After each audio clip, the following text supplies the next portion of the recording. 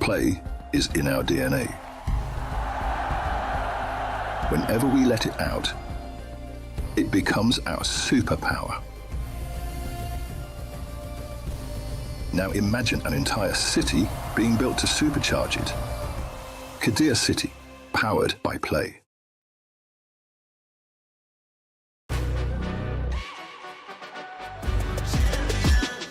This ain't no regular thing. I came for the ring, you know what I mean. You see my name in the lights, better get right, I'm champion.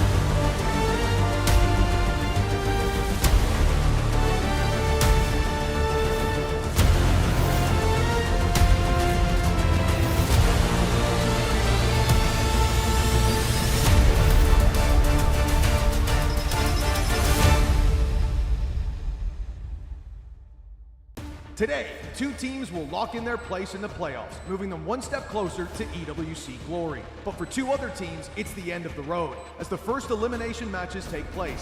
100 Thieves will take on the young Turkish stars of BBL, with a spot on the main stage on the line. And Team Vitality are just one win away from a home crowd.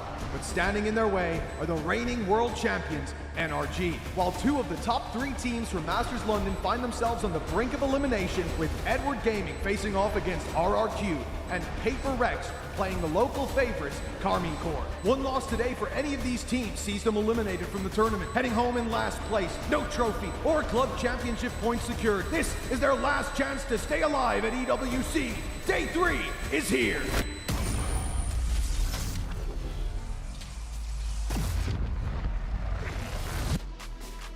Thank you very much, Mitch, man. Welcome back to Day 3 of the Esports World Cup 2026 Valorant, as we do have Movement Day today. Winners move on to the bracket stage. Losers go home. Tigon here alongside Kakuka and Big Time to get you ready for some huge matches here at the EWC. Yeah, I mean, it's crazy. Now the tournament's really moving. This is where it gets the crunch time. If you slipped up at that start, now your back is against the wall. No more losses. And, of course, a chance to secure a spot on that playoffs, playing in front of these crowds. That's what these teams want to get to. A couple of days ago, we got to see what groups A and B were bringing onto the table from all of the different regions. We saw new compositions, some of the new structures that they are implementing for the rest of the year. And sadly, two teams would be gone out after today. Yeah. That's right. Again, elimination day for the teams that lost in day number 1 for groups A and B. We had ourselves 16 teams and a little bit more information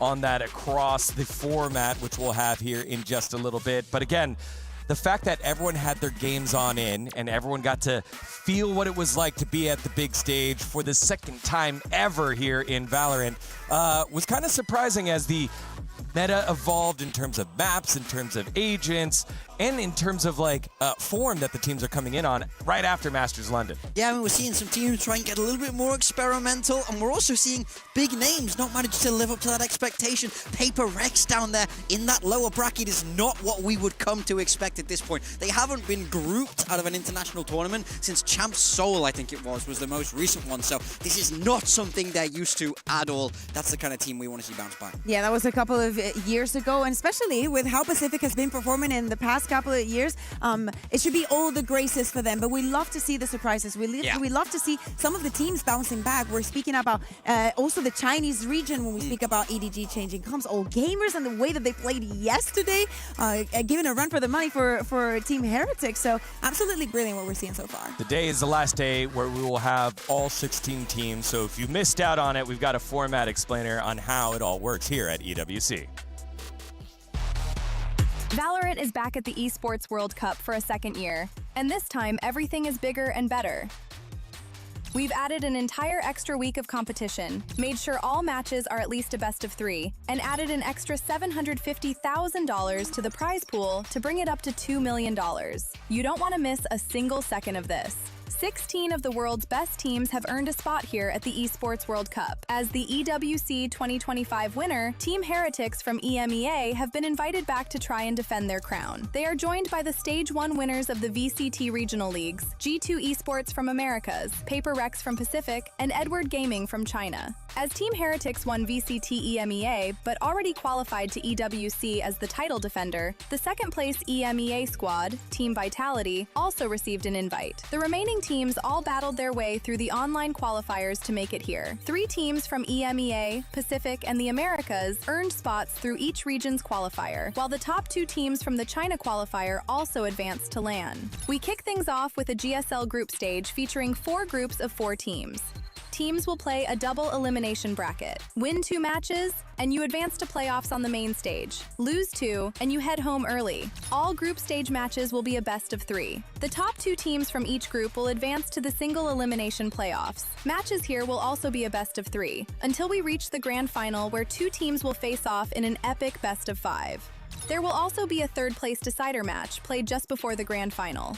That's everything you need to know, so let's jump straight into action. It's time to kick off Valorant at EWC 2026.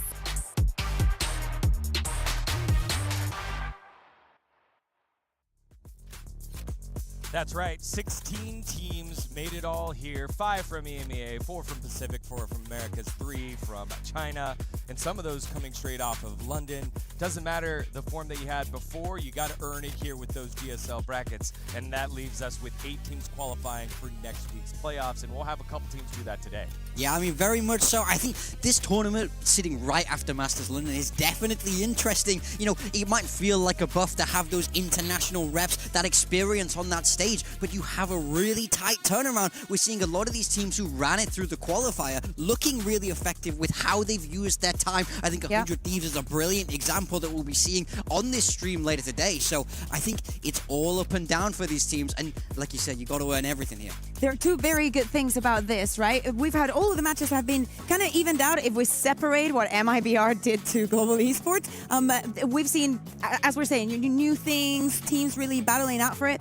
And also we need to consider that for next year, the format is going to change in VCT, right? It's not going to be as we have it. So this kind of experience is priceless. Yeah, again, right? The best teams here. And one of the coolest parts also is the prize pool, a massive $2 million prize pool, as you see on your screen there. 600,000 going to the title winners.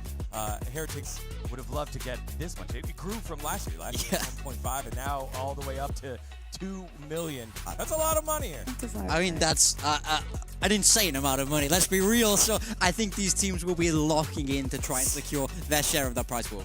Plus the MVP. Do not forget, huh? Yeah. Do not forget that we're keeping an eye. You know, we were speaking yesterday about Leaf. I think the Faro gamers ag.al also as well is playing very, very well. We're about to see Timotino that I think is also playing very, very well. So, you know, if you're watching at home, of course, let us know what you think. Who do you think is going to be the MVP here at EWC? Yeah, let's quickly dive through some of these groups that we had. Since we've seen all the teams so far in Group A,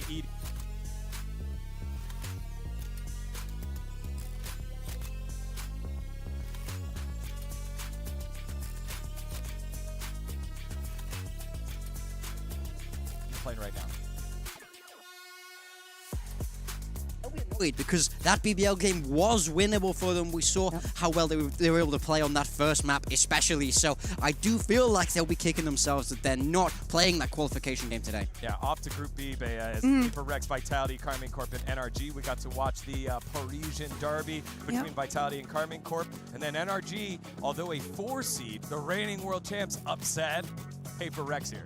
Yeah, so today we will be seeing both of the games to see who is going to advance and who is going to go home. For KC, it will be a very short trip. For Paper Rex, of course, a much longer one. Yeah. But I think that they're incredibly heavy favorites. Let's see if we see something that it's not very usual with Paper X, and let's see if the pressure takes the best out of them. Yep. Yeah. Here it is for Group C. We got to see them yesterday. It was G2 and Nongshim Red Force going head-to-head with Nongshim winning in 3 maps. And then Gentlemates taking the victory over XLG. A bit of a surprise there in Group C. And in Group D, Team Heretics, MIBR, Global Esports, and ag.al. And really that kind of felt like a 3-team group there with Global Esports winning 5 maps. Yeah. Total. Look, 5 rounds. 5 rounds. So 5 rounds. They wish it was. They wish it was 5 maps. No, look, I'm a Pacific defender until I die, but GE will be eternally disappointed with the performance they put up there. I think all gamers, though, on the other side, played an incredibly close game. They were so impressive, so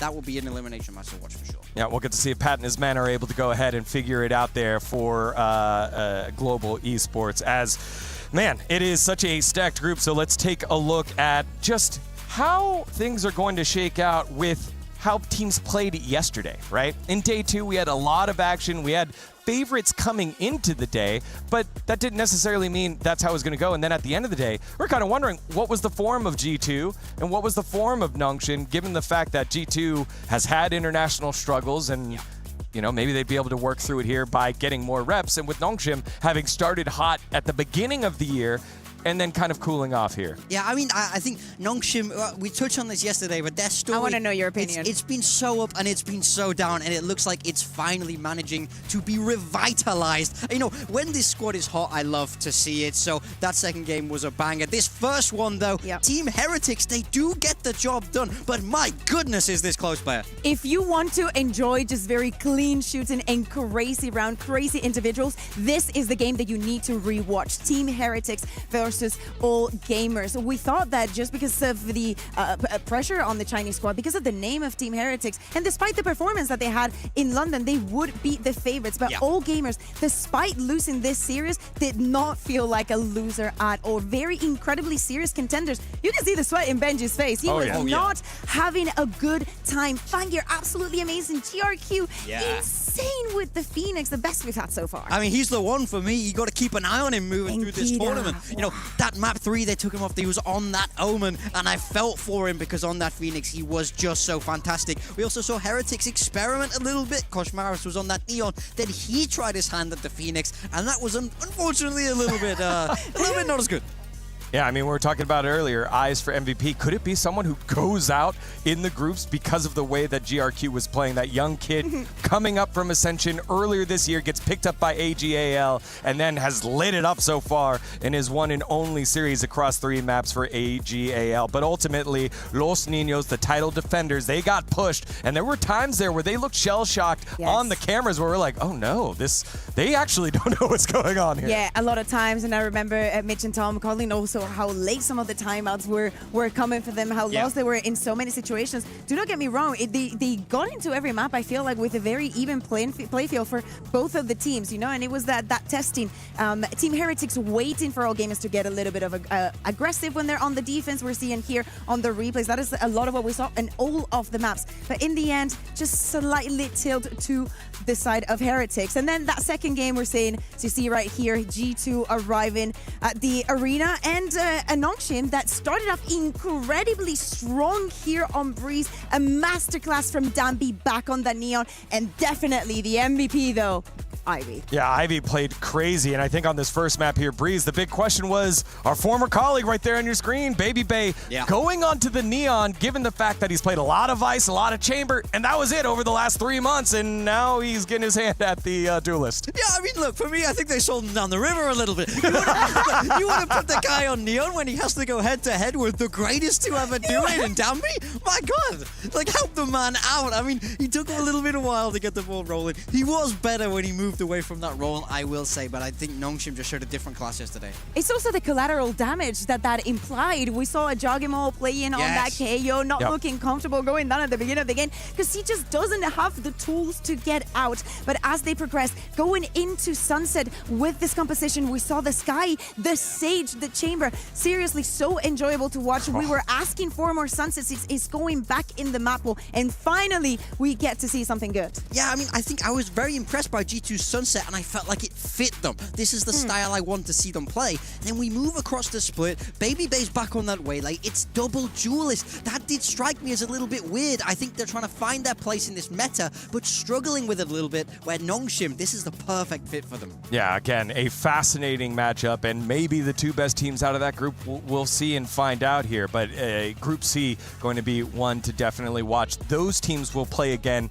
tomorrow, but today we have ourselves Groups A and B. Those will be our matches. We've got the winners match, the qualification match of Group A first, and then in Group B we've got the elimination match. So it's 100 Thieves versus BBL for a spot into the play-ins. If whoever loses from that one still has one more chance. On the opposite side later on, it'll be Carmine Corp versus Paper Rex. You lose, you're out there. Yeah, I mean, it seems crazy that we have to send one of these teams home. Paper Rex, international juggernauts, Carmine Corp, hometown favorites. One of them going home will be very sad. Yeah, let's dive into that bracket of Group A just to show the full picture here, as it was the maybe surprising victory for BBL, 2-1 over Edward Gaming. And then it was RRQ just never getting started against 100 Thieves. 100 Thieves sweeping them with the 2-0, and that sets us up here. On the B stream will be the EDG versus RRQ match. Again, loser of that one goes home, so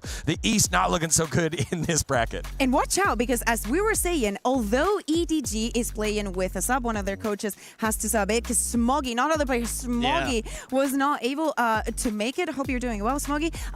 They did perform super well against BBL. We were speaking about the new compositions and the new angle that they were looking onto the game. So RRQ must be scared of the form that they showed the other day, and also know that there is no preparation they can do, because they will most likely be swapping things around. And on the other side, the match that we are going to have, we're speaking about 100 Thieves that has not dropped a single map in EWC, meaning that also whilst they were qualifying, they didn't drop a single map. So amazing form. The match that they had the other day, although it was a 10-13, 13-5, not only they were in control, probably the 10-13 was mostly due to the pistols and whatnot, but within the rifle rounds, they were playing amazing. Yeah, I'm not sure if you just heard it, but 100 Thieves did their chant. They're getting themselves ready on stage. Let's look at their opponents first. In BBL, they got themselves that victory over EDG as players coming on in.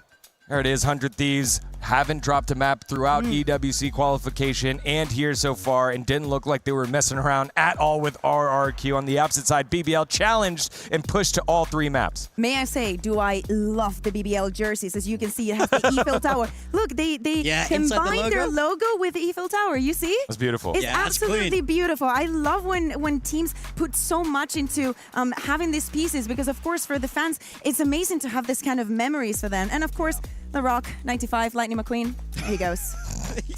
I mean, I really like this BBL team. I feel like they're incredibly fun to watch. They're amazing personalities. They're not afraid to be loud. They're not afraid to trash talk. That's when they're at their best. I need to see them bring that today because I think it's just fun for everybody when they're playing like that. That's right. Who's going to be the one that steps up here for BBL in your opinion? I mean, I want to say Lovers Rock for me. I like Lovers Rock a lot. I feel like when he gets that operator rolling, he's an incredible, incredible player. In the map that they lost against EDG, it was when he started to slow down that I felt the team struggle. So if he's able to stay consistent, I do think they have a good shot in this game. And if he can get another sneaky defuse, it would actually be very, very nice. Destroys the mental of the opponent. To me, it's LaRock. Yeah. We saw him with the deadlock. It doesn't matter what we see him play. I feel like he struggled a little bit back in EMEA because the swaps might have been getting the best out of him, but he is the real angle of flexibility within this BBL roster. The rest of the roles are much more locked in, and he is the piece that might suffer sometimes here and there because of those swaps, but he's the only player that could actually do it within them. Yeah, we got to hear from Rose in that post-game interview and how much it means to him to have the trust of his team, especially when things are going wrong. They still trust him, able to pull out the win there. We'll see if he's able to navigate it against NA stalwarts in 100 Thieves, who, again, took care of business. RRQ, done and dusted, haven't lost a game, and they are the team full of potential. They've been so close so many times to finally have that breakthrough. Maybe EWC will be the place to do it here. Yeah, it's so funny when you look back across the history of 100 Thieves. They got clowned on a little bit in NA, just for never really managing to make it, never managing to get those qualifiers. You got to look all the way back to like First Strike for when this team was getting serious. But when we talk about who's going to be the guy for 100 Thieves, I want to cast your mind all the way back to that. Who was on this team? Who is it? Asuna. Exactly. Forever. He's been on this team probably since the day he was born. He signed that contract. He bleeds the red and black here. So, he really has been through the ringer with this team. I would love to see that man succeed. And especially when we are seeing now so much double duelists. Asuna is doing brilliantly and did brilliantly the other day against RRQ playing on the Phoenix. But to me, the biggest highlight of this team has to be Bora. Also, during the media day, I had an interview with him, and one of the questions that out of pocket I just asked because I wanted to know, I was like, hey, have you tried? I love asking people that come from EMEA for the first time this question. Is like, have you tried the Turkish ranked experience? And he was like, oh my God, they just ran at you. It's like they're everywhere. And I think that is now so in tune because he's now about to go up against 5 Turkish players that are going to be exactly like that. Oh, yeah. Very, very aggressive. I mean, again, we talked about the ascent that they played on it and the style that they had against EDG. So we'll see what 100 Thieves has in store as the players are getting themselves ready. Maybe we'll have map veto here in just a little bit for you to figure out what we're playing on. Oh, magical. There it is. There we go. So Fracture, Sunset are out. No Sunset. Listen, after what we saw the other day, and again, if you missed it, BBL versus EDG, map 3, Sunset, you would understand why 100 Thieves were like, actually, no. Yeah. It's just like, no. Right. Yeah, I think this is a little bit interesting as well because we saw 100 Thieves ban out Lotus in their previous series. BBL insta-picking it here, so I think they will definitely be the favorites over on that first map. I also understand for the side of 100 Thieves that they do not want to go to the Ascent either. LaRock is an absolute menace, the way that they're playing with that double Sentinel. And I think that it is the double Sentinel as well. Like when we think about G2 yesterday and the way that they were playing the Sunset, it was the Sage and the Chamber that were being so abrasive, making it impossible for their opponents to even get onto the site. So Lotus is going to be the first one for 100 Thieves. They've played it a couple of times this year and they have not been successful. The other day, we saw, now that we were speaking about the sneaky defuse, we saw a BBL going up against EDG. Yeah. Very long overtime. Yeah, I mean, I think they played a good half of Valorant, but they just left room for that comeback, and it goes all the way 5 overtimes, I think it was. I think it's great for them mentally that they managed to close out that game. I think they know that really should have been a lot shorter of a map, but they did get the job done there, so they should still be feeling confident about it. And we know that their macro is good enough. I think it's a map that can suit their playstyle very nicely. Yeah. And here we go. Agent Select underway on Lotus. This is our qualification match here in Group A. Both these squads victorious earlier. What jumps out at you at the Agent Select? I mean, I think Timotino is hovering this waylay. I think this is something I've not seen too much of here under Lotus, so I'd like to see if he runs with that. Over on the side of BBL, it's that double duelist pairing that makes them so lethal. Lover's Rook on that Neon, when he got that operator rolling in the previous game against EDG, he was dangerous. That will be a huge part of BBL's defense here. Yeah, they're still trying to find out for 100 Thieves exactly what works for them on this Lotus. You leave it open if you decide that Sunset is not the way, and especially this is a map that BBL likes. I would have loved to go back to like the Breeze days for BBL, but if this is the way that we have to go down, I say I'm going to take it. Vora's going to keep that fade on, as you were saying, Timotino, moving away from the Neon and on to the Waylay. They go back to having that Viper, something that sadly we do not see it anymore, but that offers a lot of control. When you're playing against a composition like the one from BBL, that can actually give you a lot of advantages. I keep looking at Asuna. I think that the other day he was amazing with the Phoenix, but now playing in with the Vice and also knowing how BBL likes to play this map, I'm looking at him to step up. Yeah, I mean, it looks like they're trying to slow down what BBL are bringing here. I love that they're sticking with the Viper. Love Viper on Lotus, and it always makes you cry a little bit when I see teams avoid it. So I'm very curious what 100 Thieves have cooked up for this. The pride of Turkey, the hope of NA, they go and do battle here for a spot at EWC 2026 playoff stage. It is BBL versus 100 Thieves. On the call is Tom and Mitch. Thank you, Degon. Yes, indeed. 100 Thieves and BBL. BBL coming hot off the win versus EDG, but let's remember 100 Thieves opening matchup was a little bit more clean. This is definitely going to be a barometer for the performances of these teams. I think both showing a very good face in their opening matchups. Yeah, I think it's a good opportunity for either side to make it through first time. Of course, we know that there's not really a whole lot of simplistic matches that will be coming up throughout the remainder of the group stage. Those elimination, those deciders, of course, are not going to get any easier for either of these squads. And I think that both teams find themselves in a bit of a similar position where expectations are relatively high, but what has been delivered so far maybe doesn't quite match up to that. And I think BBL coming into this year set the bar incredibly high by making it to the first international, managing to get into, I believe it was a top 6, going close versus the previous year's champions, and then obviously going up against the likes of a G2 as well. So we know that they have a high caliber. On the other side of things, 100 Thieves, prestigious org from Americas, one where expectations are through the roof. They've been here since the very beginning of the game, attending, I think, even Masters in Berlin in 2021. They have been around the block. But it's been a while since we've seen them in that sort of top flight. I think the last Masters they attended was Shanghai, and I think the last event international they went to other than that was last year at EWC, where they went out in the group stage. So if they can make it through straight away, that's a big deal. That's them putting themselves on the map. And I think with the most exciting thing with both of these teams is they are proof of the young talent machine. BBL obviously did it in a slightly different fashion, where it is the entire roster that has come up from that Tier 2.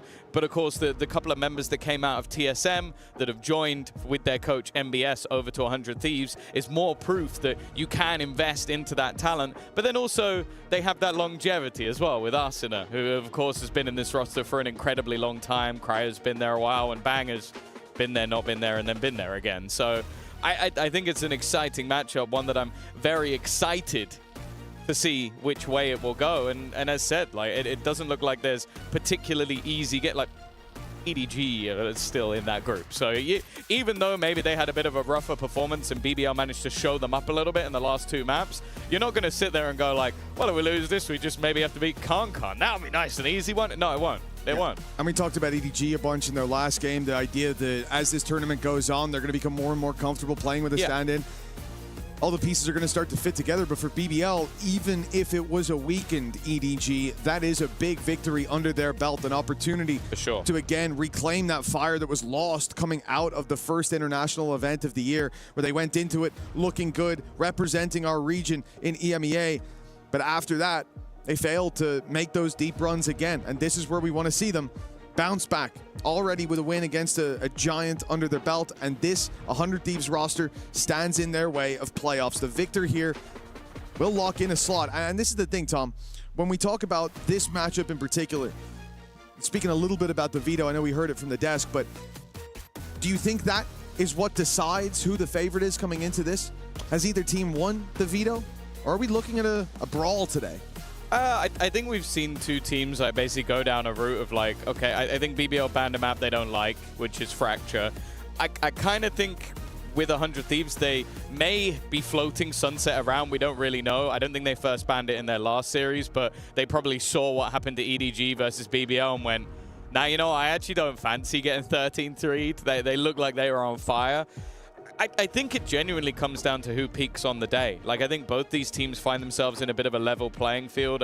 I think Lotus as a starting map is an interesting one. It's not been a great map for 100 Thieves, but also it was kind of choky in the first game from BBL, so maybe not the greatest of signs for them in their map pool. And of the 3 maps they played, it was the worst one. Then you go into Split, the next map, and I'd put that fairly heavily favored in the other direction. So I think both teams have a good map that they should be winning, but if I've learned anything from Tier 1 Valorant is that sometimes teams like to win their opponent's choice. Yeah, far more often than you would think.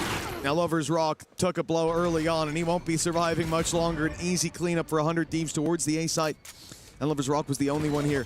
Rose has filled in the space, a challenge, but a clean shot connected. Timotino with 2 already, and 100 Thieves with a plant. Yeah, good opportunity to start this one off with a bang. There you go. Spike down. Beloita, Larocque, and Kreven. Feels like a tough spot to try and break back into. They've won a lot of these rounds before, but I'd say the synergy we have for 100 Thieves with their full roster is expected to be slightly better than what's on the other side. And while all that's left is consolation frags from Kreven, and there you go. He'll at least manage to find himself one, but ultimately, it is a very clean round from 100 Thieves. A solid start. Dealing with Lover's Rock right off rip. That A main aggression is going to be something that they have to think about as time goes on. No doubt you're going to start to see that raise and fade rotated over to start filling in that space in the early fights, taking it out of the hands of your opponents. For 100 Thieves, a solid start, as you said. Now, coming in with mostly rifles. I like the buy. We've got Bulldogs aplenty, a Vandal in there as well. BBL have nothing to work with. Just a Bandit in the hands of Larocque. These are typically the rounds that they make look exceptionally good. But for now, stacked up towards the A site means that all the pressure's on Kreven if push comes to shove. But I don't really expect that. I think that 100 Thieves are served better by playing this round slow in case they were to accidentally run into that A stack, for example. You know that BBL are going to, if they haven't pushed by now, they are going to be grouping up, waiting, setting a trap. Oh. It is very patient. Gotta wait for reveal, surely, before they push again. 1 Prowler left. I'm excited to see what they're going to pull out, though, with the Waylay. I feel like Waylay is one of those agents that, if worked correctly, I really enjoy it. But a lot of the time, it can be quite underwhelming, like if you don't have the spacing behind it. And I think the fact that it is that sort of solo duelist, it'll be great for getting through a lot of that Vice utility from Kreven. Like, get past it. You can also do the same with Omen. And just have that supportive utility to help him out on the way through. But now, though, it's all about the orbs. They saved their reveal still. Vora holding that for a crucial moment, but for now the ranged fights look very favorable towards 100 Thieves. Stun going not quite into the right spot, but it's not going to stop Timotino from going out for a little bit more. They're eating them alive. And it's 2-0 for 100 Thieves. Very easily done with a flawless round. Of course, they are up against Classics. It's not one of the most interesting rounds, but you know, I've seen many teams crumble to BBL with, I would say, 5 Classics. I've seen many teams this week. Yes, yeah. Just crumble to Classics. So I'm happy to see a team that was methodical with it, was patient, took their time, got into the site, lost nobody. And you see sort of the benefit as well of having that Waylay where you're pushing into site, you just use 1 Prowler, dive in, and you've cleared it, essentially the entirety of the site. And if there is a person there, you just get right back out. It's going to give 100 Thieves a lot of ability to avoid those trap plays from BBL. Of course, it's because it's an eco that you pull one of those in. But I'm expecting to see BBL harnessing some of their signature aggression in that early half, or early round, sorry, coming into the next few. For now, it is a bonus, of course, for 100 Thieves, but looking at what they're bringing to bear, it's not that weak of a bonus. No, and they really can just gamble everything here because of how clean the last couple of rounds were. Also, the fact that you see all of BBL dive in, mean those orbs have gone over. The Viper's Pit from Cryo, not crazy far away. Same with the Convergence path as well. Again, slow build up from 100 Thieves. And as I sort of mentioned, this map is, of course, the choice of BBL. They were 12-5 up. And then ended up winning 13-11. Their past matches, letting things slip away a little bit. For now, at least. Can they get anything done? It's a nice attempt with the Seasonade, but ends up as a trade. Loida falling, opens the A site completely for 100 Thieves, but they've lost their lurker through B. So yeah, BBL are going to be forced into a retake. But the man advantage to work with is, I think, more than enough. And you can see the utility being burned up there as well. No more paranoia to stop this retake. Seize is being used as well. With no Haunt online, they are shy of any options that aren't just shooting people in the face. With 4 players to take down, it's going to be quite a task. I can hear Rose through my headphones. He's very vocal at this point in time. Barking out the commands. Gone over the top, though. Bang down below. Looking for a double and has managed to convert. Leaves the Rock alone. A 1 versus 2 to try and turn this back around. It's going to be difficult with both players at opposite angles, and it's Vora already putting a 3rd round onto the board for 100 Thieves. That bonus, even with his weaknesses, converted. And credits-wise, 100 Thieves are going to be through the roof. Well, Bang did a phenomenal job to get those 2 kills from down below. Again, they've thread the needle right past him. He's hiding below in the smoke, lets the first one out, takes the kill, then manages to pivot alongside his teammate to take that heaven fight. But really, I think this round was in jeopardy the second that Loida goes down. He's solo on A. No one else is anywhere nearby to even take a glance. And as soon as he falls, that site, you know you're playing the retake. 100 Thieves given an upper hand. They converted with the, again, it wasn't a very weak bonus round. They went into most fights with a relatively even footing. He actually went for that shot, even full blinded, fair enough. But this injection of rounds is going to be massive. It's going to be a big difficulty for BBL. They've decided to invest something into this. Laroc going down to 450 credits so that they can have a Guardian, but it's most likely a 4-0. They're just patient with it. They are expecting the aggression out from their opponents. Definitely saw this in the past with teams expecting BBL to play in a certain manner. It does become, though, sometimes we talk about it being incredibly difficult for teams to actually deal with this squad. But what we've seen so far, just a hell of a lot of utility. Look, already the assists coming through. Rose was hit by a lot more utility. It just dissipated by that point. They're not really giving any opportunities and not shying away from a fight either. An opportunity.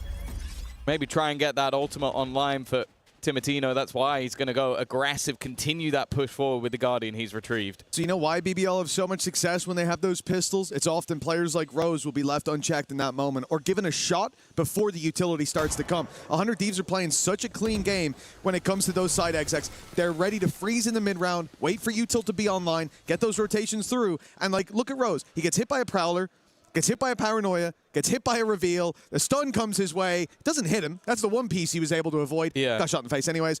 It's like, in that situation, there's almost nothing that you can do. And this is the problem when BBL are leaving Loida last round playing inside of Tree. This time Rose here filling in that space. They're being crushed by 100 Thieves when push comes to shove, and I'm really enjoying watching that attack side. Now this squad has got a ton of credits as well. Losing 1 or 2 rounds will not matter. They'll still be able to keep investing. So for BBL, this timeout is crucial. We don't just need to see them win a round because someone gets an ace. We need to see them come up with a game plan that's going to break what they're up against. Yeah, and I want to talk back about that EDG game that they played on this map in particular. They lose it in OT, they win both pistols, and they had a hefty lead. And they got off to a great start, obviously, in both halves. They have not had that here. So I think it is very important for Key to sort of jump in, like start having some words with the team, because we know that this roster has a hell of a lot of flair. You know that Laroc, like, think back to his Deadlock play in the last couple of days, the guy was genuinely ridiculous in how strong he could be. But if they're off to a slow start and they're getting picked apart, every aggressive peek that they're taking, they're getting shattered as they go through, something needs to change, because this is their map choice. And okay, sure, we saw them bounce back on the next couple of maps versus EDG, but 100 Thieves have looked very good when it comes to their split play, especially if you look at the EWC qualifier. They dominated Loud. You don't want to give them the opportunity to dominate this map and then go into the next one, which is their choice. Exactly. I think that momentum will very much carry over BBL. A big round coming up, full investment. Operator pushed up close. Prowler's already spotted them, and the second one's coming through. They know that there's going to be a bombardment of utility in just a moment, and so the space is going to be given up. Fighting from further back, Lovers Rock gets one and gets out, but they're not happy with that. It's a big dive in. Timotino's behind him. They don't have a clue. Completely caught off. Now the ult goes in, and another 100 Thieves. Stealing success, it seemed, but still a man behind. Not for long. As soon as caught LaRock hiding on the switch, but they're still surrounded. Players on either side. Rose draws their eye with a shot straight to the head of Cryo. And Asuna will have to do it all. He's been good so far, but he has no idea where Lloyd has been. Cover going out. Up the qualifier throughout their recent form. There has definitely been one of the players to watch within this squad. And I guess he has been for quite a few years now. Reed is great. The defenders both gathering up on towards that C site as he makes the rotation all the way towards A. Even running as he goes. Clearly the expectation is nobody will be on this side of the map. Arc rows placed, and it's only now that the BBL players start to rotate back in the other direction. He has got a real chance to take some aggressive positioning. Luckily, the defenders are waiting for each other, or maybe not. It's a little bit early from Loiter. But the shots were not landed. He has got that flash to work with when they go to defuse. Maybe a chance to isolate a fight, but he's going to try to catch them on the way across. That flash caught him a little bit, and Rose certainly caught him with a shot to the head. Big step up from the ag.al as well. He's been a player that we've been talking about, sometimes having those slower starts to maps, sometimes being a little quiet. Certainly not in person. I can hear him scream in most of these rounds, but then he has those games where he steps up, those 20 plus maps that I feel like are getting more and more frequent over time. I was going to say, I think the map you're referencing was this one. He only got kills in the back. That was it. Like, every other kill that he tried to get. It was like 5 and 16 or something, where all 5 kills were backstabs. Exactly. He had a really poor performance. This round, much bigger from him. And also, you see the difference of having the operator in for Lovers Rock getting 2 kills. Now, the problem was, and I'm a little bit surprised by it, they didn't hold that defuse for as long as they could have done. So Loiter was nowhere near retrieving that operator, so they don't have it for the next round. Better safe than sorry. New audio setups and all for BBL. I think they're about 4 seconds quicker than they needed to be. Yeah, he's a nervous man. Doesn't want to be made a fool of, but Lovers Rock will be. The success here for Timotino has been ridiculous. Stun through, dash in, and another! Gorgeous. There's no defense of this C site. They put up the thorns, and he just flies right over them. The only way they've defended it is the operator, and you see Lovers Rock gets domed immediately in a rifle v rifle fight. But then the setup onto the second player stood no chance. There was nowhere to stand, and a man facing it on them. This is what you like to see with a Waylay. A player that is perfectly set up to find a kill. That's a gap, though. And a Nightfall thrown in for Rose. 3 players connected. Paranoia sent through on the other side, and it's a double for LaRock. The execution may have been sublime, but the hold is looking weak. Already down to just 1 man, and LaRock will take over. You might have the perfect execution, but you might not have the counter to LaRock. Rose is the trigger point there, right? He goes into the site, finds a kill, and in that 3 versus 5, I was already thinking, this is such a shame for BBL because they had the ability to retake. They had the ultimates to do it. But now, after those 2 kills, you can't really afford to commit those ultimates. What's the point? But that moment, that kill, that's when they decide, let's send not it. even close. So the Nightfall and the showstopper sent through. Perfect positioning from LaRock. He even crouches into the angle after showing his barrel afterwards, which is just nasty. You can see how off guard that player was caught. And yeah, like you said, a great execution from 100 Thieves, but they could not hold the land they took.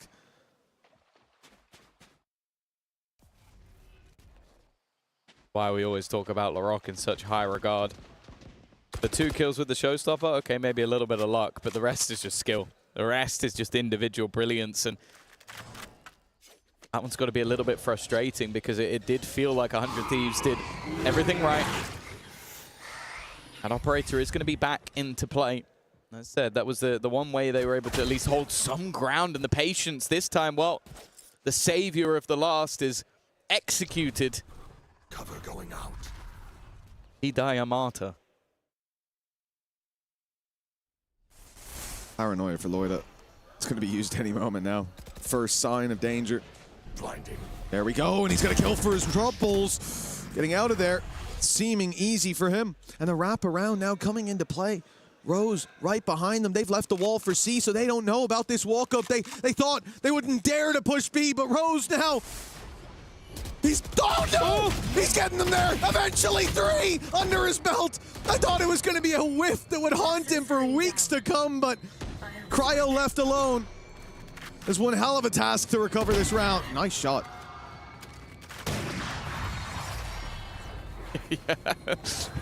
Rose just baited us. They were warning those shots. First 5 shots really made me scared. Warning shots. It's fine. Look how cool and collected he is. Didn't even sweat for a second. Oh, he is me for real. Like, that's... Yeah, except you wouldn't hit the 3 kills. I wouldn't recover that. The second you missed the first, that's it. But that's I saw him miss 3 bullets, and I was like, well, I know how this one goes. Let me tell you. My gun's going into the air. Yeah. I'm going to shoot 15 bullets into the sky. No, he corrected in time, and that flank was perfect. Like, again, it was a great start to the round, the patience to catch out LaRock. Loiter then has to re-aggress, and what they were doing really well early on was soaking up a lot of that pressure, but it's just the fact that they're able to come in on that flank, and that's sort of the value that you can get from a player like Rose feeling confident. Like, the difference already in how he played last time out is night and day. 7 and 5 at the top of the board for his team. And although it's no doubt that Timotino has been frying, clearly feeling like maybe there needs to be a chat a little bit earlier on in this map. Of course, as mentioned, when you look at Lotus as a whole in the last few months, it's defeats to G2 and NRG. And don't get me wrong, those are very good opponents. In fact, if you're playing in Americas, those are the 2 you probably fear most, or at least in longevity. There's probably a 3rd team called Leviathan that people might feel a little bit more as of right now. But recency bias. Yeah, you know, I think if you win a Masters, you're allowed a little bit of recency bias. Especially if you smash people on, on the last couple of days you're playing. Well, attempt to dodge the flash from Lover's Rock, goes back out and takes Timotino. Not a bad start. Considering it's been 100 Thieves with that success in the early picks, right after the timeout, they're losing 1. And, well, see, I say and then but, because BBL have pushed up. It's a big risk, but it's also unexpected, and it works out in their favor. I wasn't sure about that one, seeing them set it up, but, well, the execution was perfect. Yeah, it's just Loiter things. Like, you look at that and you go, this is a risky play, but always seems to be successful in making it work. Bang is now trapped, and there's a second player here, Paranoid. Okay, never mind. Asuna's been able to help him out a little bit and managed to find a second. Lover's Rock has to be a little bit careful here, otherwise he might just give him a way back into the round. And that's exactly what he's done. A chance to plant.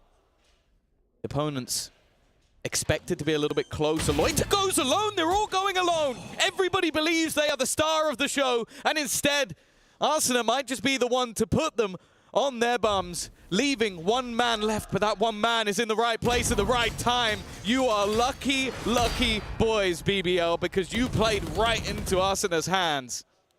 Yeah, listen, the heist was perfect, but the getaway car wasn't there. That's a real shame for Arsenal. What an attempt.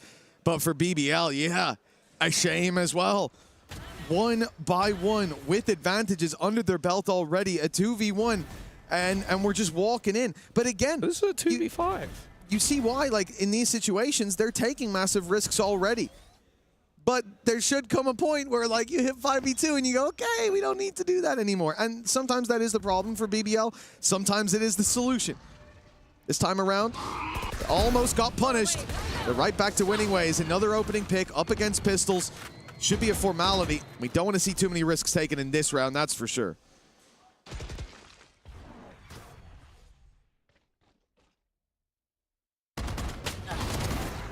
Rock facing out. Whoa! Moving as a unit.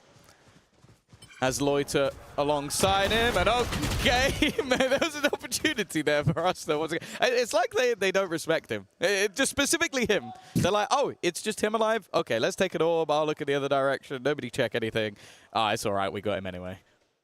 Well, Rose was smiling coming out of that round, so they're in the lead. Maybe it was relief with what just happened, or indeed, that was a crazy shot from the Rock as well. But relief that a bit more didn't end up going Asana's way, especially after the last round. For 100 Thieves, a 4-0 start, and now 5-4 up against them. A timeout used by both sides, and for 100 Thieves, no result. It's definitely slowed down over here. As BBL swelling into this late half, and the question now is, for the defensive side, how many rounds can they get up on the board? They're coming into this with 5 ultimates, so many safety nets to fall back on, and that was the difference maker in the last round that 100 Thieves were so close to winning. Ah, they're doing this again. They're literally looking to put the pressure onto Cryo. There are a multitude of attackers here. Showstopper, well, that's not going to be taken away, and instead it's going to get rid of Asuna as well. You're pushing their spawn at this point. This is the scary thing. BBL are always going to be aggressive, but if they start to smell weakness, there's that blood in the water. They will just start tearing you apart. While Lorok even has a little bit of extra time just to spam into the bodies. He's hitting shots now that he shouldn't be, and that's a terrifying thing, because we saw Larocque the other day, and he was putting himself in good spots. I don't think he was quite on his on form as he is right now. Now the shorty blast back is a sign of the confidence. He's got him for one. Found nothing, but Revora, 4 more players to find. Ulti's there, he's tagged up, and there is just no way.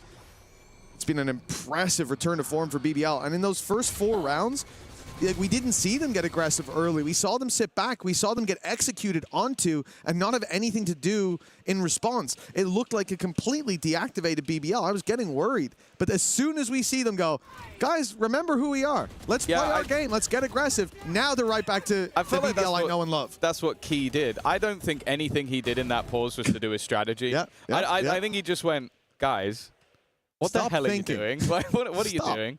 Why are we sitting back? Why are we not like giving it to them? And they go, yeah, why are we doing that? And then 3 of them fight into their opponent's spawn in that round.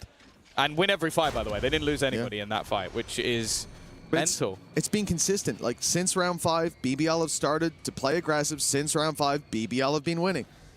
It works, and it works for them far more than it really should. Rose even gets out of there.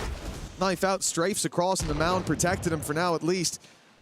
You hear that outlaw ring out. Timotino and Asuna both quaking in their boots. 1 shot will be enough to drop them. Timotino's going to be quick. He'll have his recall. He'll fire himself through, and there's going to be a bunch of utility to help him out. Nightfall's the first. TP taken as well by Omen. Timotino putting pressure on the backside. Lover's Rock trying to survive on site, but they don't know about that flank. They didn't expect the double TP to take place. And now 100 Thieves. The ball is in their court. Don't give him anything.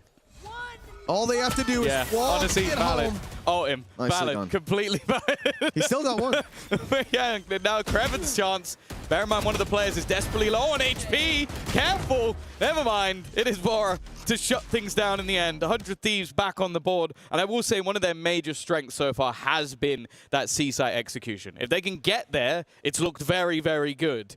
It's just, I think one of the major changes for me was actually the operator. Like, once that came into play, they were losing a pick while trying to go towards C, and then you reroute the other way. You don't go in. This time, they managed to bypass Lover's Rock. They get to the site, and again, their execution is very good. Yeah, I think like one of the main things there for me is how audacious Bang was. I'm pretty sure he TP'd to site. Well, I know he did, and then I think he TP'd back site as well. So the double teleport, of course, they're hit by the Nightfall, so they can't hear. But he's been having a bit of a tough game, and that's when sometimes you got to pull out the haymakers. That one landed. 100 Thieves now in with a chance to equalize at the half. They were 4-0 up, so it's definitely not an ideal half, no matter how this pans out. Nightfall used, players spotted outside rubble. and Asuna's going to be seen outside B. At this point, BBL have all the information to work with, and they're doing the right thing. They're filling in that C main control and crunching B as a response. They are giving 100 Thieves no room to breathe. They literally noticed Asuna was there 5 seconds ago, and there were 3 players there moments later. Rock's position might not be expected, and if he has the drop on you, it's probably lights out just as he's facing into that operator of Lover's Rock.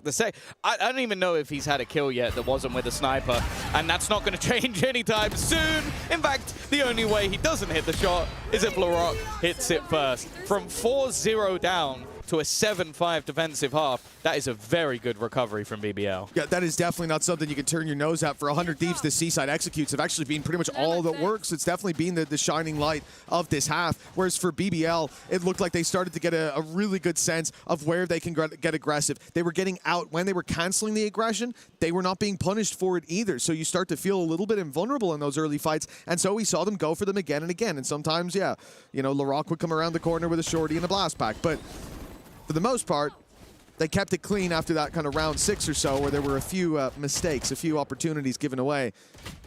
I like what I'm seeing from BBL, but I'm more than looking at 100 Thieves and how as soon as the aggression came out, they were caught off by it almost every time. The lurks haven't been hitting there either. But I guess the question is, have they got enough rounds under their belt even with that? But yeah, I think looking at their composition, like they had some very cool executions, which I think we saw from time to time. But like when I see a Vice, Viper, Omen Fade, I think defense-wise, that's where I'd sort of set them up. Even the Waylay has the ability to completely stall a push with the ultimate or with the stun, so and gives him an opportunity to go walkabouts with the operator, which I assume will be coming in once they have the finances. So I don't think they'll be too unhappy with how things went, other than the fact that it was from 4-0. I think that's what's a little bit more worrying for me, because when you get players like LaRock firing, you now have to shut him down. And I don't mean in one round. Like, we've seen him get shut down in a round or two just by doing something ridiculous. He's going to keep going until you completely shut him out of the match. And I don't know if that's going to happen now. Well, that's the thing. Once there's that little bit of success, I genuinely don't think it's possible that he fails even 5 times in a row and doesn't go, I'll get him the 6th time, though. That was just a Wait, flip I'm on the radar. still positive in KD? Exactly. Never mind then. So I do think confidence is going to be a big deal, because with BBL, with them being a young team, that's always something that we talk about, and it's always something that we hear teams talk about. But then you add to that the team that they are. You know, if you know these guys from EMEA, if you know them from the first Masters this year, you know full well that once they get confident, once the ball is rolling, it can be very difficult to stop it. The task now for 100 Thieves with a decent half. Like you said, 7-5 on paper at the top of the board. Yeah, that's fine. That's a good half. That's recoverable. Pistol will put you neck and neck. You look at the bottom or bottom middle, and that's a different story. The 4-0 lead, you really want to get more from those foundations. Instead, we've only got stick walls. 7-5, a 2-round gap. And BBL on the attack now, as you said, for 100 Thieves. I am excited to see what this defense has. Even look at the C site right now. You've got a Viper and a Vice. If it's a full buy round, that's a lot of daunting utility. But it's 2 strong players nonetheless, and a lot of pistols invested into. Nothing but bandits, sheriffs, and ghosts on the side of 100 Thieves. They're looking for headies as game of the game. Bit of loiter definitely makes things a little bit more awkward. Don't have the smokes, so you're going to have to play with those rotations a little bit more. Timo have been spotted, and he's getting stunned up. Every piece of utility thrown into him, and honestly, there was nowhere left to go. Rock closing him down, leaving a gap on the A side, but it feels like BBL are mostly playing a ruse here. They're trying to bait their opponents into rotations, giving an opportunity to Kreven, but he does not win that fight. Oh, the shots land for Vora. The advantage extended. That was BBL's chance to have an easy push to sight, but now pressure from both sides as they press forward. Behind closes in. And Rose finds himself against the world. 3 to take down. A sheriff and 4 bullets. And no time for the reload. He's eaten that flash. He thought he was avoiding it. A pixel too close. And with that smoke down, spamming with 4 shots isn't exactly viable. He needs to be quick. He needs to be clean. And it looks damn near impossible, proving to be a pistol for 100 Thieves. Well, that should close the gap. I felt like fair play to him for realizing they weren't initially defusing, but yeah, other than that, pretty much all went the way of 100 Thieves. That's the second pistol round now taken by the side that currently trails, but a good opportunity for them to build up into this round. Now, I expect to see maybe a pistol or two coming in for the side of BBL, or they could go for a full investment because of that plant, but I don't think it's really worth the risk. A chance to potentially do a little bit of damage, get some orbs farmed up, and with LaRock already with 3 under his belt, even if they can pick one up and he gets a kill and dies, he's going to be 2 away from a showstopper. Yeah, that is without a doubt a problem. And the BBL side looking to immediately pick up the pace towards this C site. The smoke put just to allow them around that initial corner, a reveal up top, full main clearance. But pushing into the site's a different story. Those thorns are going to cause problems for direct to site plays. But the double TP taken by Loida, matching the performance from Bang earlier, but it's only 1 found. And with a round like this, you need so much more pistols for BBL. Uh-oh. The Spectre left on the floor. Nice shot by Kreven. The question of damage, I think, is where we're at. But a few more kills, and this could spiral out of control for 100 Thieves. Luckily, they seem to have a handle on it. But pretty good. As far as the question of damage, I would say that is a success. Yeah, no, 3 players going down with what was basically a direct C hit with barely anything to play with. Like you talked about. Vice utility as well. Yeah, how devastating the utility is normally on that side of the map. They didn't make it look like it was, and even some of those fights being quite isolated because they got sectioned off by the wall. So, not a bad round at all. Of course, the main thing is getting that conversion. Keeping things even in terms of that scoreline. But you can see how much of a weakness they've created for 100 Thieves. It is an Outlaw, it is a Spectre, and it is pistols. This looks more like if you lost the pistol and tried to go for a force buy in the second round. Yeah, I think a lot of teams will even invest more into this to give them a little bit of a chance. This in terms of the 2.8K, the 2.4s on Asuna. Whereas Timotino can save up that cash for an operator. But with Bandits in the current state, remember, this was a weapon that was used in a very big way over in London. And now it's been buffed. So it's no surprise to see it have such a prevalent face here. The buff making it way easier to handle as well. So like it essentially functions more akin to a Guardian now, with the taps being more accurate in between, having a slower reset time. It handles much better for sure. But you got to get close to use it. And on the defense, it's easy if they push your site, but they've gone into the C site, which is going to have to be retaken, right? They're here quite early, but surely they're not just going for it. They've already found one. The utility's being thrown. They're through the smokes. Yes, they're going for it. 100 Thieves picking up the pace. I thought they'd play the retake.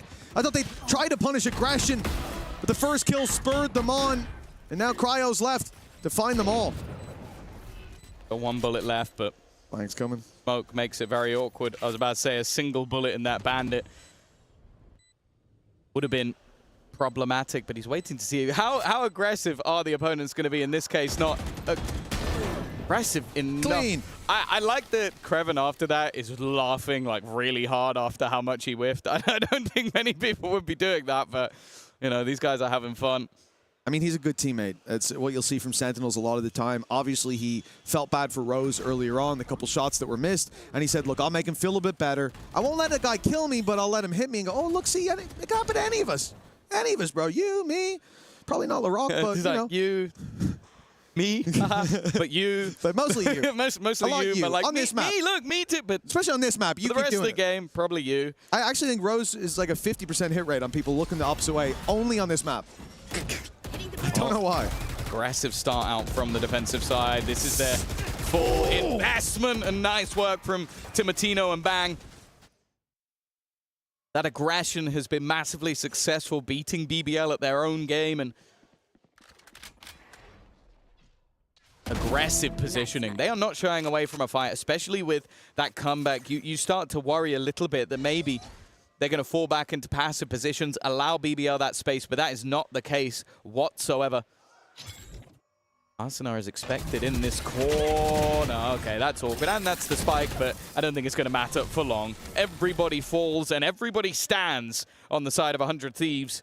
They have leveled things up once again, Now we look towards BBL to see what they have on that attack side, and if this is now going to be an extension, just as we saw in the last half. Well, considering, yeah, how things have gone, a streak of rounds doesn't really mean anything. For 100 Thieves, they build up this defensive side. They're 3 out of 4 so far. Likely to be another with such weaknesses here. The BBL were slow to start, but they found their footing eventually. Here on the attack side, I don't think they have those same excuses, though. The start of this round, much more direct towards C site. They were trying to bait the wall, but they're not there. Immediately halted as well. Deeper utility in play this time. They don't hear the Thorns as they step in. They're up top instead, but Asena's going to be caught. Cryo does well, but that ultimate has traded it out. The showstopper bringing weapons into the hands of BBL now. Going. That was Rocks on an adventure. The spike has been left alone. And now there's a flank on the flank. He waits for the timing. Oh, it's going to be the push through towards the spawn. This is brilliant from Lovers Rock. He's looking to try and get both, and they never expected him to be here. The run through immediately was so aggressive from Lovers Rock. But that was perfection. Leaves Bang to try and clutch. With 2 now back together. Well, to an extent. The Rock falling further behind, but just look at the time that's already gone. He's having to clear every single angle methodically because of how aggressive his opponent was just moments ago. A nice shot, though. I don't know if he had the time for this one. No, he doesn't. That's unfortunate. A nice attempt from Bang and a costly round for BBL. But honestly, I think they'll take the round. A win is a win, that's for sure. Yeah, BBL taking the lead with a thrifty buy. They came in here with stingers for the most part. Their objective to go towards that wall. I think possibly even split to B after. I'm not sure what the idea was on hitting, or if they were going to break through it as a unit. And then they realize it's not there. They realize the setup has changed, that there's a danger lurking there. The danger dealt with so quickly, but this cerebral play from Lovers Rock is what gives them that clean exit. Even though Bang's able to find those 2 kills, which fair play to him for that, but time was his biggest enemy and not one he stood a chance of defeating. A timeout now called by 100 Thieves. They will freeze the clock for a moment and have a chat, one last chat, unless BBL give them one. Their opponents now in a dangerous position. It's quite fun being in this lobby because obviously you've got Americas versus EMEA. But when it comes to the coaching staff, it's EMEA versus EMEA. MBS, a previous champions winner, the first to ever do it. Of course, his assistant coach was a Masters Copenhagen winner. So they've got very good people behind the scenes on either side of things. Of course, he has been noted with the rise of this BBL roster through the Tier 2 to Ascension winners to making it to a Masters, making it here. You know, the real shame, MBS, there's a lot of things he doesn't get as much credit for as he should, but really and truly, no, from the heart, this is, don't worry, it's not a dig. It's his shirts, man. His shirt game needs a lot more credit.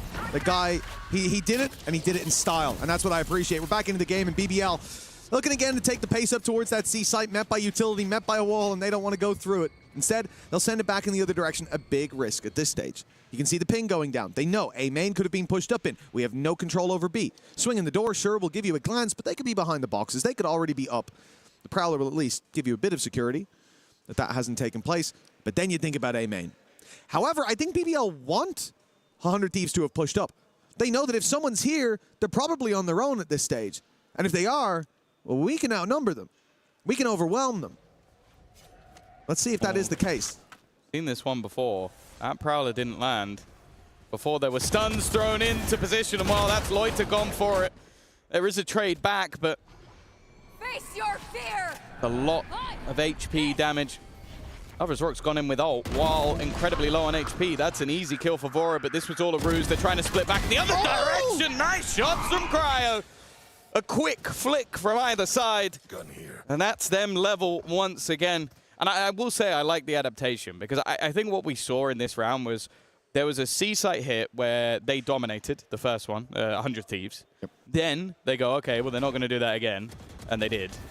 So then after a pause, they go, They're going to do it again, aren't they? I have a feeling. Because a lot of teams would go, well, they're not just going to keep going C, so they stack up. There was 3 players on the C site early. They had all of the utility there. They have a paranoia. And BBL go, we have to go the other way. And that's where they have the aggressive positioning from Timotino, the off angle from Vora, and then the rotations. That's just a good read coming out from 100 Thieves. And now, Viper's Pit immediately put down on the C site. So if you want to come see another time, it's going to be even more difficult than before. BBL should be looking elsewhere. You go towards A, Timotino's there to be dealt with. And in this round, he is as deadly as can be. 1 shot to the body will be more than enough before it goes for 4. The Rock down and out right away. And in these rounds, like in these pistol rounds, okay, I'll give Lover's Rock on a Neon with a judge. I'm terrified of him. But LaRock is really the shining light. If someone's going to come out of these with like 4 quick share of headshots, it's normally that guy. It's certainly not that guy now. I got Spike. The worrying thing is you say most likely, but it's like, I feel like there's only like a 1% less chance that Loiter or Kreven does exactly the same thing. This is true. Kreven with pistols, man, like sometimes he does stuff where I'm just like, that makes no sense. But no, I think, especially with the Viper's Pit in play, with a Vice Wall in position to help out Cryo, it's going to be very difficult for anybody to get into this position. And they even have it covered with Asuna on the other side. It's a nice little hold. It's one that I think they desperately wanted to make sure this goes through. And while there's one of those pistol headshots, Loiter heard you, I think. They're going to get a plant out of this. How in the world has this worked? This strategy started by Lover's Rock realizing there's a Viper in a pit and a Vice here. I'm going to run in through it. And somehow they're in a 3 versus 4. Still a lot of work to be done. They've not got the weaponry to make this work. Kreven does have a good position, and okay, at least a decent shot, but now they know 1 player off-site. So pick up the pace towards it. Bait out that fight. That man's already dealt with, and with a classic in hand, Rose didn't stand a chance. I think even getting a plant out of that, honestly, was a silver lining for BBL, but the lead for 100 Thieves in double digits secured. Yeah, you can see after the pause, they've managed to find that little bit of extra semblance. I don't mind the ult being invested into this round as well. It's like you know that there's a good likelihood that they're going to do something hyper-aggressive, like, I don't know, slide through with the judge. So you put the Viper's Pit in to make that player more vulnerable, and it almost baits them into thinking that maybe there isn't a second player there, even though the Vice Wall was there. Well, and then the Thorns. They threw the Thorns like 3 seconds before that. So you knew at that, but they didn't, right? And then they said, let's go. Okay, we're going to go in 5 seconds. Thorns came in, and most people go, actually, let's go anywhere else. And Lover's Rock was like, no, I've already been let off the leash. You let go of it. I'm gone. He's like, yeah, he's literally like, when you're pet and you're like holding on and you go like, you wouldn't just run off if I let go of this while I pick this thing up. Turn around, he's gone. He's just gone. Into the woods. You never see him again. Chasing a squirrel. But no, if there's any player that has absolutely no fear, well, I was going to say in this tournament, but Levin does give him a run for his money. Between the 2 of them, though, a lot of aggression that can come through. And now the pause on the other side. Now, bear in mind, last time we saw a pause from BBL, they went from 4-0 down to winning the half 7-5, and I believe they won 5 rounds in a row. So we'll see what Key has on offer. Of course, it gives the same opportunity for MBS and Doombros have the conversation with their side. A close back and forth map, and honestly one where I feel like both teams are playing well. I feel like we've seen some closer games so far where I'm looking at a lot of the mistakes rather than just solid game plan. And while speaking of game plan, immediate usage of that convergence path, denying them the A control, but it hasn't caught anyone. Well, we've been going C at the start of every round, so this time let's go A at the start and then rush into C, and hopefully we won't be running into Vice and Viper again. Fortunately, they are running into Vice and Viper again, but those players won't have weapons if they stick around. Steel Garden going through, catching one at least. Asuna is going to have to wait, but he has one of his own to pop right through, and I think it might be what they're closing back in the distance for. The wall of the Thorns have bought time, and BBL canceled the play, looking elsewhere. And in fact, I think this is a learning from last round where they put a lot of pressure on the C site, even with the 2 Sentinels there, even with the, well, quasi-Sentinel Viper, even with the pit, they left the A site open. So this time they try to put that pressure on again, but look at 100 Thieves reacting. Vora's the second man, and there's a third coming. Bang. Oh, he might have went under the radar, but they spotted him. Still, he gets one. and gets out. Great work. 30 seconds left, but then they double back again. It's the A, the C, the A, the B. And now back to the A again. Bang is trying to retake on a site that might not even be hit. In fact, he's doubling back around, but Kreven is still waiting on the angle. Again, the start of these rounds looked incredibly good, but those two players finding kills in the B site puts the pressure onto Cryo to get anything done here. He was waiting for the planter to make a move. Instead, they're getting aggressive onto him. And although it's a hell of a lot of damage, 2 players onto 5 HP, the problem is Bang is also low. A bullet to him or either of the other two. Instead, he's going to try and bait them in. The first one comes easy. Next two, though, might be slightly more difficult. Rose wrapping around from above, and he doesn't even know that there's no one else around that corner anymore. 10 to 10, a strike back from BBL, and a back and forth all the way through the round. That's one of those rounds you'd really like to still have one pause left to use. On the side of 100 Thieves, I don't know how you're supposed to track what BBL are doing when they go A to C to A to B. The pacing there as well, like they're still putting pressure on the A site when that flank comes through. It's a small oversight in those rotations, but you can understand why they got their eye on the prize a little too much. 20 seconds left. Loiter is spamming a box, and while he's doing that, 2 teammates enter into the B site. Like, it's difficult to spot everything they're doing because it feels like there's a lot of game plans going on. That's a shot connected initially by Timotino, but a kill not garnered, and a pacey hit looking to come up on the other side, but as soon as done well, at least at the start. Oh, that flash. It bought him time. It kept him in LaRock in position and allowed Vora to come through with the kill. Now Cryo's there to back him up. The site's been taken, kind of. The plant could be secure, but Rose, he wants to battle deep. A 2v5, not worth it. A 2v4, still not good enough, but now Kreven's all alone. And he won't be going for this, not on 29 HP. 100 Thieves finding 11 rounds, and the danger here is that this isn't even close. 4 players left alive, a huge boost to the economy for 100 Thieves, meaning that now BBL are basically just up against full buys for the rest of the half.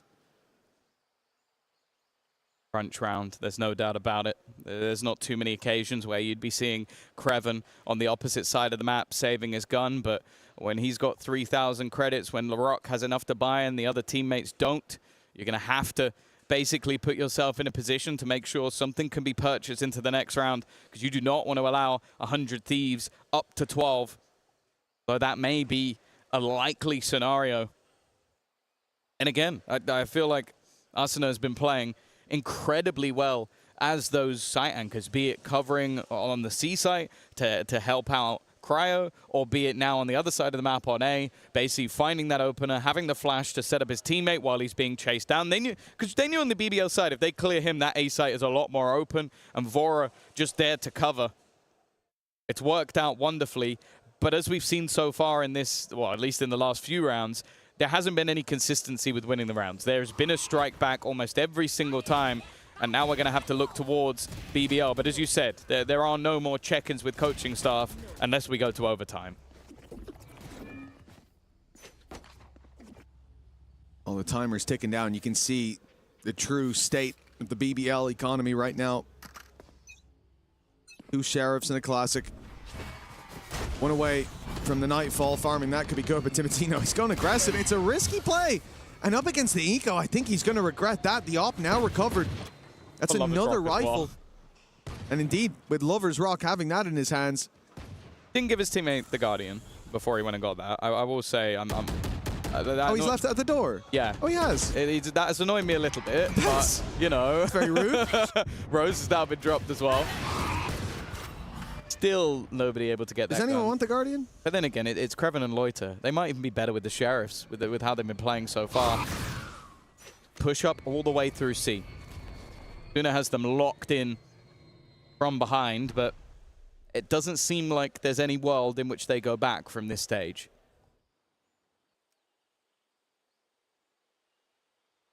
That smoke's going to fade soon for Cryo. He has to get a move on, a risk, having to stand his ground against many men. Blinded up, he still lands LaRock. And the 3 versus 2 for 100 Thieves is their reward. Even with those recovered weapons, that op is going to be left on the floor for now. The Spike trying to move towards the B side, it seems, with that door open, but Kreven's being caught, and now the TP is going to have to be used. Lloyd is going to back himself in this one. You certainly can't blame him for it, and he's heard the door. He knows that Asuna's here. There's a chance to isolate that fight, if given. Got to be careful. Lloyd might not have had the best of games so far, but this is a man that will win rounds like this if given the opportunity. Thorns. Asuna put him in a position where he couldn't move forward for the moment, but then he does it a little bit later on. Paranoia utilized, and he's being wrapped on incredibly fast. I don't even think he knows, but it's a nice shot, at least on one. Vora had to be lightning fast with that trade, but he is 12 to 10. Map point now for 100 Thieves, but you have to bear in mind, that was them saving credits. That was them putting money away so they could buy on a rainy day. Well, BBL's rainy day is right now. They're going to be investing everything into this next round. Oh, Cryo's gotten away with murder on that. The blast pack jump out from Larocque after the Paranoia lands.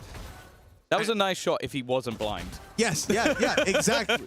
Exactly. And I think he saw him blast pack. Yeah, you still have to predict where he's going. A second less. But to hit that is nuts. 12 to 10. 100 Thieves. There were a few moments where it looked shaky. The 4-0 start to the 7-5 half, but they have recovered this nicely. Robbed rounds from BBL. But now a shot through the smoke takes down Bang. Do they know? Do they suspect a second player here? If Vora can beat a snake, okay, they do. The Prowlers hit, the snake in the grass is being dealt with. They burned the grass with the nightmare on anybody that's there. And oh, hold on, Cryo. He's cutting off the rest of these players moving to the site. TP going to be taken by Lloyd at least, but all the while they're buying time. Kreven's wrapping up behind. A Paranoia seals the deal. 11 for BBL. One more round in regulation, and it's on 100 Thieves to close it. You mentioned like Loiter is good at winning BS rounds. That was him getting 2 instant headshots through smoke. So I think you've kind of proven a point there, but... Or so he has. He didn't need to prove it. We already knew. But, like, yeah, just ridiculous stuff coming through and putting them in a position to take this one to overtime. Of course, the last time they played this map, it also went to overtime. 16-18 defeat versus EDG. They're going to look to try and right the wrongs if they get there, but you can see they haven't got 2 rounds in a row in this second half. This would have to be the first. Oh, very direct to be an experiment for BBL. We haven't seen much of this and already past the nightfall. Got clipped. Deep play coming from Larocque, but yeah, he did. He got clipped by the very edge of it, and the Prowler reveals exactly where he's gone. Now they can split this A site, something that has been a trouble at times. Players around this stairs position, but now they're delayed on the rotate back through. They're looking for Larocque, but he's the one to find. Bang now down, and the A site under threat. The overtime on the horizon, and with weaknesses there for 100 Thieves, and the Viper's Pit already used on the other side of the map, and Asuna already down, it's starting to look like we're going there. No such thing as an easy victory. 3v5 needed. Sniper honed in on the angle.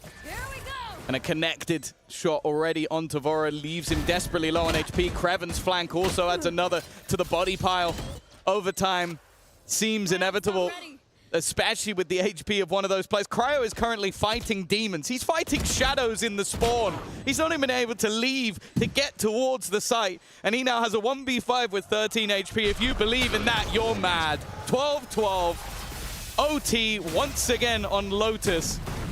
BBL never make their map choice easy, but they are still in the map. Listen, they came here to put on a show. You got to respect them for it. A game so good, we don't want it to end. And we're going to swing into overtime with a lot of learnings for both squads. Again, when we see BBL move back to that defensive side, the main thing I want to see, and I think it's a difficult balance between predictability and following the game plan that has worked, but I want to see that early aggression. It's up to them how they're going to taper that, because we've seen moments where it's like a 5v2. They are not going to. And then they keep going. And then they give opportunity after opportunity, and 100 Thieves come close and even sometimes win those rounds. BBL, look, it's a delicate balance, and I'm not sure that they have it down. The good news is you are going to get the aggression you want. The bad news is it's not going to be tempered. And there you go already. They're pushing C. They're pushing A. The only place they're not pushing is B. But early information. Look at the push-up already from Lovers Rock. Now, he hasn't gone into the operator, which should tell you all you need to know. He's not going to stop this push. Now, there is, of course, the Vice wall behind. You can already see Hustler's watching it. That Vice wall is not in the same spot that it was before. Often, and in almost all the rounds, 100 Thieves were putting it outside C. But BBL, remember, Rose walks up on B, catches them off towards the end of the first half.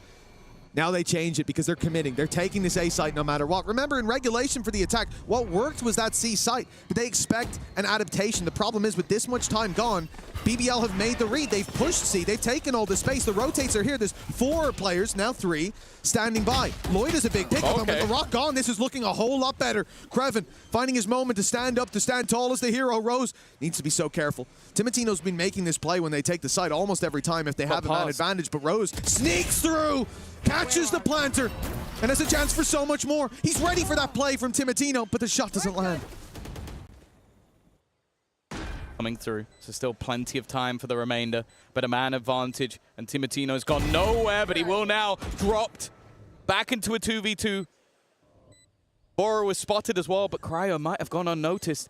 They bypassed his position, and because of that, he has 1 for free. That's going to put them in an advantageous spot, and they will close.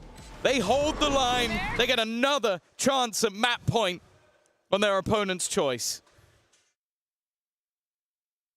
Yeah, time to finally crack that vault door for 100 Thieves. Coming into this, it started out in such a solid way. It looked like it could be a mismatch, but then BBL found their identity. This time they try to lean on that same defensive side aggression. They get that early flank, they get the information, they get the rotations through, and yet the round falls. That's a different vibe than what we've seen before. And now they've got to recover it on the attack. A direct play from both teams. It's clear 100 Thieves want to fight for A main. They want to scrap for it, but they're going to have to give up that control. And now Bang's kind of in no man's land. He's a little stuck, but the TP gets him to safety. Right, the early damage. Mostly done onto LaRock. Dropping spike. They are all in on this A site once again. Paranoia sent through. C's also catching a player. They should have a decent idea. But still, players roam across the other side of the map. The corner taken. Timotino from behind, no! Has cleared out 3. He might have just ended the map single-handedly, unless Loiter has a play of equal value. Up against the odds, surrounded, and I think we all know how that story ends. 14-12.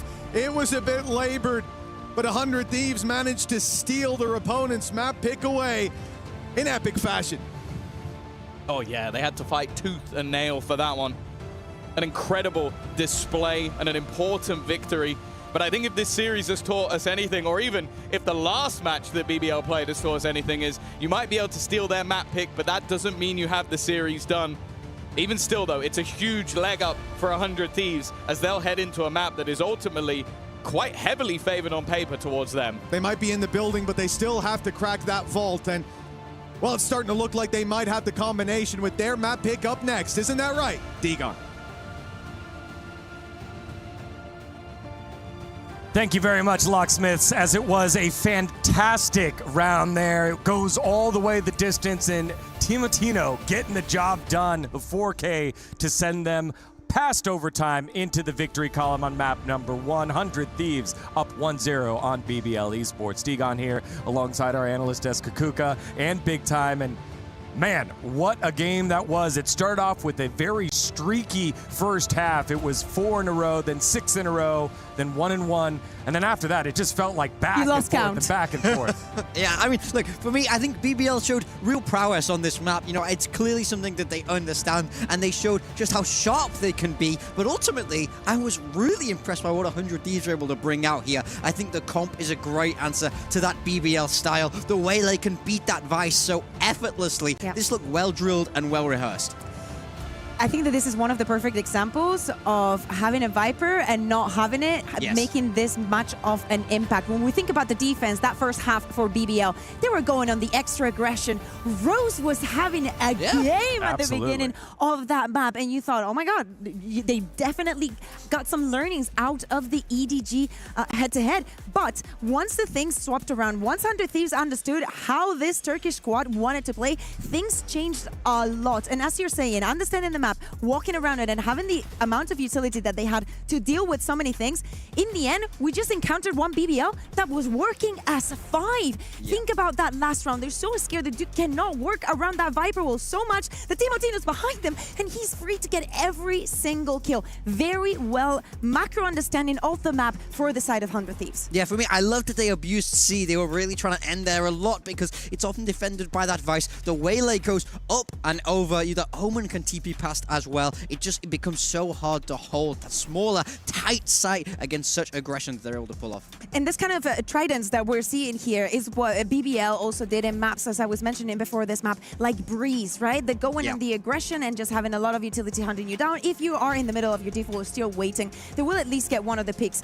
Many of these situations end up in an overheat for them. But surely on the other side, Cryo was absolutely amazing in my eyes, as I'm saying, with the utility and whatnot. And for the entirety of it, my highlight keeps being Vora. I think that he does not have as much experience as others being an ag.al, and he's growing so much and adapting so well to this. Yeah, you definitely called it. Vora was the one that you wanted us to keep an eye on, and he was wrapping them around across the map. And, you know, I think when I replay this series in my head, I feel like there were opening kills by the attacking squad and then constant 3v5s that were being won there. Those were impactful rounds by both squads on attack, which was so fun and exciting. And going back to that waylay, you just knew how it was going to happen. It was going to be, all right, dashing over the wall, and it's this instant. You either win that fight, you lose that fight, and that happened time and time again. Yeah, this is something Tom mentioned in the cast. I think waylay can be a little bit tricky for this team, but if it's well executed, then it's beautiful to watch. For me, this is true.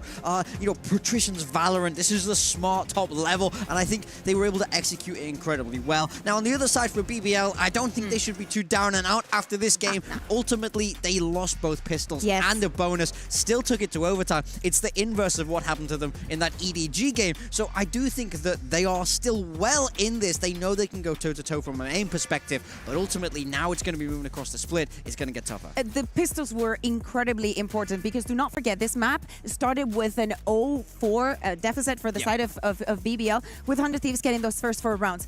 And at the beginning, it really looked like BBL was not going to be able to play their game and being that aggressive because maybe they wanted to put some respect on the table, right? Yeah. Do not forget, at the beginning of the year, when they went to Santiago, they only played against America's squad. So, of course, it was America's that ultimately sent them home. So they still have to test so many because, you know, it's not like all the teams are the same. And when they lost that respect and they thought like, oh, we're going to be aggressive, they started getting the numbers up. If 100 Thieves was not able to get those pistols just because of the momentum that so quickly BBL can have and keep snowballing on, maybe it would have been a different result. Yeah, I just think back to when they were pushing into the spawn of 100 Thieves when BBL were on defense. I was like, dang, that is when you know a team is firing on all cylinders. And it's like, you're not being too careful and you're not trying to be disrespectful, but it just comes off that way, and we're going to win the round that way, do the mental warfare. However, 100 Thieves able to stay resilient and close out that overtime. They're up 1-0 after one map, but we've got split coming up next. It is the qualifier match here for Group A here at EWC 2026. Don't go anywhere. You don't want to miss it.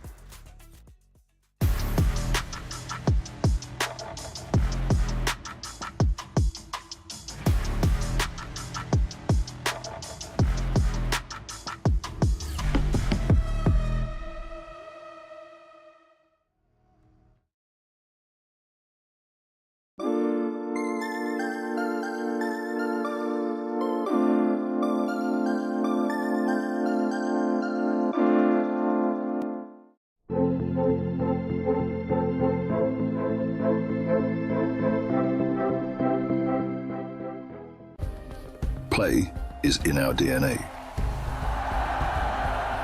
Whenever we let it out, it becomes our superpower. Now imagine an entire city being built to supercharge it. Kadir City, powered by play.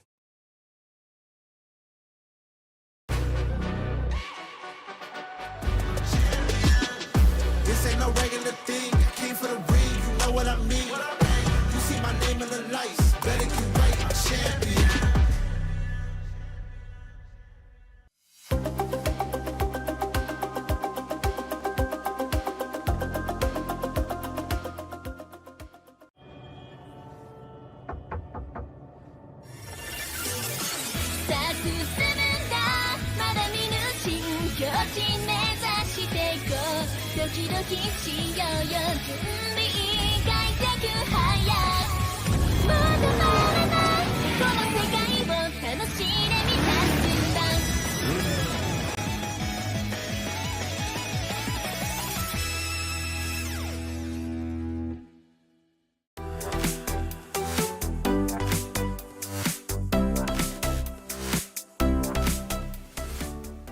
The human body was built to move. Not trapped at a desk in one singular posture for 12 hours a day. It's time your chair evolved. This is Secret Lab Titan Evo. Ergonomically engineered for you, gamers, hybrid workers, artists, backing your every move.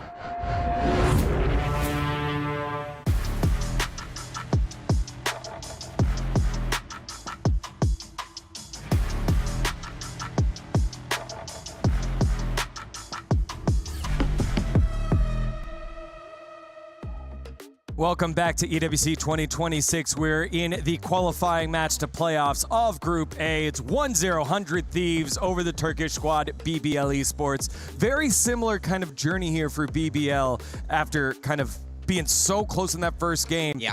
But it feels good. Like, losses stink, but a good loss because it was so close. They battled back, and it was toe-to-toe throughout. I mean, that's the good news, is in this game against EDG that we saw, map 1 was Lotus, it goes to overtime, they lose, but they bring the series back, so it's not without the realms of possibility, but I will say, I think this is going to be a harder game to win and sweep than that EDG game. We're moving on to Split, which is 100 Thieves pick, and it's hard to feel like BBL are going to be able to fight this. What you cooking, girl?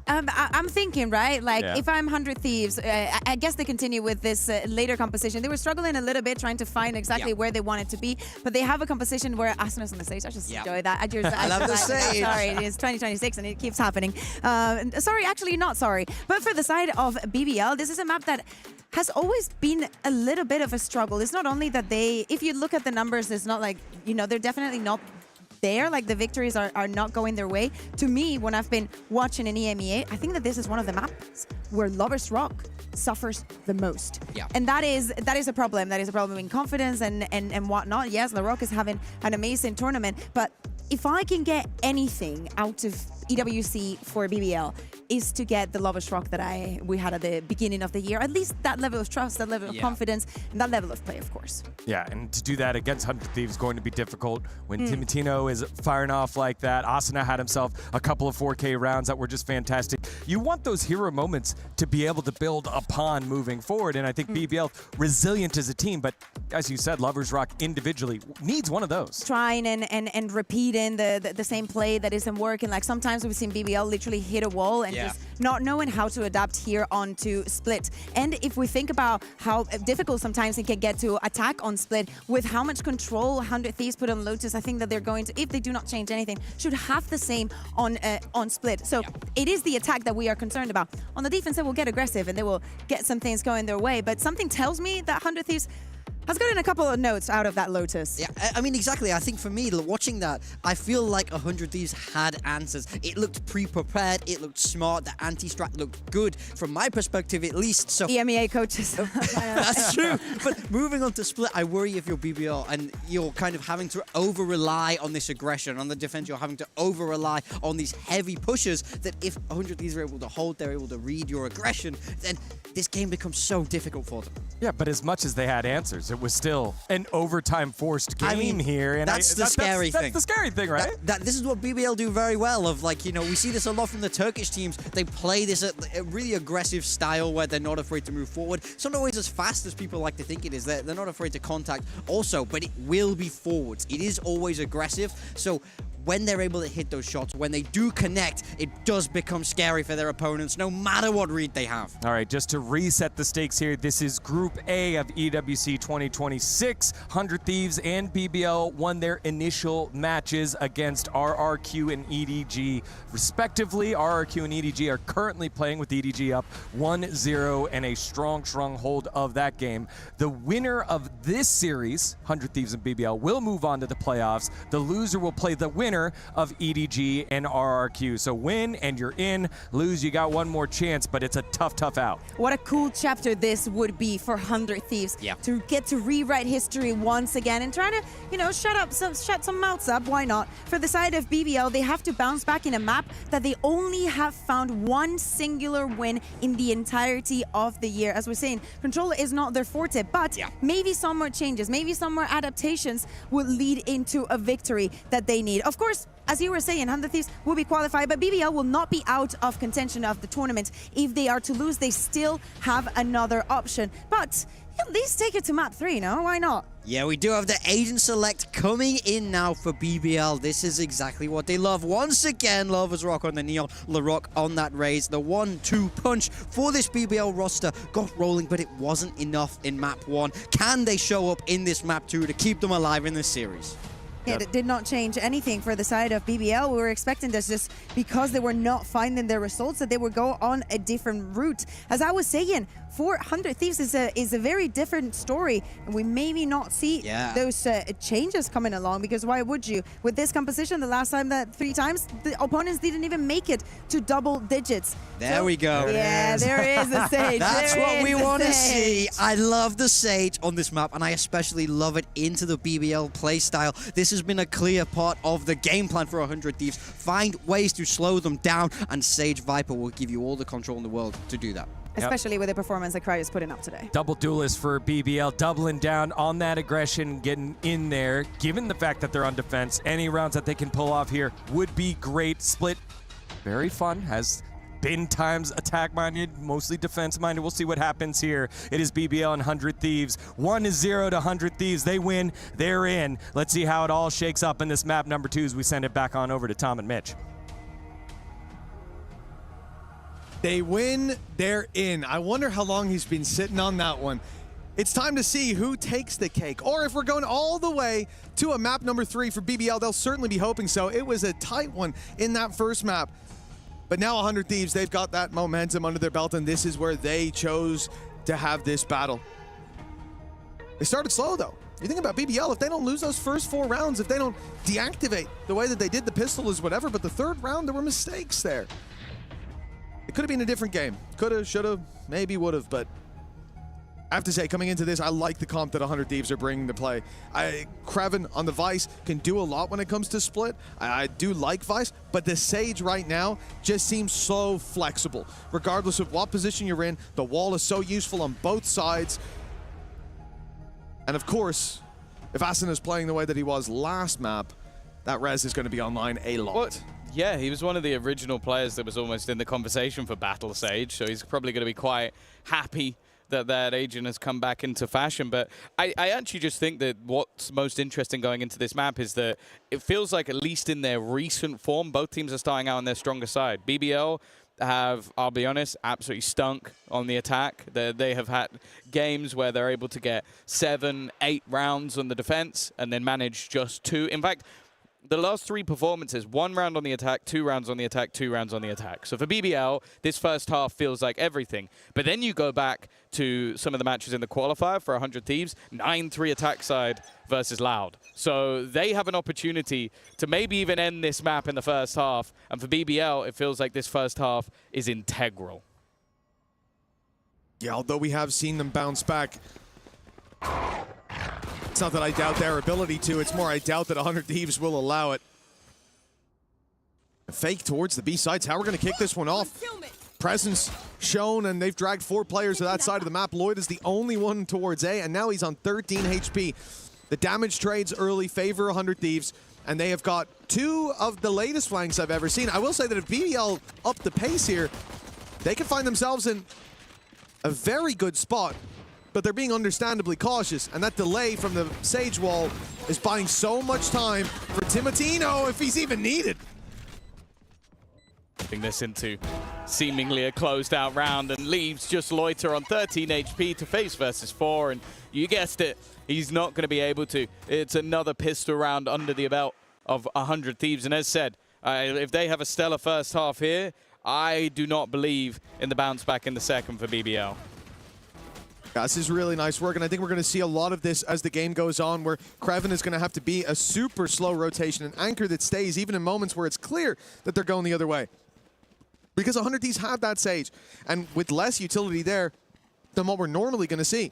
So when push comes to shove for that defensive side, they want to break back out. There's the wall, there's the slows, there's the utility from the rest of the squad, and we're going to see players like Timotino, probably players like Cryo especially, with a super late roll around mid and around that B site. Now, for this round, Cryo only has a pistol, of course, but everybody else has invested. They've now lost 1 Spectre, I believe, unless there was a Stinger I missed. And anything from here on out in BBL's camp will be damage worth doing. On their part, they are able to heal up multiple facets with both the Sky and the Sage, and well, with the last player being spotted, it's all too easy in the end. It will be 2-0. It will be 4 players standing. And I now want to see what they're going to do with these Spectres. Are they expecting some lower shields on the board? I imagine after seeing the amount of Spectres that were on the other side, that's probably not going to be the case. But BBL, as I said, I want this to be an immediate breakback. I think that this is a map where the attack side really has been a mass struggle for them. And don't get me wrong, sure, they have the individuals that maybe on the day if they show up, they'll be able to do a lot of damage. But I think versus this composition, it actually looks even worse for them going into that second half. So I'm looking at maybe even 8+ rounds on this defense if I'm going to be a believer. 2-0 already. I mean, this is a poor start by that metric, but this is really where you have to see BBL take the dub. They're up against mostly SMGs. There's a bandit in play, and they've already closed the distance. Lloyd is caught off guard. That paranoia was perfect, and Timotino! He did this on the waylay, Seaside Lotus. He dove in and took the whole site by storm. The same face being worn into this beginning of split. A third under his belt already. We are taking strides towards the showstopper being online, and now we are taking steps away from this site on the defense. A save has to be called. This was a devastating blow from 100 Thieves. But yeah, they only had a singular rifle, and it was sent in immediately on his own. Off rip, and he's able to get a double entry. As you said, it was what he was able to do on the waylay, but it is more damning on this map. What is looking like a potential flawless third round, a flawless bonus. And I almost then questioned, did BBL now take the pause around earlier? Because I bumped into MBS backstage. He goes, first 4 rounds of the last map, they weren't shooting. They take a pause, demons. Well, they need the demons now. They need the demons earlier. They weren't shooting, but look at the fights that they had. The first chance they got to shoot was like 5v3 because of the exec from this man, from Timotino, going into sites, having paranoias just like there from Bang, having the flash from the Sky as well that's covering all of this space. And so, yeah, how are you supposed to shoot when you can't see the guy? And he's moving pretty damn quickly as well. So for 100 Thieves, like the start of the rounds, when BBL sit back, it's so easy for them. The executes are destroying BBL's defense, so they have to step forward. They have to play their game. We saw it on Lotus and it worked. Now, they're going to try it. 3-man push around mid, 2 rifles gone down the bottom, the only 2 that they have, and they're watching either side. Some space. And this is kind of what we talked about earlier, and it's much more relevant on this map, the tempered aggression. If you were to just go, well, we haven't seen the mid, let's keep going mid, 9 times out of 10, you're losing that round, especially when there's no contact. It's a different map for that kind of shenanigans, and this dog is going to get a lot of info if it was put through. Instead, it's the flash to the exec after that spam, and Larocque is lucky to get out with his life. Nice shot from Kreven. They're always going to be dangerous with these pistols, and to get an opener, not a bad way to start. Do they expect the second player? No, they don't. Bring them down. Good work from Rose. Weapon retrieved. Second one not going to be available, but they won't mind too much. It leaves them on level. He just about makes it around the corner. And actually, that's a problem. Now 2 players dinked up. Of course, on their side, no ability for heals to come through. But they are going to play this round wounded. Comes the dog. No one's going to be able to follow it up, though. The Thorns have made sure of that. Still the wall in play, but 100 Thieves have managed to slip through into heaven. And Kraven gets another with the pistol down below. 12 seconds left, and they have got to up the pace. It's time to get that spike down on the site. Instead, it's down up top. This round's done. There is no way for Vora to win this unless they literally throw it around into his hands. And they won't. BBL with their first, and it comes off the back of an unsuspecting round, let's say. Well, when you watch this team play, it almost starts to beg the question, what is unsuspecting anymore? They do this so often with low buys, with pistols. You said it last map with Kreven on the Sheriff, and he showed up. Yeah, there he is. And he definitely had a quieter first map than I think what we're used to. Of course, they have so much talent on their roster that somebody has to be towards the bottom end of the board, but we had moments from LaRock. I think Rose had a pretty decent game. Lovers Rock when he had the Operator. But of course, with 100 Thieves keeping those first few rounds incredibly clean, they actually have enough to buy into this round and the next one. And maybe even the one after that, depending on plants and depending if they save any weaponry. So no respite for the side of BBL. It's looking like a little bit more direct. Now, they got caught by the crossfire over on this A site. So this time, they take the space together. Now, Sage Wall's going to be broken. And with the Vice one standing in their way, 100 Thieves are slowed. That change of positioning from the utility has found them success here. But now 100 Thieves realize, well, there's no wall down below, I guess. Let's run through. First Thorns activated. HP paid for Timotino, but it's a trade he's more than willing to make.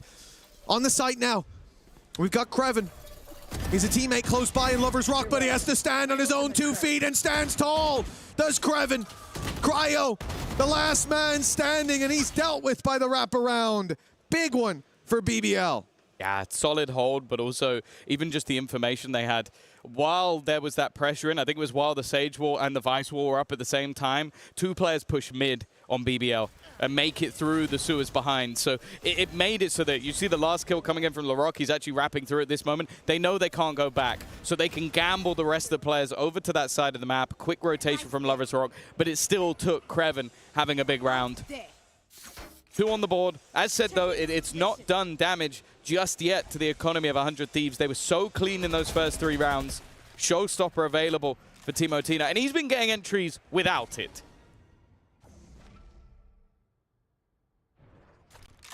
To be honest, I almost don't want to see him use it for the entry because he's been so clean. Every time it's 1 at a minimum, and even 1 feels disappointing.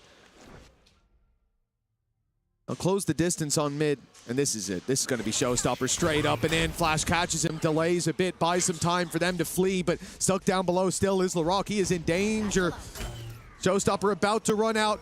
Has to pick a target, but he doesn't fire it, and then Rose walks through. A man who could have been dead to rights. A gamble not taken.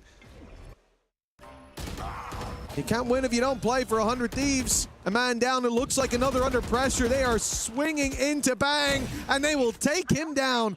5v3 now. Okay, not a bad pick. The res is online. And there's going to be a reaction to try and deny it. It is Shake. How is Rose not dead? Finally, he goes down. And then Lover's Rock's on the other side. With the res utilized, they still sit a man down, but they look to run back in the other direction. Steps are going to be heard by Kreven, though. He's looking to try and take their weaponry away as they go towards this side of the map. Snakebite not going to connect, and he's now waiting for the drop down. He knows these players don't have weapons. Instead, they go at him with a shorty, and he'll just about get the remaining double. A solid round from BBL. They survive versus a res. Sure, they use an ult or 2 of their own, but I don't think they're going to care. Well, frankly, Rose, he has some sort of protection from the Divine. Plot armor. There was a Showstopper staring at the wall right beside him, and they just decided not to click. Then he walks up, kills that player. Then the next fight, he sprayed his entire magazine, took out a shorty while Timotino stared him in the face, and managed to kill him and get away with damage done to Asuna when he fell. A very good round from Rose, very good round from BBL, and I'll say as well, seeing Kreven have this kind of an uptick. I mentioned it in the agent select a little bit when we were coming into the map. Like, I like Kreven, I like what he can do on this map, but so far at this event, he hasn't been hitting the way that he has regionally. So that's where kind of my eye goes elsewhere, and I look more towards 100 Thieves and the success that they've had. But he stepped up. The Sheriff was ringing out, singing true. Here he finds 2 as well, securing a much-needed round. For BBL, all hope is not lost, evidently. Yeah, it's a pause taken this time by 100 Thieves. I think a bit of a messier round in tow. Bear in mind that we see in the early stages of the round, it's like, oh yeah, he gets caught by a flash. Don't think Kreven was there, so I don't think anybody else could have done it. I can tell you it was a Sky Flash. Yes, and they don't have a BBL Sky. Didn't buy a Sky Flash that round. No, that's true. I think we would be reporting them if they had. Exactly. But yeah, one of the few disjointed rounds we've seen throughout this game. I've loved the executions, and well, here's another one. Of course, it's Dimatino in first. Trade out of ultimates is going to put them in a decent position, and it's 3! The setup for LaRoque, but he did most of the work himself.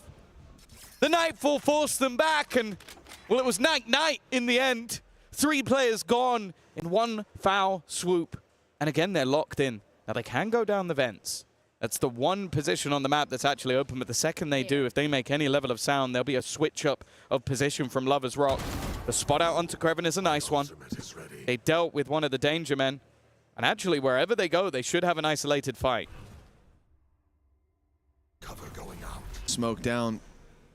But it looked like they wanted to push towards Loida. Oh.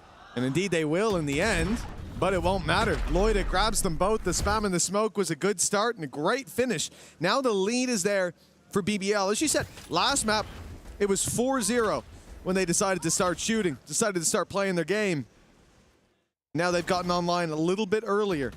It's good signs, but it's what we needed to see. Again, you set the expectation, Tom, that for this squad, we really want to see about 8 rounds on that defense. And 100 Thieves, as a result, they're not that far away from finding a successful half of their own, pushing up to 5. To put it into perspective, when they played against Eternal Fire regionally, I think they got 8 rounds on the defense and lost 13-10.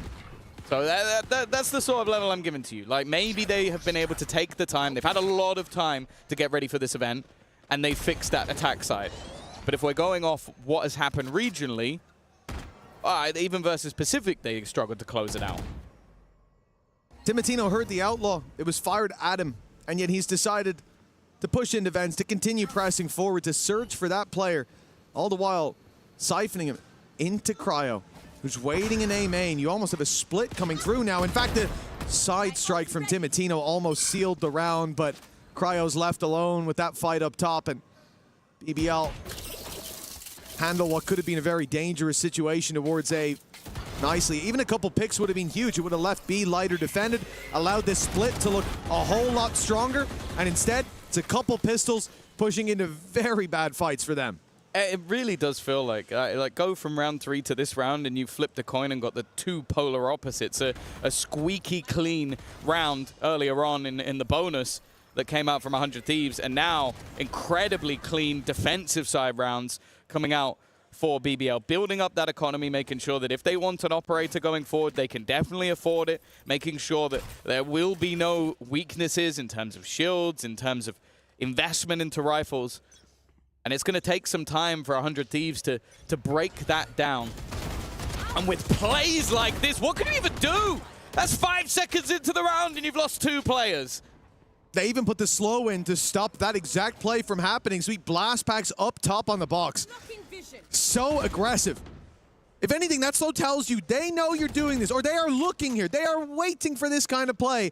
And do you think he gave a damn? In for 2, out for 2. And BBL in a 5v3, sitting pretty. No need to overextend anymore. And like, this is where they do just sit back, let them execute in. But if 100 Thieves get on site, they have got a Viper's Pit to work with. Lovers Rock, though, that Viper's Pit might not be there for long. Okay, Cryo's won that fight. Looked like he was dead to rights. Regress back towards Larocque, though, seems like a risky game. He's back in that same sort of form we saw in the last map. 13-5 right now. Every fight he takes seems to go his way, and he's repositioned back towards where they're moving once again. 2 more kills for the ace, but again, Cryo's managed to shut him down. The one player to do damage for 100 Thieves in this round, but can they convert that into a victory? 25 seconds left. It's been a great round for Cryo so far. Some banging shots hit. But as we hit 15, they've wrapped back around to B main. There is a decent chance that Loida will swing this wide to look for information without even going for the jump peek, and they might be able to catch him, but now they seem to have the information. Crossover. Asuna at least able to find one. This plant won't get him the res, but the kill would. Rose walking out, knows the time's on his side. Dreams, asshole. Even if he fell, the round would be theirs. He knew it. And so the lead extends for BBL. Great try, though, in the 2v5. And considering what Larocque's been able to do at the start of this. Well, this is the fun thing with him is he's blast packing before the slow. So he knows it's coming. That's him predicting how they're going to play this. But there's more than one way. A lot of the time you see a slow and a flash, or a slow and a smoke, or a flash and a smoke. If he would be likely in front of the flash because of how far forward he is up on the box. So no matter what they've thrown at him there, he gets a 1v1 fight. Now, I don't think he's going to be able to do that again because they'll be pre-firing him. And in fact, he won't be able to do it again because they've decided, you know what, I'm not about that life. I'm going to the other side of the map. And at least on the other side of the map, you've only got Lover's Rock to worry about.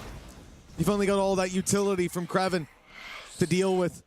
Already, they're going to lose a man. Timotino, the one who's broken open every site they've made it towards, been robbing rations from the enemy's backlines, even on those low-buy rounds. Now another hero needed. Numbers are their advantage. Got 4 stood together, now making it 3 with Rose finding 1. And Larocque, listen, 5v3, they're all stuck in heaven. That was a bold maneuver. That's also a bold maneuver. They're pushing 1 by 1. Oh, Creven, don't break my heart. He waits and he misses. Oh, God. It was a 5v3 moments ago. And 100 Thieves did nothing to pull this back into their favor except sit and wait for their opponents to make mistakes. Loida, give up. Run for the hills. They've rezzed. It's a man advantage ×2 for 100 Thieves. And Lover's Rock's got to be the one to bring this back into their favor. He's given them a chance. But with the pit in play, they're probably going to commit it. Oh, at this stage, you might as well. Like, it's been a struggle to get through these rounds. As said, for 100 Thieves, 4 might even be enough. And instead for Loiter, he's got one hell of a challenge on his hands. Both players walking up towards it. First goes his way. And that's the pit down. Now he has an even fight versus Arsena. A round that looked like it was thrown away, but they might just still be able to take it, waiting on the other side. And Loiter will bring it home anyway. It doesn't matter that they seem to throw it away. BBL have players with such depth of talent that they can take it anyway. Oh, they've just wiped the fingerprints. There's no evidence of what happened there. That should have been one of the easier closeouts for this squad. They were set up for success right away, and 1 by 1 by 1, they pushed, they peaked, they missed, they whiffed. This fell apart. But luckily, they had the players in Lover's Rock and in Loida to close this one out. Keep that lead going, because this was 100 Thieves' chance to make this a legitimate half, to at least have 4 on the board. But for BBL, that milestone of 8 is within reach. In fact, it can get so much better. Yeah, they're pretty good at the defensive side, although the way they're winning some of these rounds, I enjoy watching the moment they clutch. Everything they do before that, yeah, a little bit annoying. Exhibit A of walking into a smoke with a shorty versus a low buy round. Cool. You know, no respect is given. It has to be earned. BBL will teach that to anybody they play against. Player already through the wall. But the majority of that was just to clear out the utility, and now it's worked wonderfully as a bait. The showstopper gets burned up by Larocque, thinking that they were ready to execute into that B site. With 3 players on A, they were worried. Hold on, look at the position of Vora. He's sneaking his way up through the vents, and Rose just walked back from main to cover it. In the nick of time, he's realized where the snake in the grass was, and they've got one of their own. Lloyd has walked up. He's in vents. He is behind them in the sewers. They're in vents walking out, and he spotted it. This is going to be the quickest flank that they could dream of, and we might have seen whiffs today, but this man's not one to let these opportunities slip. 2 under his belt. They might get a rifle out of that. With 20 seconds on the clock, 3 players on B and a 2v4. This one should be a foregone conclusion. Yeah, there's absolutely no way in hell they get this plant down. Larocque's still going to swing, and he's going to get both headshots anyway. There's the marker of 8. I'll be honest, at 3-0 down, I had very little faith that they would be able to get to 8 rounds. Maybe 8 was the best, because I didn't expect them to win round 4 with pistols. But ever since that moment, we have seen the step up of the individuals. We've seen Loiter popping off. We've seen that space taken, similarly to what we got on Lotus, where they are just disrespecting the amount of map control that their opponents can hold. And for 100 Thieves, they at least want to get 1 towards the end of the half. Nobody wants to win, or sorry, lose 9 rounds in a row.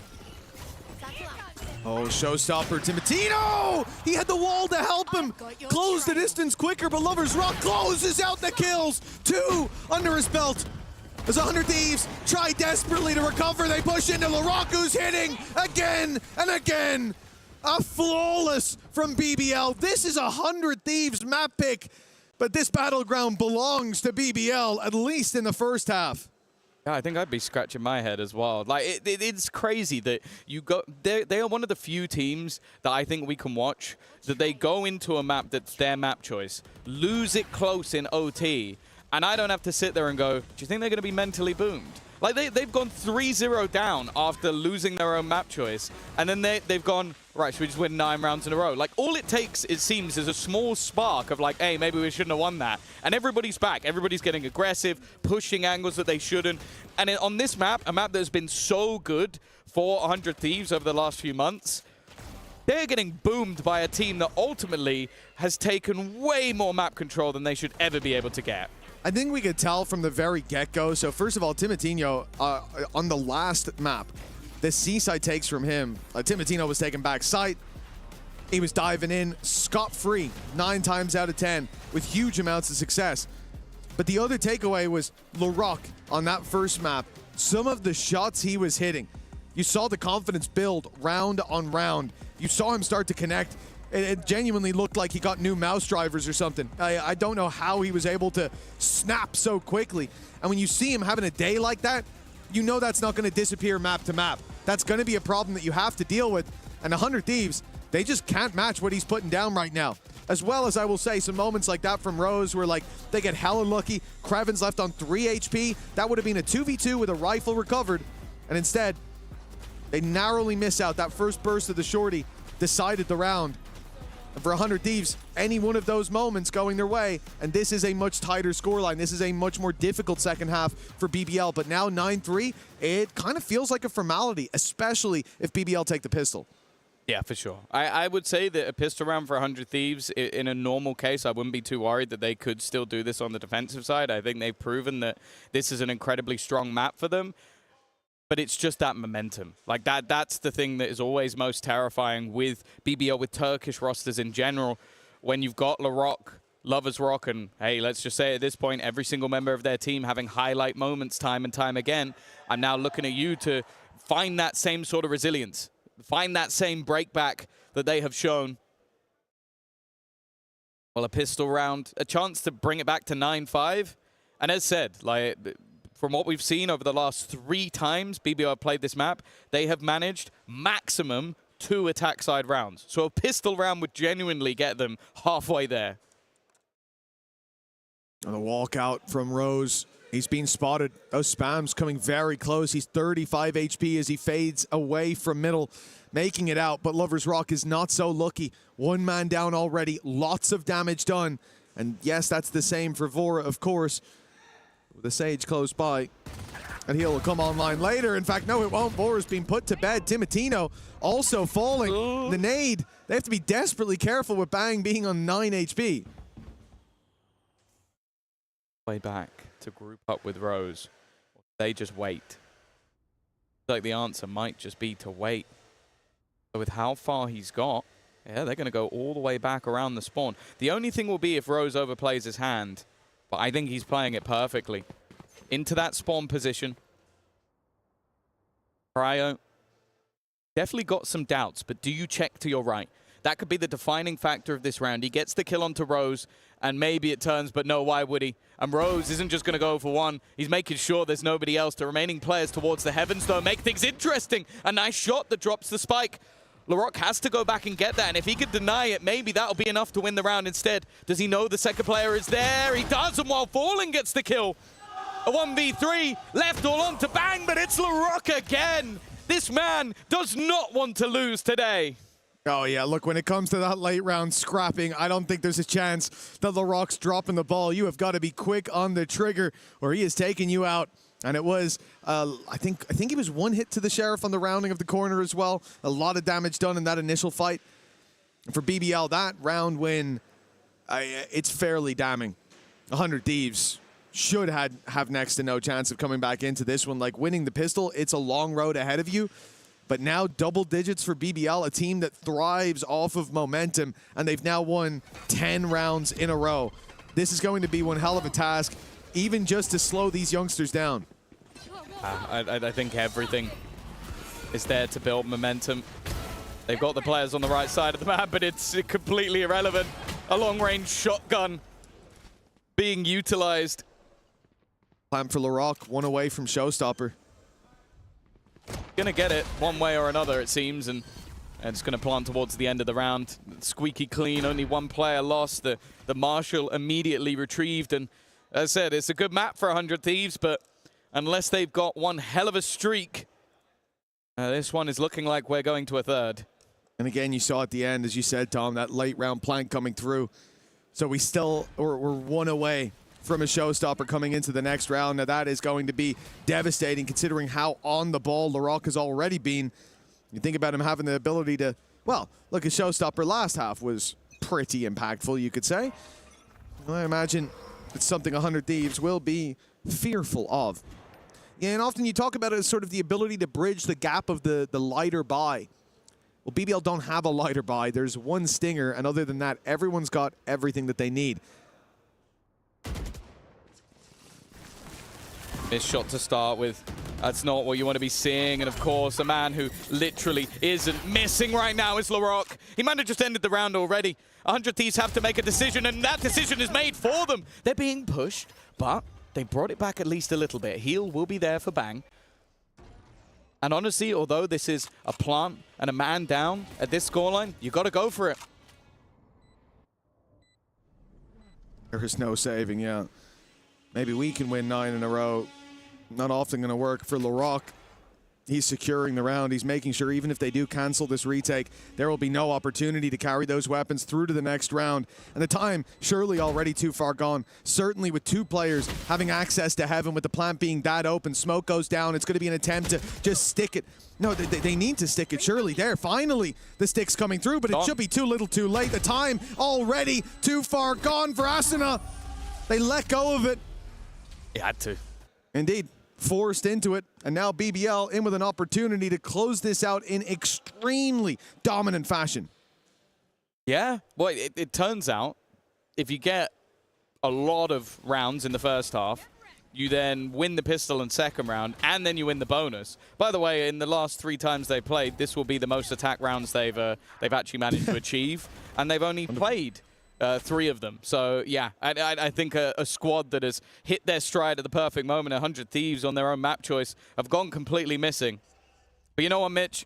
A fantastic time to take a pause. You always say that. 9 rounds down. You always say that. You know, let the opponent hit 12, look, call your pause. I learned my lesson. Love it. All gamers have proved to me that even if you're facing against Map Point, you need to win, what was it, 7 rounds in a row? Sometimes you take a pause and you win 6. Or maybe in this time, they'll take a pause and they'll win 9. The music got me a little bit excited. I can see that. You started to believe in your own BS. I love that. Yeah. I love when that happens. It was a stun from Lover's Rock that really got them into that site. The relay bolt that hit, Vora was completely caught by it. And the beautiful thing is, Lover's Rock doesn't even care. He ran past him and said, LaRock, didn't you need an orb, bro? grab it. Showstopper activated, up into heaven. Like, it looked so clean. That looked like SEAL Team 6 action from BBL. And this is a team that has looked very disjointed at times because they play aggressive. They love to play aggressive, and like we said, sometimes that's their downfall. But in this situation, not so much. 12-3, a 9-round gap to recover for 100 Thieves. And what we said in the last one, they stole the map. This would be highway robbery if they were to get anywhere close. Well, if LaRock gets 1 kill before Lover's Rock, he has double the kills of the second highest player in the server. That's all you really need to know about how this game is going. We saw this yesterday, that LaRock just hit a different gear to everybody else. There was a reason why, even when they were the Ascension champions, that teams came looking to see if they could steal this youngster away. He has the potential to be one of the best players in the world. And right now, you are witnessing exactly that. Even still, though, Rose going walkabouts will be lost. I think for 100 Thieves, even just not losing 13 rounds in a row would probably help out the mental a little bit. They've taken that pause. They've got some inspiring, or I hope inspiring, words. I don't think they get the music, Tom. So, you know, it will have to be, the speech will have to be a little bit better without that backing track. Nade forcing him into the open. Asuno's dead. Vora ain't gonna last long either. It's LaRock again. I said it, bro. I feel like we need to check his drivers. Something's being installed. He is playing in a way I've not seen in a long time. Word.exe's got the whole PowerPoint loaded in. And for 100 Thieves, look, okay, at least Timotino's here. He's holding the cross. Will he deal with LaRock? Of course he won't! This guy is on a tear all day long. We saw it 5 rounds into the last map. He was hitting shots that we don't see all too often. And a good game turns to a great one as BBL, they rely on LaRock.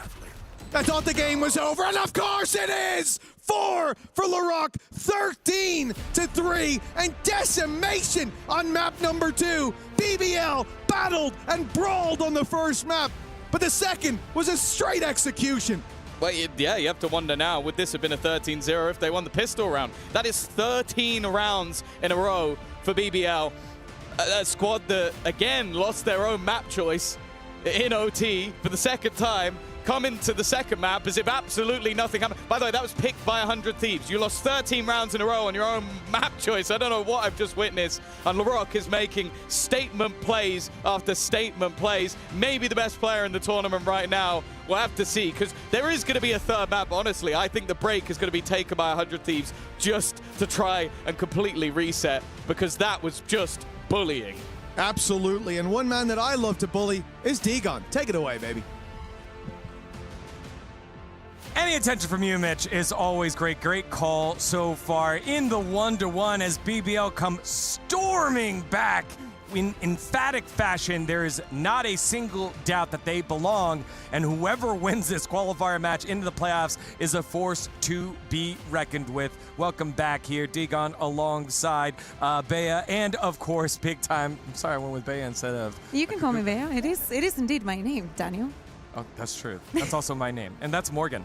This is Morgan. Keep it professional, guys. You might know him as Tyler as well. He also could be Tyler. Depends on the day. Yeah, true. BBL came and did not care whose name was on the other side. LaRock popped off here. I mean, they got LaRocked. It's that simple. Yep. That was an insane performance from him. Absolutely unbelievable. He ends 29-8 in a 13-3. That's phenomenal. You don't see numbers like that. For them to do it on 100 Thieves map choice as well. Coming into this, we said, this is going to be tough for them. Wow, it's going to be a difficult mountain to climb. 100 Thieves been so good. BBL went so bad here. But it doesn't even matter when they play like this. They didn't stand a chance, did they? Oh, I think that first half, how easy things were being for Lover's Rock with the operator, how seamless it was for LaRock, for Loita, for Rose, for all of them to push and eat that terrain. And I was sitting next to you being like, I knew that the defense was not going to be a problem. I didn't expect the 9 rounds in a row. And then when we swapped onto the other, the fact that BBL was able to carry that performance onto the second half and close it with those 13 rounds in a row. Do not get me me wrong. Like, you forget that pistol, this was a 30-0. Yeah. In my eyes, this is a 30-0. Exactly. It just can't get more dominant than this. Realistically, I love how they approach this defender side. It is so aggressive. They're always shutting the map down for 100 Thieves. They're pushing, they're flanking, they're making things difficult. 100 Thieves tried to have that slower, more of a controlled style to their comps, but it couldn't work here on Split. And there's something also that is very important. Do you remember that on map 1 we were speaking about the Viper and walking around the Viper wall and what that gives you? You can really tell that in EMEA we still run a lot of the Viper here on Split, because in many of those occasions you could see BBL using 100 Thieves Viper wall against them and taking advantage of what it was bringing out for them. And brilliant performance. I wonder though how the mental state is for 100 Thieves going on to Haven, because as Tom was saying, this was their map pick. They decided to go to Split. They thought that this is where they could have an easier time against BBL. And we're absolutely blown out. No question about it here. What is that? The aggression. What is that? LaRock is hitting every shot, and you just open the wall.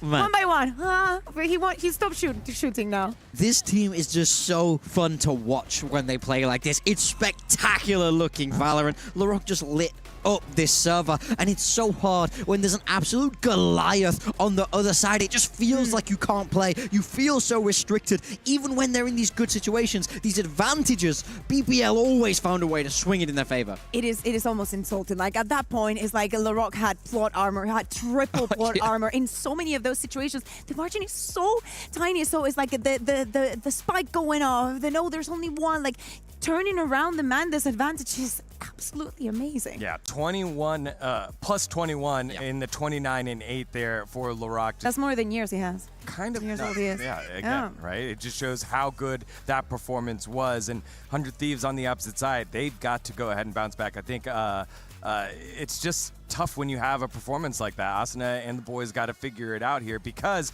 they were the ones that did not opt for that double duelist that BBL did. And you're thinking, okay, we should be fine with it. Okay, we lose some rounds. We got 3 at the start. Maybe once we're on defense, never got it going. Those 13 in a row will be a nice feather in the cap for BBL as they head on over to map number 3. Haven coming up next. Winner qualifies the playoffs here for EWC 2026. Don't go anywhere. We'll have that final map after this short break.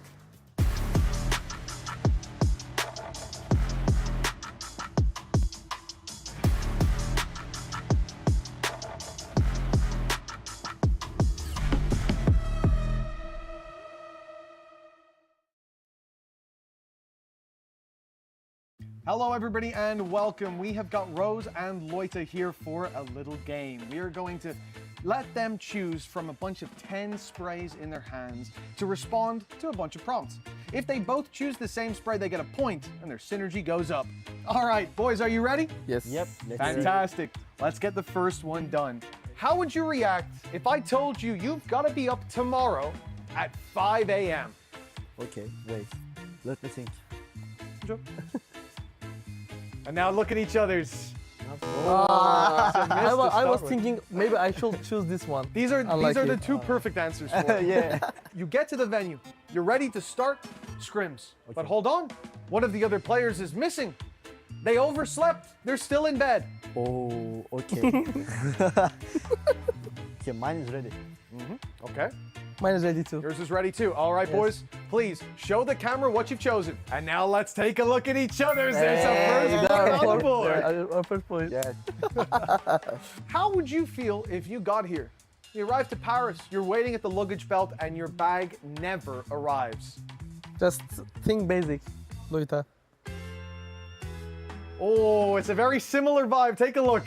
It's a similar vibe. Like, guys, I don't wanna use bug for this game. I don't wanna choose this one every time, you know? Yeah, yeah. Loita, stop it. Okay. How did you feel when you first found out that Neon was going to be nerfed? I found it. Yeah, me too. Show the camera how you felt. And now take a look at each other's. Let's go, boys. Yeah, finally, Riot, finally. Oh. How would you react if you asked somebody to drop you in a buy round? You want a Vandal, but they give you a Sheriff. Oh, take a look. NT. Sage comes in and revives you, but you're in the sight lines of 2 enemies. Lock it in, boys. Show the camera what you've chosen. And now show each other. Another on the board. Brimstone is like me. This thing. Yeah.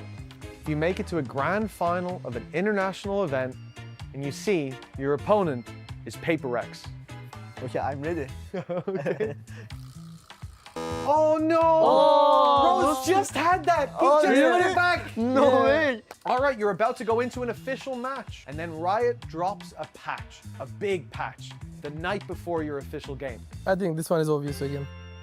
Of course it's that. Ooh, take a look. Come on, Rose. bro. Come on, I knew no Rose way. wasn't gonna like that. Alright, boys, for the next one, you're in scrims. Yes. There's a quiet moment. Just outside your headset, you hear that one of your teammates just farted. How do you react? You should know that, man. Lloyd is picking the crying one again. And now show each other. Yes, Let's absolutely. go. Finally. You were doubting yourself. Yes. You're on the finish line. You're going to turn back, bro. How do you feel when you find out that next up, you've got a content piece with Janiro? I'm ready. Okay? I'm ready too. Boys, please show the camera. This one. And show each other. Well done. Yes, half an hour, as I said.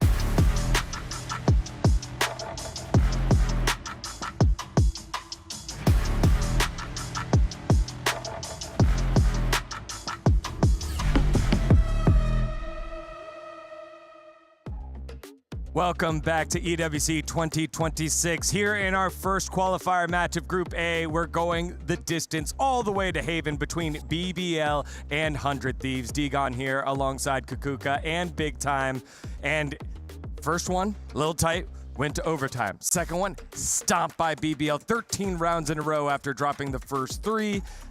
I feel like it's so hard to try and predict what's going to happen here. Yeah, I mean, I think for BBL, they'll be feeling so good. Obviously, when you come off a huge momentum win like that, it feels amazing. It's also because it's so reminiscent of their previous series against EDG, of they lose that Lotus, then they steal their opponent's map pick, and we saw them win that map 3. They know that they've been there, done that, so I think they'll be on Cloud9 right now.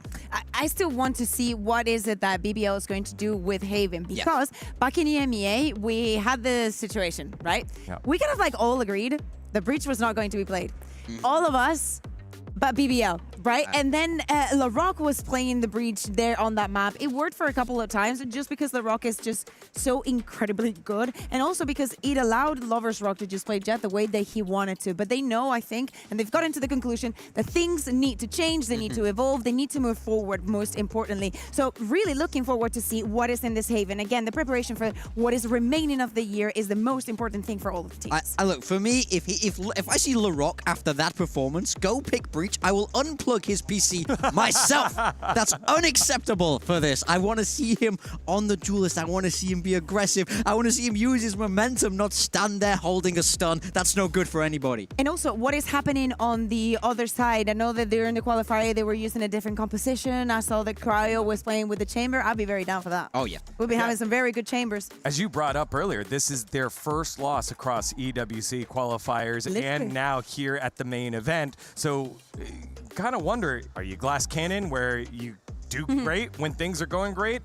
How do you deal with adversity? How do you deal when you drop a game?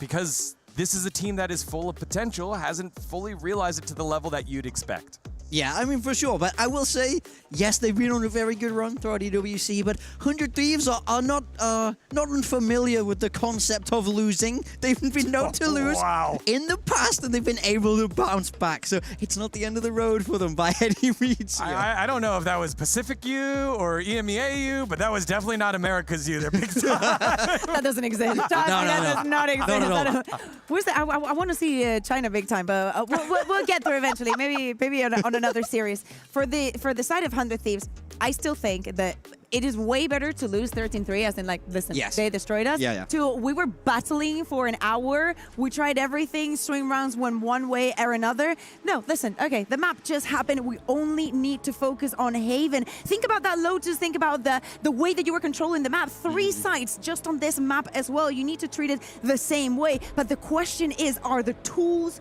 going to be the same? What are you going to be facing up against? Yeah, I mean, for me, for 100 Thieves, I really want want to see Cryo run this chamber, man. He's been so good at this agent for a long time. A real signature for him, and bringing it out on Haven is a real nice fit. And something that worked very, very well against RRQ, who, by the way, is already on their way home. Yep. Was the Phoenix with Asuna, and he should be playing, you know, if they keep going with that composition that they were playing throughout the qualifiers. Asuna would also be on that Phoenix. Still, to me, the bigger question stands.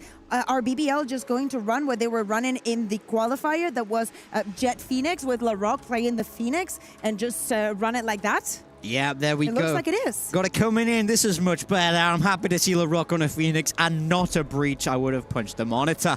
But over on the side of 100 Thieves, still waiting for the final picks to come in here. No, Cryo, come on. I understand that you kind of think of this team and you think of a stopping power, seriously, any stopping power, maybe a way to gather that information. 3 out of 3 maps. BBL starting on the defense, and it's been looking so good for them. Definitely the favorite side for them so far in the tournament. Yeah, I mean, look, I understand if they want to swap Cryo to this Cypher, it makes sense. It's good against that Neon and the Phoenix. No verticality there, and it's also good for helping to contain and get information on those defender side pushes that BBL are so known for, but it does mean you're losing out on that firepower. His chamber is electric, and I can't help but feel like 100 Thieves need a hero to get that momentum for them after a disappointing map 2. I mean, all that I'm looking for here is the middle brawls. That's what I want to see round after round to see who comes out on top. Mirror match in terms of composition. Asuna moving away, played that Sage on the last map, specific to split. Now back onto the Phoenix. He and the rest of 100 Thieves try to continue their successful ways against BBL, who have been on fire. So easy on the eyes to watch with their gameplay. Let's see how they do it with 3 different sides to attacks on Haven. For the call on our final map here, let's send it back on over to Tom and Mitch. Easy on the eyes, Tom. Funny, that's how I describe Degon, but it's time to get into this matchup. Map number 3, after a dominant bounce back from BBL with the backbreaker on split, now there's an opportunity for this to be the saving grace of this series after a shaky start on their first map where BBL, they were 4-0 down, they bounced back, and it was resurgence after resurgence only for it to end in 100 Thieves' hands in overtime. But after a dominant map win, the question now that you said you never ask of BBL, can they bounce back from a loss like that? We now ask of 100 Thieves. That was their choice, and they lost 13 rounds in a row. Yeah, I think most of what we will have seen in the break is not going to be about strategy coming into this map, or like the plan that you have overall, or what you could do to beat BBL. It's mostly going to be about making sure that the team are reset and ready and raring to go, because to go 3-0 up and lose 13-3, that's not an easy way to bounce back. A lot of damage done early, but the first pick did go the way of 100 Thieves, but look at the HP. It's going to be at least Arsenal are able to heal himself up a little bit, but they're walking into an aggressive position from Kreven. Feel like he needs maybe slightly more than one, but he's played it so well. He's walked past. He looks the player a little bit deeper. The next one should be for free, though. Now the smokes are gone. Players already in position. And this pistol round looking a little risky. Speaking of risky, Rose has just jumped out the window. There can only be one. That I couldn't believe when I saw him stood on the edge of the ledge. I thought there's no way. I thought he was going to wait for his teammate, not just jump. The thing was, the timing could not have been better. The second that he dropped, his opponent turned away. Look, Asuna, the literal second that player emerges from the smoke, Asuna has just turned to look at the spawn, and so Rose gets a double for free. 3 in the pistol for the ag.al, and, well, we had our conversations about slow starts from Rose. Anything but that. Lights out in the pistol, and that's 14 rounds in a row for BBL now, when you think about that last map. For 100 Thieves, this probably isn't where they have that road to recovery well paved. They are coming in with just pistols, a very light buy, and even two kills is now getting... Oh, this is getting spooky. And they've made it interesting, that's for sure. Lovers Rock's position has gone completely under the radar. And, well, eventually, he is going to be dealt with. An incredibly costly round, but now it even gets to a point of an opportunity. Never mind. Kreven there to save the day, make sure that that one doesn't get too far out of control. And although it's incredibly costly and a good round, it's still a round for BBL. And I kind of want to give you a little bit of information. You know what's good about being in the venue, being around the players? is sometimes you bump into them, maybe on your way to the bathroom. And one of them, who was running, as he does in-game as well, was Lover's Rock. And as he ran past me, he went, how was that, watching the best player in the world? Talking about his teammate LaRock, obviously. Yes, yes. And my response was, are you sure he's not cheating? Because that performance, I think he ended up on like 470-something ACS, 29 kills. I don't think he's had to do anything yet. That was the hero op. That's the op in this buy. I just don't know what I'm watching sometimes. He's not the best player in the world on this team, was They go from being such a well-oiled machine, 13 rounds in a row with, yes, some shakier performances, but a lot of aggression that was tempered on Split. We talked about how different Split and Lotus aggression is because there's less space, there's less avenues, and this time he shift walks through a smoke with an op. Yeah, listen, Rose is pissed right now. Decent damage, all things considered. Wow, it's like, what is this guy? Lloyd has LaRock got his hand on his mouse. A wrap around now, 30 HP. A chance to make this incredibly close. That's 3 kills already. A third found, but a fourth might evade him. Bang! Flying under the radar around the backside. It works out, but that is way closer than it should have been. The good thing is, finally, the streak of 15 has come to an end. Oh, yeah, that's the silver lining. I'm pretty sure they inted the beginning of the round and then just basically were like, okay, now give Loiter a chance to try and clutch that one out because, yeah, it just got wrecked in the initial phase. And then this guy, it's like he toggled, just starts wall-banging players with a Sheriff, like the individual aim. But, yeah, I genuinely, it does feel like it's important. If they had lost that round, I would have basically just called this series done. Instead, there's some vulnerabilities on the other side, but they actually don't need the operator in this round because of the fact that so many players died. There's now light shields on 4 of the 5. Yeah, we've seen things slipping at times for 100 Thieves. Now, BBL are the ones slipping behind enemy lines with 3 players. A very fast rotation into that back lines, but the run it back, it's unavoidable at this stage. Rose was in an awkward position. The first man past the trap, good kill. Cryo falling means the trap now gone. Loida has backup coming his way, 2 already found. Bang! He was about to take that fight on short, but realizes he has to group with his team, but they have no safe haven to fight from. Down below in hell, they've got trouble for Timotino. He's able to at least get one, but stuck in the backside, surrounded. How he's still getting out with more! That's a huge round from Timotino, right when they needed him most. Pressure from all sides, but he fights back on every front. Yeah, he's jumping up, celebrating as well. He's getting loud. He should be for that round. I think they need to. That's one of those ones where it felt like it was slipping away from them. The fact that, again, Loiter, he actually catches Asuna as he is coming back from his ultimate, and it looked like that round was about to crumble away up until Timotino clutches it out, brings it home, and levels them up 2-2. No crazy streak of rounds for BBL in this scenario. But you always have to be careful versus those pistols. We saw it. The way they started that streak was with the pistols. Rose isn't shying away from a fight, but Cryo puts him down.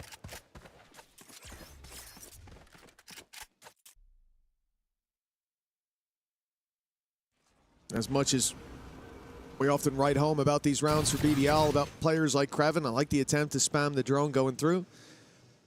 Considering they're spreading out like this, playing the default, it's not somewhere I'm anticipating a lot of impact.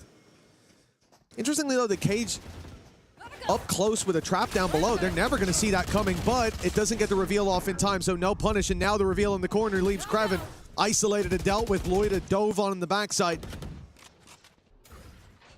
As we said, not a whole lot to work with when it comes to this round. In general, you see how quickly they crumble in the heads-up duels. The backstab from Asuna. Oh, I was going to say that one should be even easier, but 5 HP. Lover's Rock gets a chance to make this a little more costly on the exits if he wants. I do think, though, as this round goes on, 100 Thieves are just going to leave if it comes down to it. They're not going to be baited into going down to the spike or anything like that. So in terms of actually getting damage, it will be difficult. That's a good start. No one else one-shot, though. Unless it's a headshot, of course. Now waiting to try and die to the spike, but You know that 100 Thieves want those orbs. Arsenal in particular. It's a little bit close for comfort, but he is going to get that extra orb towards the Phoenix ult. An important one at that. Looking like already they're back. 3 rounds in a row. Seeming a lot more comfortable on Haven. And again, another map where we have seen some struggles for the side of BBL. I would say that going into this map point, it is intriguing that both Split and Haven were in there. They've already proved us in one avenue that Split, clearly they put some work in. And also if LaRock, I think, hits the highest ACS of the tournament so far, which is actually pretty close, because I think Starzo had 450, but that only lasted a day. Oh, nice early aggression from the defensive side. This is what we were waiting to see in previous maps. It took them a while to pull it out, and now a full-on blitz of mid has left 100 Thieves scratching their heads. They looked a little bit overwhelmed by what just came their way, and you'd think after 2 maps of facing BBL, you'd get used to it. It's crazy that you can win 3 rounds in a row and then lose a round in 10 seconds. That is what it's like playing against BBL. They use a Hunter's Fury, and then they just run at them. And even though they lose the opening pick, I don't even think there was a split second in any of the players' minds like, should I fall back? No, it's like we have committed to whatever the play is. I think it makes Rose's job as an IGL easier in circumstances like this. Not easier overall, because sometimes his players just decide to swing everyone, but in a round where you plan to push, everybody is on the same page. Yep. Early fake being sold by the attacking side. But with the trips not being hit, that ruse, well, it is going to give them Rose. Rose goes looking, and there was a rotation coming back from other players. In fact, the question will be, will Lover's Rock be there in time? No, the Molotov will deny. Ball crucial time and in a post plant with a Hunter's Fury online, and a Sova sitting towards long with his back protected as well. This becomes a very difficult round for BBL. Dealing with the first players on site will be one thing. As long as Vora isn't peak, because he is peaking right now. He's giving a chance, and Lover's Rock does not need too many chances to walk away with the kills. Now the trap down already. Flank will be a concern, but everyone's coming straight from the spawn. A heads-up duel with LaRock now on the flank around. Timotino had no idea there was a player behind him. They've managed to section this down to just one. The Hunter's Fury practically useless at this point. Caught in the corner. He's brought into a 1v1, but that flash saved the day. With LaRock having just enough time here to take this one across the line. It will be 4-3 in favor of BBL. The lead just about maintained. Yeah, real nice try from Vor in that late round scenario, right? Using the Hunter's Fury there would have almost definitely been his demise, being stuck in the corner, and he would have basically needed to kill both of them with it within a second, but especially considering how this started. Like the swing back in gave them that additional little bit of space. I think Lover's Rock does well in this round, but again, it's the response found by BBL. Lead extended, the 3-round gap, or blip. Look at what's left in the hands of the attacking side. And the thing is, Lover's Rock knows it. His sniper is in hand for that exact reason, although he has missed one of the players, but there is a drone. Is the drone... That could be a problem. Looks like they're going to commit to that fight. Molly from LaRock cancels drone out other side. Rose is the one to take Timotino down. The man who has been so reliable in those fights, but for 100 Thieves, a good chance in Garage, but the setup, the cage immediately activated.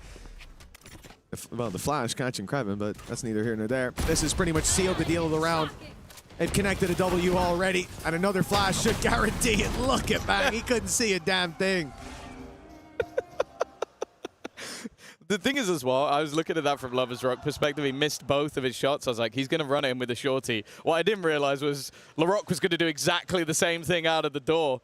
So I left him with nowhere to go. From a 3-round fight back to some more rounds going the other way. It's time for 100 Thieves to take a timeout. I think they've already witnessed how quickly the game can get out of control. It really does feel that sometimes, like, you want to have those pauses called just to try and break the momentum of BBL. They start getting cocky, confident, taking space away from you that they definitely shouldn't be able to get consistently. But then I also feel that there's the other side of the coin, that the second you take the pause, BBL go, we got him. We are in their heads at this stage. We know that they are feeling the pressure. And if anything, I almost feel like the next round's going to be even more aggressive. Well, it has worked. It has worked every time, on every map. The aggressive plays, sometimes it's a little bit too much for BBL, but it is feast or famine for these guys, and often the table is plentifully filled. At this point, there's no reason to change it up. And look at the minimap. 4 players towards the C site at the start of the round. Now, you will not see this very often. This will be an immediate push down. And what we can see is that 100 Thieves have 2 players outside the C site, one of which has the spike. If BBL are pacey on this, they could already set themselves up for success in the round. In fact, they're waiting. They're waiting for a signal to send utility through. That's the player's gone, and the spike down, but the trap from Bang is sprung. The TP was stuck into the backside, and no one was paying attention. He's flown under the radar. He's emerged from the shadows and become a nightmare for BBL as he's found 3 already. That means that Lloyd is completely isolated, trapped on long. Yes, he has the spike, but he's got some hungry mouths looking to take a bite out of him. Lloyd down. This round has crumbled. It looked like they had the right read, the right play. But in the end, their own trap sprung on them. Unless Kreven can make this work, he needs to get out of here alive. And okay, a 1v2. Managed to deny the plant for the moment. But it will go down for Bang. This has been his round. That TP stuck was a gamble, but it was a gamble that saved them from certain demise. And now for Kreven. Ability. All on the other side of the map. Nothing to play with, and they will peek him together to make sure that that didn't go any further. A nice attempt, but it is 100 Thieves, and more importantly, Bang, that takes them home around. Yeah, I've been a big fan of the pacing of 100 Thieves. A lot of the time, the utility from Bang has been absolutely perfect. But this was something else entirely. Just so pigeonholed in on that one position. They go towards C long, C players there. They've got utility ready and lined up, and they're throwing in hot hands. But all 4 of these players are only worried about the front, and it is that one small, tiny little detail of the Omen TP that takes them a second too long to piece together. But still big from Bang to hit those shots as well. Hunter's Fury searching for Loida. Run it back used by Asuna. Kreven might be tagged a little bit, trading out the run it backs, but they will indeed keep Asuna away from the big punish. And Kreven still hasn't been detected in the corner. The snake in the grass striking. This time the Venom sinks deep, but they respond. They respond convincingly. Yeah, I think Timotino is actually quick enough to get his teammate while he's hiding in that corner. And then the Molotov just forces an awkward fight for Kreven.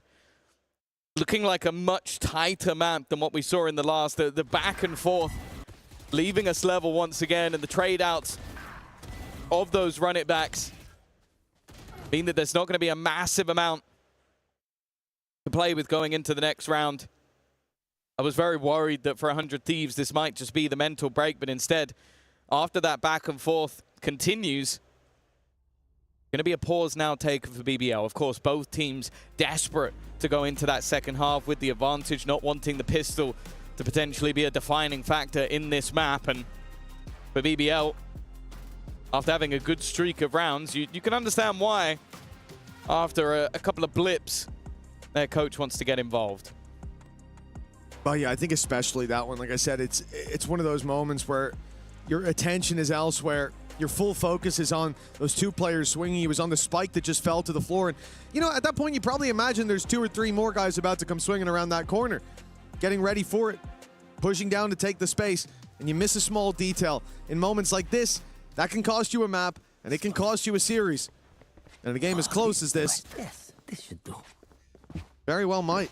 Maybe I'll take that timeout with 2 rounds left to play for in this half. For 100 Thieves. Certainly coming in better armed.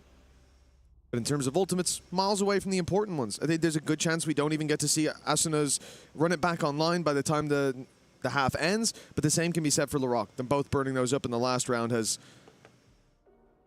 taken them out of the equation. And a crucial swing part of the map.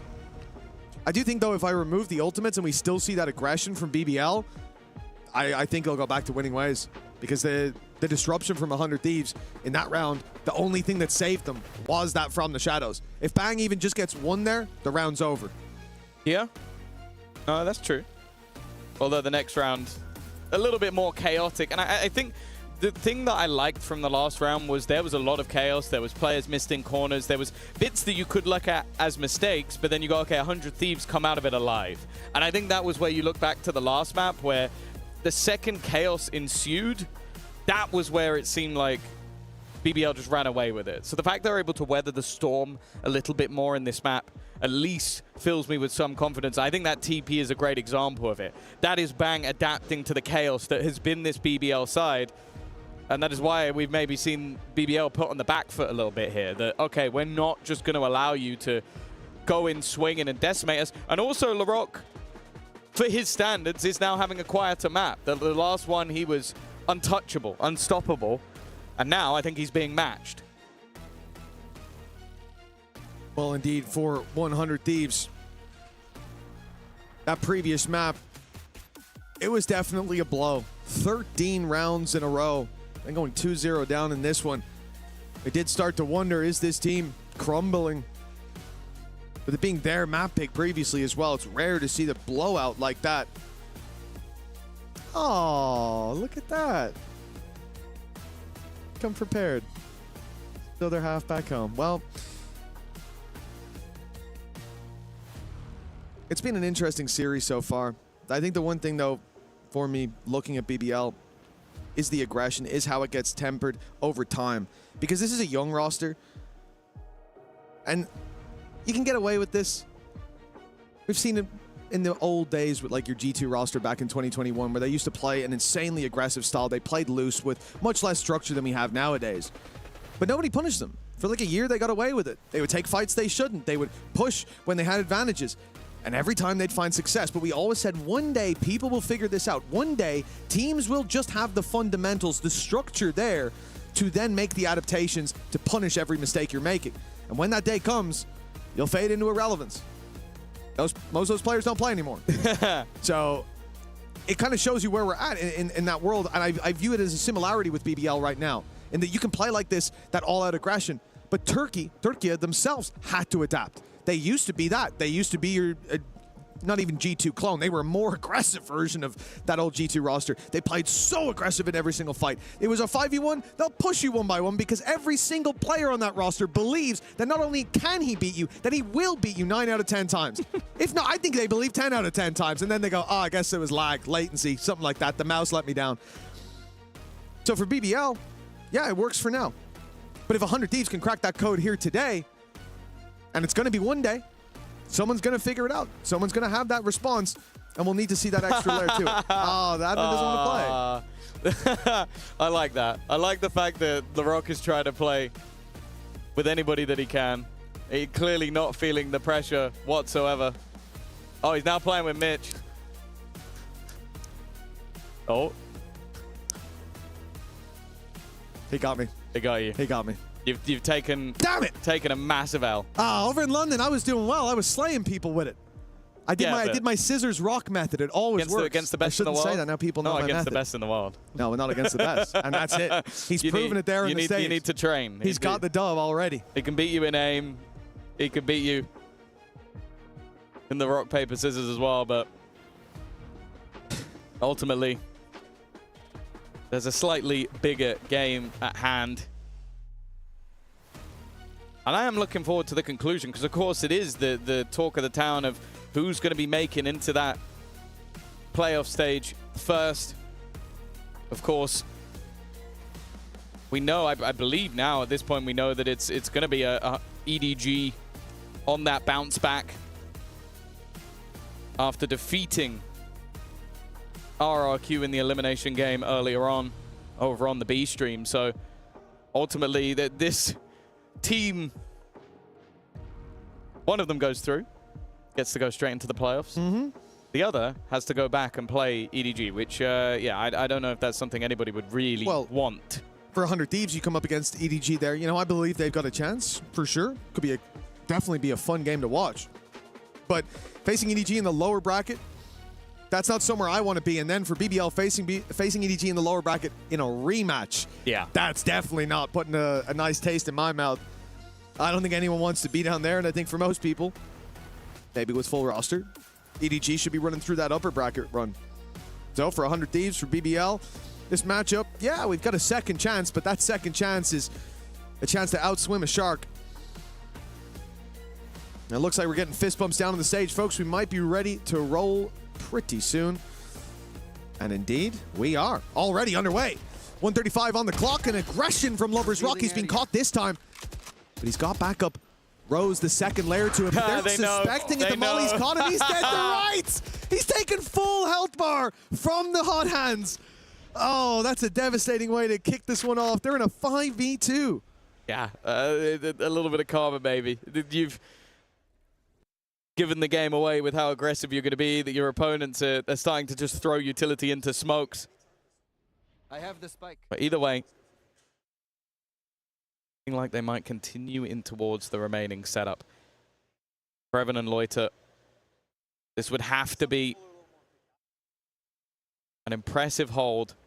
The drone already going through, likely to give the game away, and already Kreven distracted, leaves Loiter alone. They could just leave and go back the other way, but they want to send this man into the dirt, and he's having none of it. Running out of the site, the round all but concluded, and 100 Thieves will take back the lead. Well, disgraceful you don't believe in the Loiter 1v5 Ninja Defuse. I do not. He was just getting the weapon for the Ninja Defuse. Now he thought it was planted on C. It's a little mistake. He'll figure it out. But obviously saving this weapon through to the next with the state of the economy is very important. But hold on, there's a player very close. Now he's whiffed on him. This should be it. Lloyd has got to run for the hills, and he has no chance of escape. Asuna right behind him for the flawless round in 100 Thieves camp. That's got to feel good. What a bounce back. Yeah, and it has been a constant back and forth throughout this map so far. Of course, the pistol taken home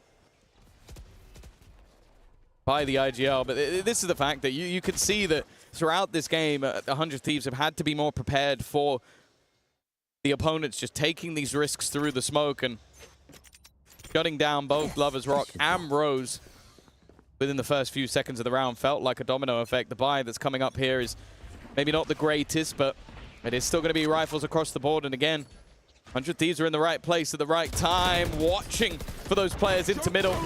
An early shutdown, but LaRock has quickly found a kill back. He's denied the ultimate and is still going. Finally, they've managed to deal with him, but it is just back and forths all over the shop. The TP taken to the A side, steps close as Rose is already at the gates. He's closing the distance. He's right on the site. He slipped past. They have no idea. The paranoia does nothing. And now out goes the drone to see the last, to mark him. Marked for death is Cryo. Rose single-handedly solving the problem that was that 2v2 and putting us neck and neck at the halftime. Well, correct me if I'm wrong. That is him winning the first round and the last round of the half. 3K in the first, yeah. And then doing not a lot in between.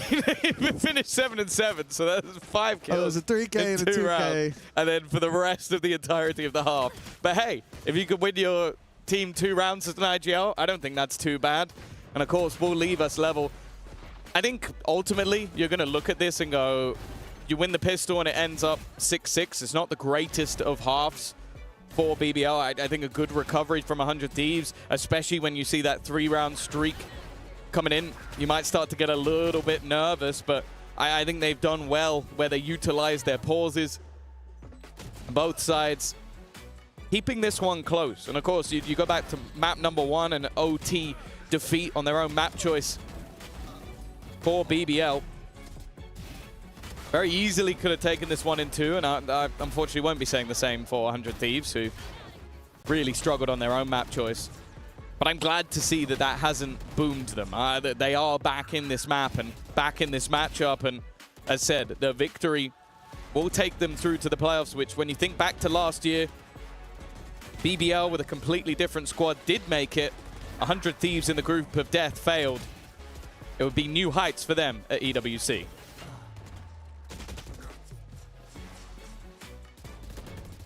Yeah, I think the main one in BBL's camp, just the fact that this is a roster that after those changes come out to the Yoru, we see them fade a little bit, right? They have to take time to adapt, but they don't have time going from an international to a regional event. The meta shifts multiple times, and playing keep up, playing catch up is more so the issue. They can prove that they're still a team that can make those deep international runs with just one map here. It'd already be solidifying themselves amongst the upper echelon for what wouldn't be the first time this year. That's when you call it proof as opposed to circumstance. We certainly know they're capable, but after that second map, gotta be honest, I thought it was a definite. I thought they were a shoo-in to take this across the line, but 100 Thieves have dug deep. Timotino's been very impressive as well today. I think especially on Lotus, like his raise there was fantastic, or sorry, the Waylay was fantastic there. Raise on the previous, and now here on the Neon, finding that impact again. But Kraven last two maps for BBL has stepped up. He's been such an important sentinel in terms of staying alive, but now putting up that impact as well. As Sheriff is starting to sing. Although here, he has got the Bandit for the pistol.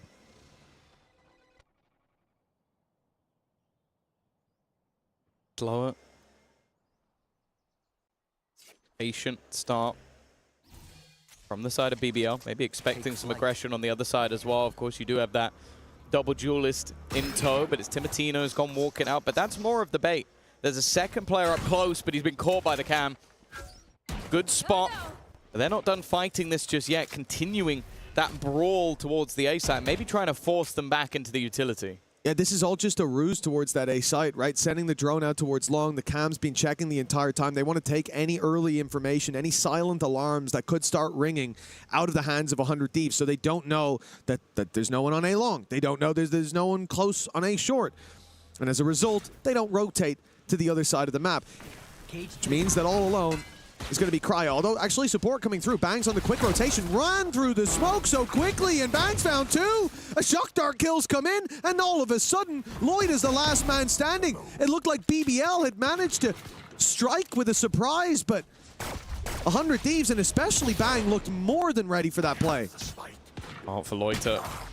It then becomes an impossible clutch. Not enough time to do anything, and another high-impact round from Bang. A triple kill over on that C site, and honestly, it's looking like his site at the moment after the TP play we saw earlier, and now holding on that side of the map. But even just the way he danced around his own utility, had that additional support as well, and an important victory to grant them the lead. And I think for Bang, what's important to highlight is like this guy's been in a position where he's had a lot of impact so far down from the utility, from the survivability and keeping the smokes online, but mainly those paranoias have been on fire. They got 100 Thieves. I think 2 of the 3 rounds that they found on Split were because of entries that came off the back of that paranoia, perfectly timed, perfectly positioned. But now he's starting to have big individual rounds as well. Top of the scoreboard for 100 Thieves at the moment. And that's a dangerous prospect. The From the Shadows success, no doubt, giving him a little bit more confidence. Peppering those players from behind. It looks like we might have another small break in the action. Hopefully nothing to keep you too long. We'll see if I can get a rematch. I'm confident this time, to be honest. I think the strategy is to start with paper. He started scissors last time, so he'll change. Always. Right. Very embarrassing if I'm wrong, but hey, no time for that.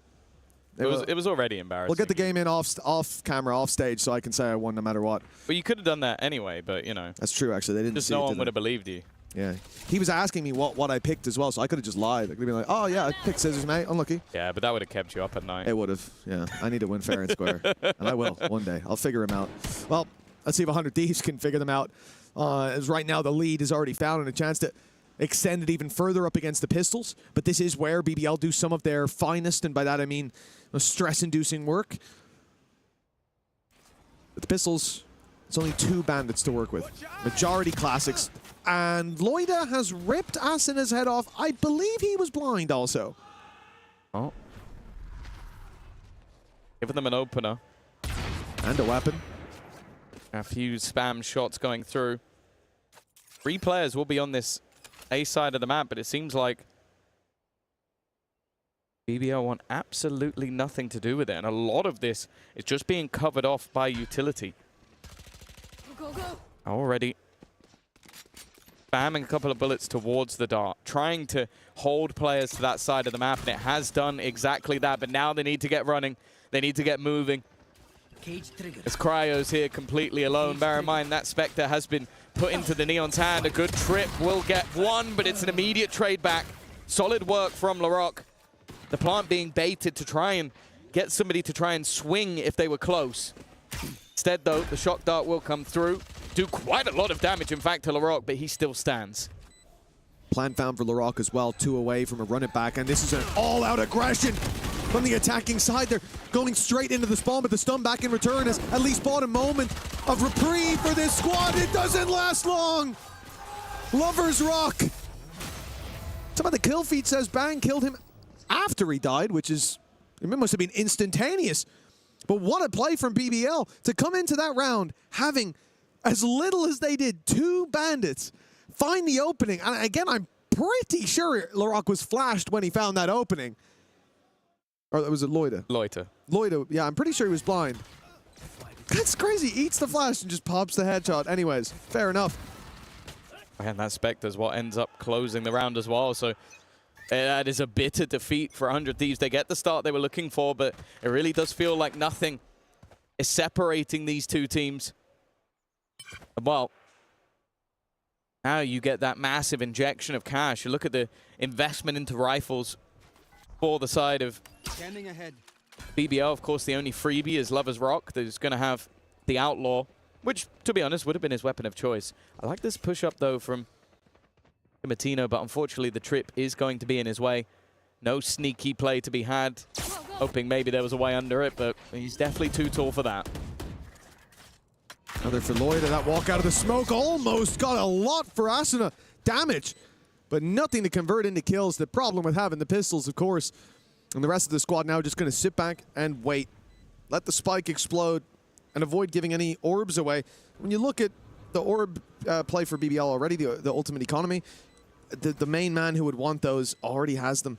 Larocque would run it back for the next round, the full buy of 100 Thieves. And especially on the attack side, like, well, obviously on the defense, in terms of playing the retake, it's going to have a lot of value. So for Asuna coming into the next round, if they can find an orb, if he finds a pick, that's going to be huge. But Larocque can get them in. And the problem is, Larocque could probably just run it aside anyways, and I'll give him a pretty good chance of taking it. If he's has the opportunity to go at it twice, it's a different story altogether. But that's what he was doing on the last map, on the Rays. He was just dropping down off high angles, and then while landing, having enough time to correct and insta-headshot people. Like, his performance in the last map was phenomenal. And yeah, he's been a little bit quieter in this one, but with Loiter stepping up, Kreven up there as well, they are now in the lead. Now, the investment into the Odin is a new piece for them to deal with. But it seems like they found their gap. They found the place where they want to put the pressure on, and that is the seaside. The response from 100 Thieves is mid-control. The Odin spam is just to break that window wall and maybe do a little bit of damage, but nobody's there. BBL are playing a very direct game straight into this C site, but already the rotates are there. 100 Thieves have the read, and that Hot Hands hasn't reached fully into backside. Run it back now, online. Larocque already tagged down to 46. The flash, though, might get him an opening. Never mind. Bang and Vora. With Rose and Lover's Rock down, they might think about leaving this site, running for the hills, and that's exactly the port of call. Problem is, the cam saw them, and Loida gets spammed to death, leaving Larocque to do it all. A 1v5. Hey, listen, I said second lease of life. This guy would be dangerous, but not against these odds. Yeah, fantastic hold. The initial delay, the catch of the flank immediately, and then just the pace at which we saw that rotation come in from 100 Thieves. Even though they left one man alone on that site, they felt incredibly ready to make that move back in. Look at the time they actually pushed the backside. There's already about 4 players ready and waiting for BBL to try and make that move. Even still, it's another investment, but really does feel like this is going to go all the way. Neither team really able to find a steady footing just yet. There they are. Oh, Timotino has taken a lot of space and hearing a lot of steps. The rotations are already coming towards this A site. from 100 Thieves. It's Timotino. They shouldn't expect him this early to be tucked in that corner, but they've seen him. Rose spotted the edge of him, but unfortunately couldn't land the shot. And so BBL now, having lost all that space in mid, you can't really just commit to the A site. You know the rotates have probably happened. You have to kind of re-clear that mid space so they don't have an immediate flank on you. And with no information towards the C side either, BBL are playing this round blind because of how this round started. Still, now they've been spotted. They've been seen around that middle area, but it does seem like 100 Thieves are playing into the retake this time. You have the run it back available to you. Maybe hoping for a kill off the back of the trip. Instead, he goes walking out. I'm surprised by that. It looked like a retake setup instead. Damage being done onto the ult, but even still, they've got to be careful. And advantage still held. Timotino, the first to make a move. Creven's shot not connected and bypassed by his opponent, leaving Lovers Rock in an impossible scenario. An easy cleanup for 100 Thieves and maybe a gamble or two taken by Cryo. I was surprised by that swing, but even still disrupting the take of BBL and now taking the lead back for themselves. I was looking at the minimap when he opened cam. Did you see if he saw them on site? Because I'm guessing he just... I think so. Oh, well, yeah. That's I thought he saw them in the cam. That's Maybe unhinged then. Is if he missed them, if they were behind the box, then that makes sense. You know, you just think, oh, I can get out onto site a little quicker before they get in. But I guess he did look like he was ready to take the fight. Swung out with intentions and, well, can't knock him for trying. A round win found nonetheless in 100 Thieves with the lead, 9-8. The thing is, for BBL, they're still able to buy into this one, and the credits could shape up okay depending on how this goes. Even if they do lose, grab a plant out of this situation. It won't be the end of the world. A few ultimates that are close by as well. But the reality is 100 Thieves, they have plenty of credits. They can keep rebuying. They also have ultimates that are coming online. The Hunter's Fury especially for Vora. The lead under their belt. A little bit more momentum, and they'll be across this line. So well placed, but it's just whether or not he moves at the wrong time. Drone needs to be denied. Instead, they're going to try and catch him. Maybe not the best position anymore. Never mind. The Odin is cleared. Pinged up is going to make it awkward, but instead, Asta again. This is looking like a complete shutdown, and now they're almost tempted to get aggressive to clear out those remaining couple. Rifle retrieve for Loiter. It's the deadly duo that were desired by many. But turning this round seems impossible. They are boxed in. Yep, and now they know it. Timotino striking from behind with the operator. Puts it down to just LaRock with 4 players on their way. And a very good idea of exactly where he can be. If he doesn't even get spammed behind that box, I'll be surprised. And now he certainly will. Asuna takes him down for double digits on 100 Thieves, and they do it in flawless fashion. If you thought their money was a problem before, it most definitely will be now. And for BBL, after a close, incredibly close first map, going to OT, and then a dominant second in their favor, seems like they might be running out of steam at the very last moment. It's been a back and forth series. Even the way that first map started, it looked like there was an opportunity for 100 Thieves to run away with it. Then the same for BBL. Then map number 2, after 100 Thieves took the victory, I was going in saying, oh, they need to have a dominant half. Well, they had a dominant 13 rounds in a row. And now, this map has been anything but dominance. It's been back and forth all the way through. 3 rounds in a row is the most that any team has managed to garner in a streak. And well, after a few in a row, that's the moment that a pause comes through. Believe from the BBL coaching staff, a chance potentially for them to get some wise words from Key, but it's a scenario where, yeah, you fought tooth and nail. You've shown that maybe there's more depth to your map pool than you might have expected with Split, and obviously Haven being a little bit further down their pecking order. But if this is the first time we see 4 rounds in a row in this map, I wonder if it might be the trigger towards the end. Well, this is the last stand of BBL. 100 Thieves are about to hit 11. It will have to be a gargantuan effort to get back into the game if they lose this one. And the full buy comes into play. No credits for the next spam from Asuna. He's put under pressure. Vora delivers, but the kills, at least for now, not picking a favorite. Trading back and forth. Kreven's done his work, but there is much more to be done. BBL calling the freeze for now, or perhaps the full-on retreat. Leaving the A site, making their way. If it's towards those pings, I fear they may go C. Okay, into the window. I think they were saying be careful of the C push, and that's a good thing because now look at where Timotino is. The operator's waiting on C, watching for Garage, watching for C long. But the B site, the easier fight. Still Bang to deal with. He's actually stepped away. Antishuri could deny them. Look at the position of Vora. You don't play this spot for no reason. He's trying to get them, and he's caught Loiter, his third kill of the round already. Rose will get his own ultimate online from this plant, but it's finding a position where he's able to use it that's going to be far more of a problem. In fact, I think he's just going to have to commit to playing the site alongside his teammate, Larocque at the back. That's Bang spotted, but the other two are still unknown. There could be a player flanking through middle that they have to be aware of. The spam shot's not bad, but not quite the kill, and Bang leaves it now just to Rose. A nice first shot, but he's so desperately low, but he gets them all! 5 HP for Rose! But once again, he shows those thorns! It seemed like it was BBL's darkest day, and Rose decides to bloom. A fantastic clutch from a man on 5 HP against players held in much higher regard than him. That is something else. It was an even trade situation to start this out, but it looked like the work was done. The game was over, and just like that.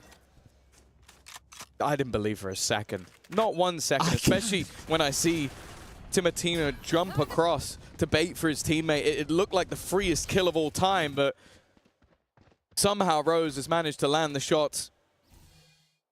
3 rounds in a row, we mentioned it. Nobody has broken that trend throughout this map so far, and still nobody has broken that trend. It took a 1 versus 3.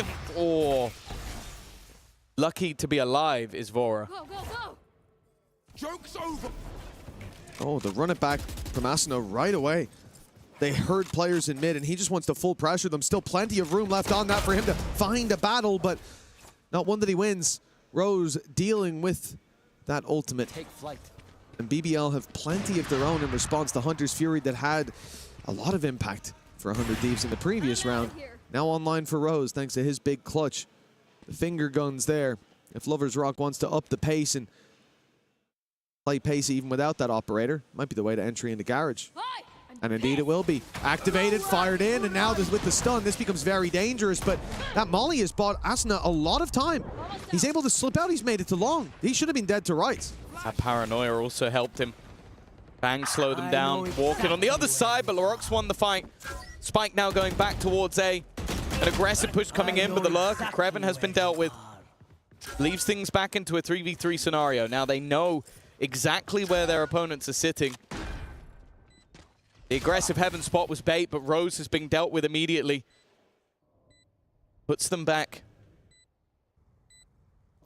For 2v3, another clutch scenario needed for BBL. It was a big round for Larocque, and now Lloyd is joining him. Blinding. 2 versus 2. Bang and Cryo to find, and they're split as well. They're coming from different sides. Time is against them now, ticking ever quicker is the spike.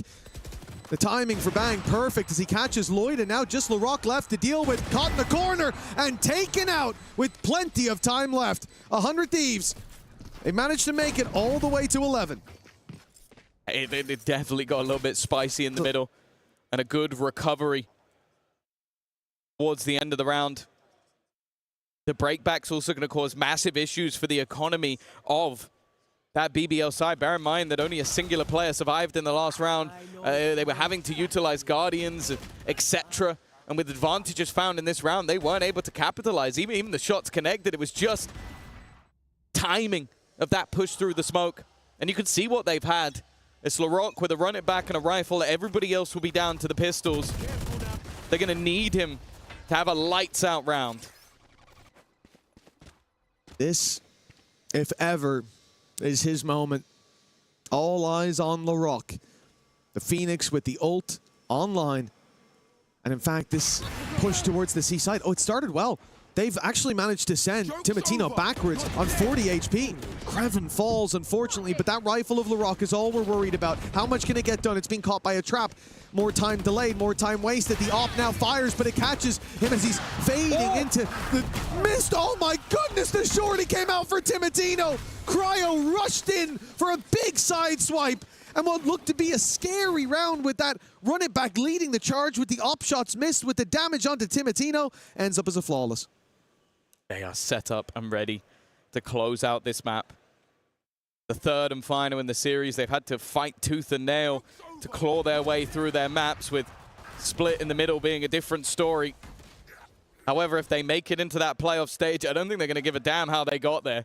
The main thing is making it there, having that extra preparation time for what will be coming up next week. And for BBL, they are a round away from having to try and fight versus EDG again. It's a faster pace, but Cryo again living for the moment. Caught the push-up from Bang. It's going to be an interesting one, and he's found another victim. Leaves another disadvantage TP to the other side of the map with the spike, in fact, from Loiter. Mates are nowhere to be seen. They're waiting for the rotations to be pulled. Might be able to get a plant that, I don't know, I feel like it would leave me confused, and I can see everything that's going on.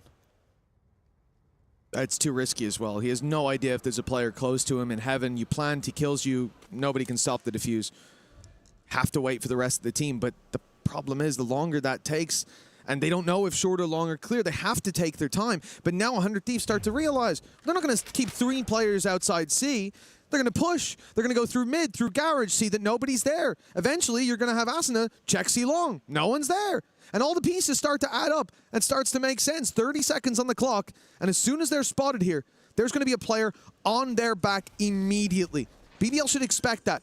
No noise across the map. Somebody must be contacting somewhere. But can they expect them to be this close? Bang. Drawing their eye to start with. Still has a paranoia, and that's going to be set up any moment now. They're waiting for it. In fact, there's the paranoia. Now the swing comes through, and he misses. It's a whiff from Timatino. A lifeline for a BBL that looked dead to rights moments ago. 3 players all from the same angle. A spray down could solve this, could give BBL another chance, but Loida has to do it all. Rose showed him it was possible, but not this time. 100 Thieves, 13-9, with a bounce back from the desolation of Split. They've locked in and planted their flag in playoffs. Last year at EWC, they were placed into the group of death. Of course, a lot has changed since then. New players, new blood. I think Timatino has definitely been one of the most exciting to add into this roster. But the changes of coaching staff as well have brought them to a place they've not made it to before. The playoff stage is theirs. And for BBL, this means another fight needs to be had if they are going to make it into that playoffs bracket later in the tournament. It is a big step up from 100 Thieves and a victory well earned. And I think you see exactly what I was talking about during that game as well. The shirt game from MBS, almost as beautiful as a 100 Thieves game on the server. It's great to see them living their best life down there on the stage. And I said down there, right behind us on the stage. There's a lot of energy from these boys, and I think it was so important looking back at some of the moments where they were trailing, where they were down, even on Split. They find a round, a flash in the pan, they're on their feet. They're getting excited. They didn't allow all of the death blows that they were dealt to take them out of this game. And in the end, they come through with a splendid final map to close out this series. For playoffs, this is definitely going to be a team to keep your eye on. And with a little bit of time to prepare now. Yeah, that's the main thing. They get that little bit of additional days, I guess it is, to acclimatize and to get ready to be on point for the playoffs. Nonetheless, a man who's always on point is T-Gon. I thought it was me.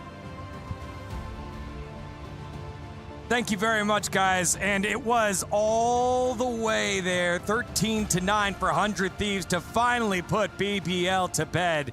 But it was a fantastic match and hero moments throughout, finally on that Haven. But 100 Thieves, they get it done and right the wrongs from last year's EWC qualification and make it through to the playoff stage. Our first team to do it here.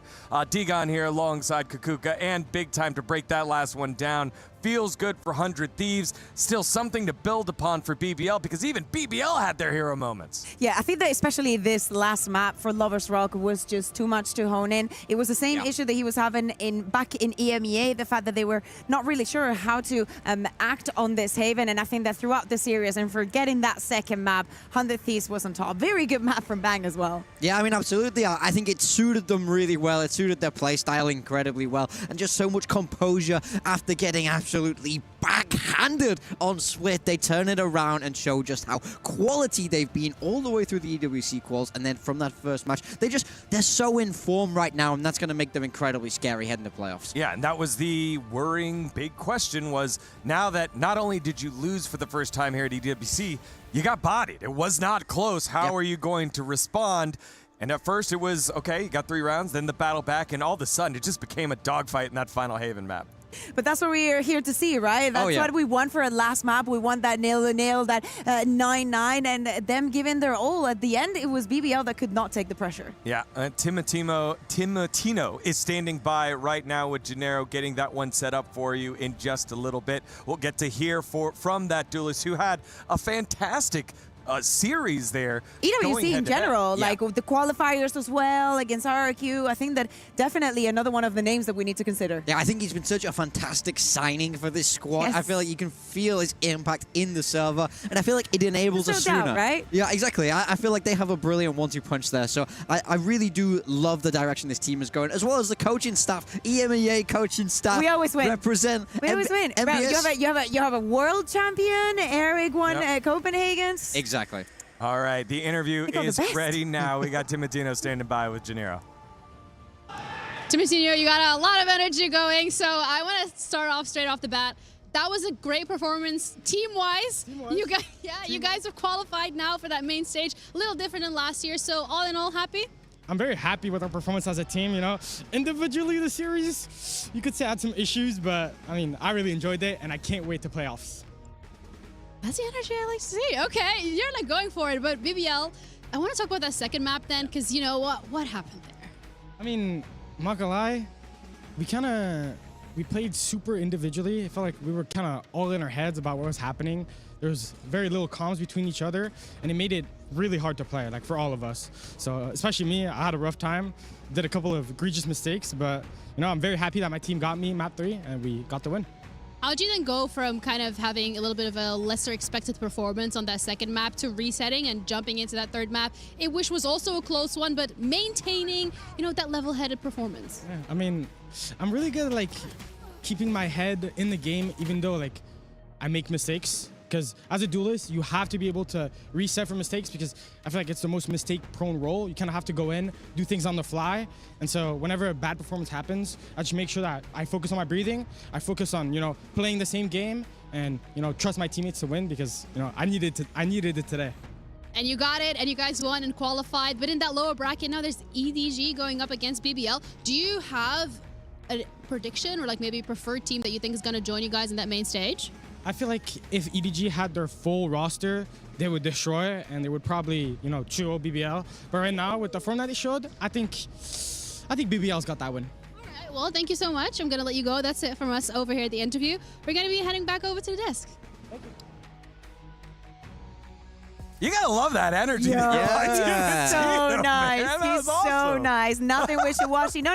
I was focusing on my breathing. I was like, he knows exactly what he has to do. He acknowledged everything.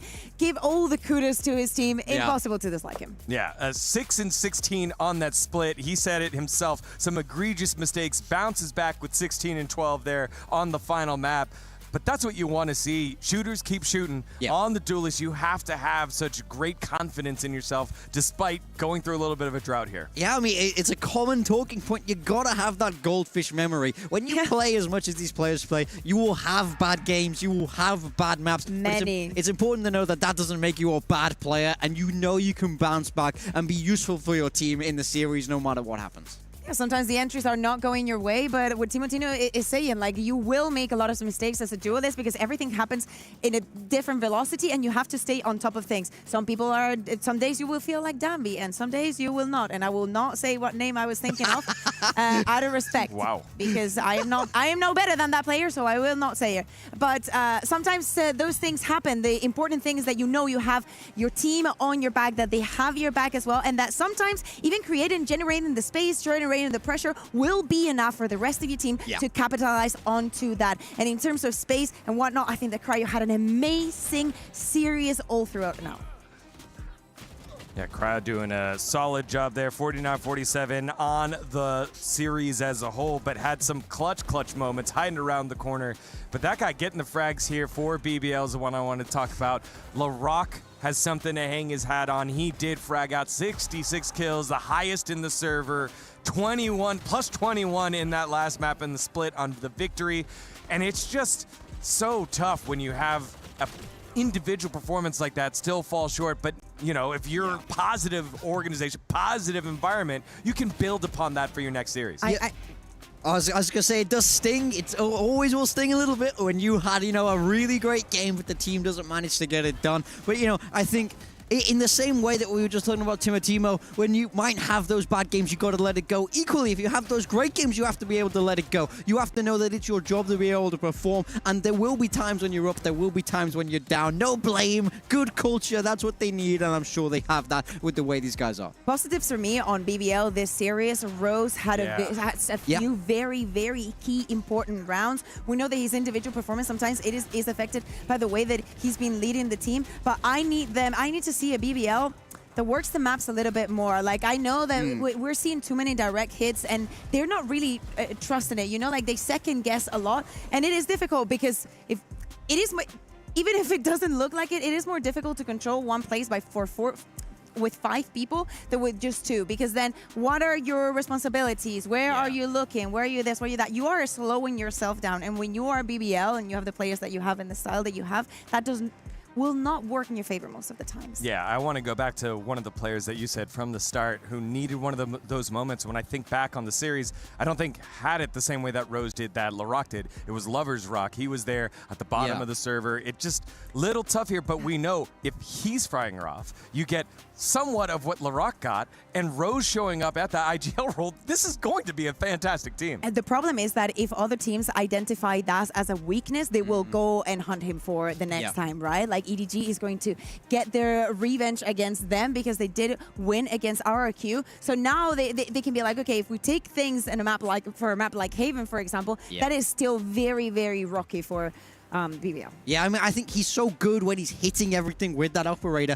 But if you're... But you need to get there. Yeah, exactly. If you can't get that into his hands, he does seem to struggle. And you can't be missing when you do have that big, high-power weapon because it's so hard to stay alive. And if that falls apart, a huge part of the defense falls apart. You just see it crumble, snowball from there. So I really want to see him grow into that consistency to have this BBL roster continue forward towards playoffs. Yeah, well, what this sets up is that 100 Thieves moves on to the playoffs and a rematch of our opening game here at EWC. It will be BBL and EDG yet again because EDG dispatched RRQ in dominant fashion. RRQ are out of EWC 2026 contention, and only one of those two, EDG and BBL, will make it on in while we are setting up the stage for our next game. Just a little bit of thoughts there in the rematch of BBL versus EDG. Normally with these rematches, I like to favor the team that lost. for me. I feel like you can normally come out of those games with a little bit more learning and a little bit more hunger for that rematch. It does become very important, but I will say from watching that game, I felt BBL did play a lot better. They showed moments of it here today. It's all about, you know, who is bringing the good form into the next game, where EDG running hot off a dominant win. So I can see this going either way, but I kind of want to lean towards EDG here. You lean towards EDG. I say that I want to really pay attention to see what happened against RRQ, because obviously we were watching this match that went the distance, and I want to see how much of that is on your region. No. How much of that is on RRQ? How much of that is on RRQ and how much it is on EDG? I expect great things from EDG, but it's also important to think about the mentality and the mental that they're coming in, right? Yeah. BBL is coming off of a match that they almost win, that they should be very proud of, especially because of that second map. And EDG is now coming in from a win. Like, even in with someone subbing in and Smoggy not being here, they are able to get wins. So really looking forward, and I have to take a look to see what they did. Yeah, we'll see what happens there. That match will happen in a couple days. Now we go from the qualification match of Group A to the elimination match of Group B. A bit of a surprise and sadness for one of these squads. It will be Paper Rex versus Karmine Corp. We'll tee that match up for you after this short break. You're watching EWC 2026.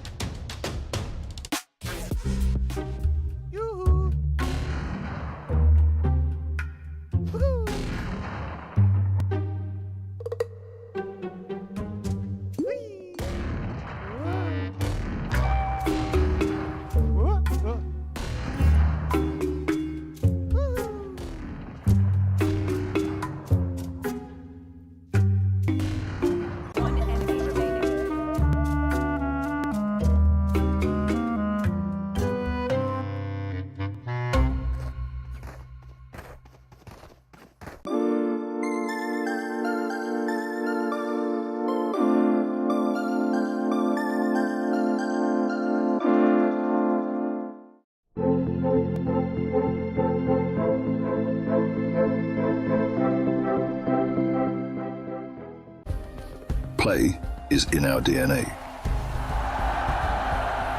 Whenever we let it out, it becomes our superpower. Now imagine an entire city being built to supercharge it. Kadir City, powered by play. We were there.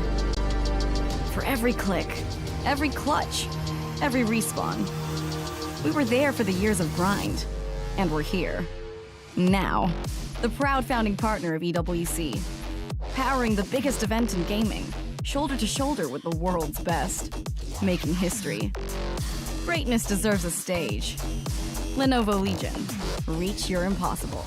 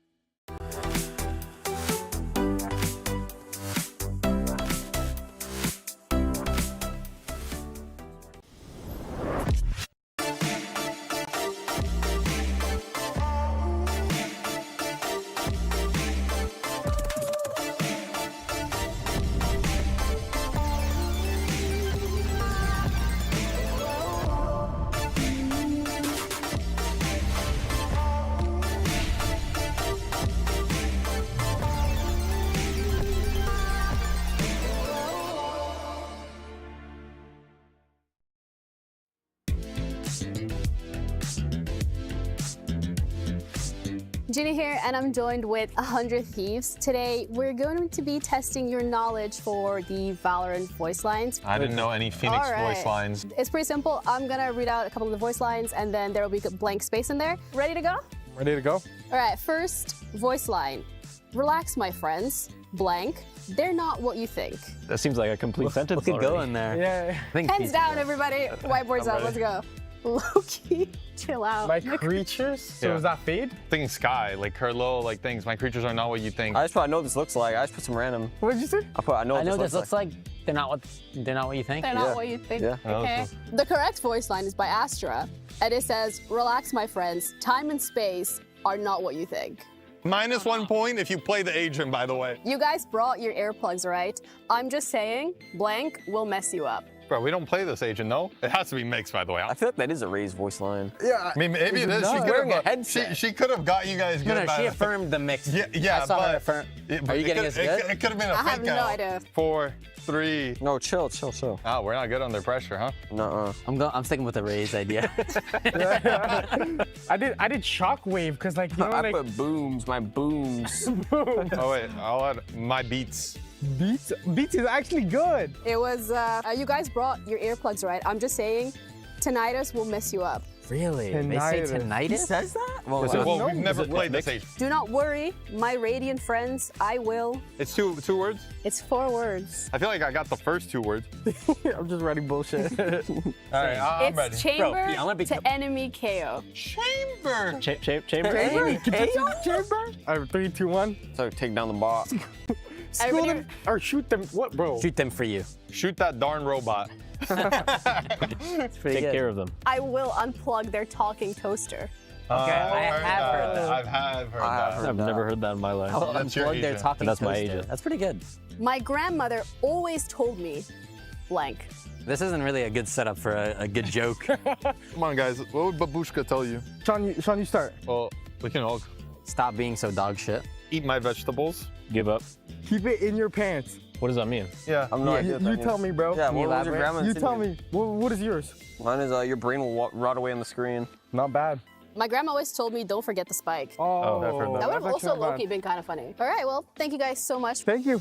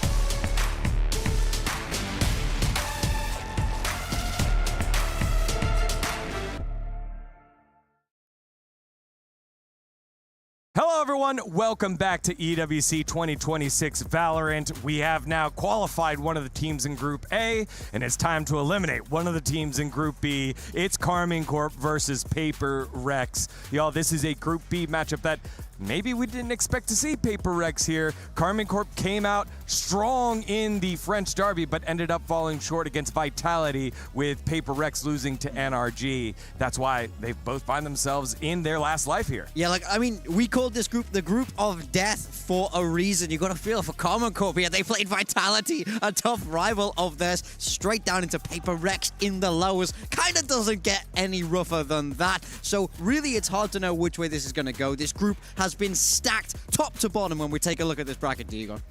Yeah, there it is. So Paper Rex falling to NRG on the B stream a couple days ago, and Vitality really getting the dust off the super I don't know. super team. I'm just sorry. I can see the B stream stage from here, and that they were playing the first map, NRG versus Vitality on Ascent. It went into a crazy overtime. Last time I checked, it was 14-14, but I just saw the players standing up, so I'm gonna say the Vitality won because I saw happiness. So they brought it back. That will be on the B stream right now. NRG and Vitality playing for the advancement into the upper bracket of the playoffs, whereas on the bottom side of your bracket, as you see here, Paper Rex and Karmine Corp playing for their tournament lives. Winner will play the loser of that opening bracket. And, you know, let's reset and set how the team's form was coming into this week, because, you know, Karmine Corp maybe hasn't been working the way that they had hoped, but then found some like safety here at EWC. I mean, you can call it safety. They were definitely in need of a revamp. Let's call it like that. For KC, the entirety of VCT has been hard, you know? I'm going to be honest, 2023, forget about it. Let's just like pretend that year for KC did not happen from the bottom of my heart and with all my love. For 2024, they started off so strong. Yeah. They managed to get into the first event of the year. They win kickoff. They think it's amazing. You know, this new revamp is going to be a new era for KC.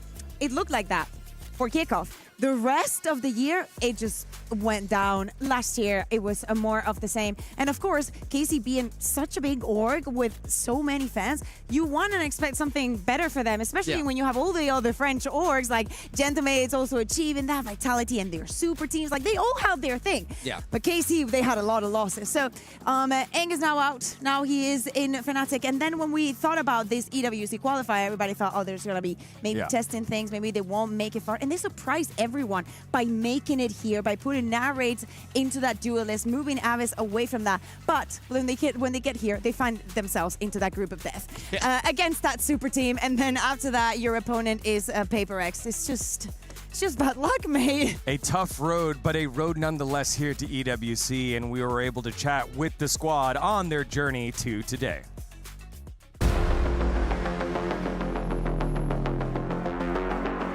I'm very happy that we managed to qualify to EWC because it's a very big step for us. We don't really care about the enemies we're playing against. There's Paper Rex, who were top 2 in Masters, and also Vitality top 4. Of course, they're insane teams, but if we manage to get out of this group, then we have a high chance winning the whole tournament.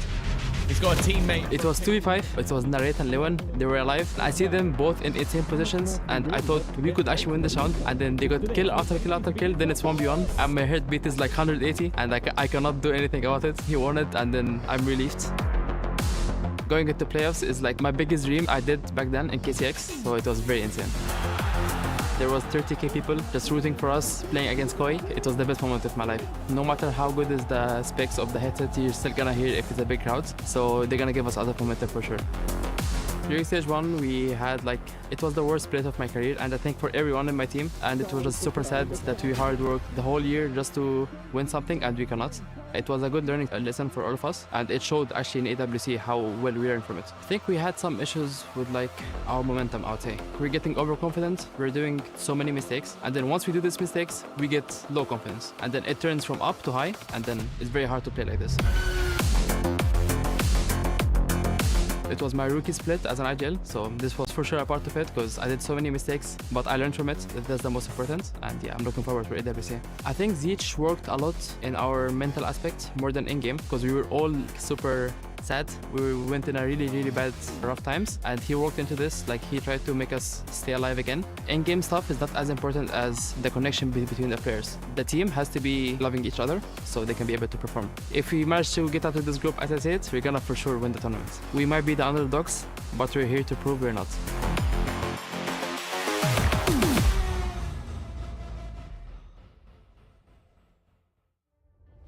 Ninth, 10th during kickoff, 11th, 12th during split one. I think we got a very honest response there by Aves in his rookie season as the ag.al here in KC.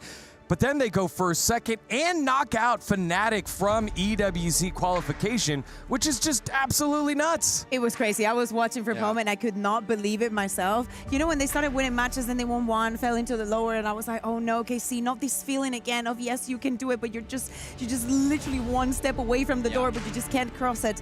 And it's good to see that from one side. You're saying that, and he's also speaking about his rookie split as an ag.al.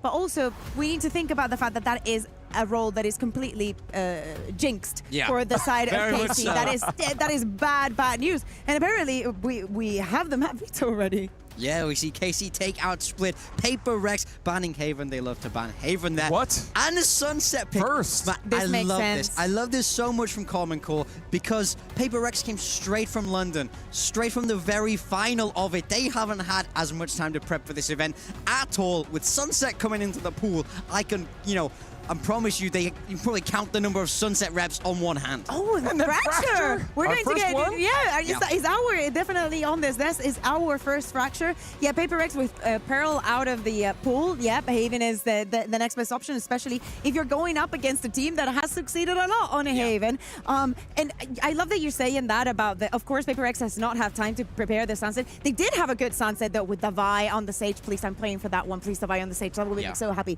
But at the same time, think about this. If you're KC, you know that you're the underdog. It is Paper Rex. You've played against them twice. You didn't win. Yeah. It is difficult. Everybody knows that. If this is the way that you go home, get some Sunset practice before you leave and do it against Paper Rex. That is the best one. Absolutely. Again, very much an underdog story here with Paper Rex coming straight off of Masters in a opportunity to win it, falling short yet again, but still one of the most dominant teams at every single tournament, every single competition that they play in. I mean, 2 second-place finishers internationally this year, and realistically, London, they were the heavy favorites going into the tournament. Everyone, myself included, was saying it's their tournament to lose, and they couldn't make it work in the final. It's always the same, no? But I will say, they love a lower bracket. I'm not surprised to see them fall down to the lowers in the groups. They don't like to win cleanly. They like it track by track. Exactly. Yeah, but from the bottom. You gotta have a little bit of adversity if you're Paper Rex, so the lower bracket is exactly where they want to be. The question is really, can KC fight this David and Goliath story? Paper Rex are huge names, but KC, they have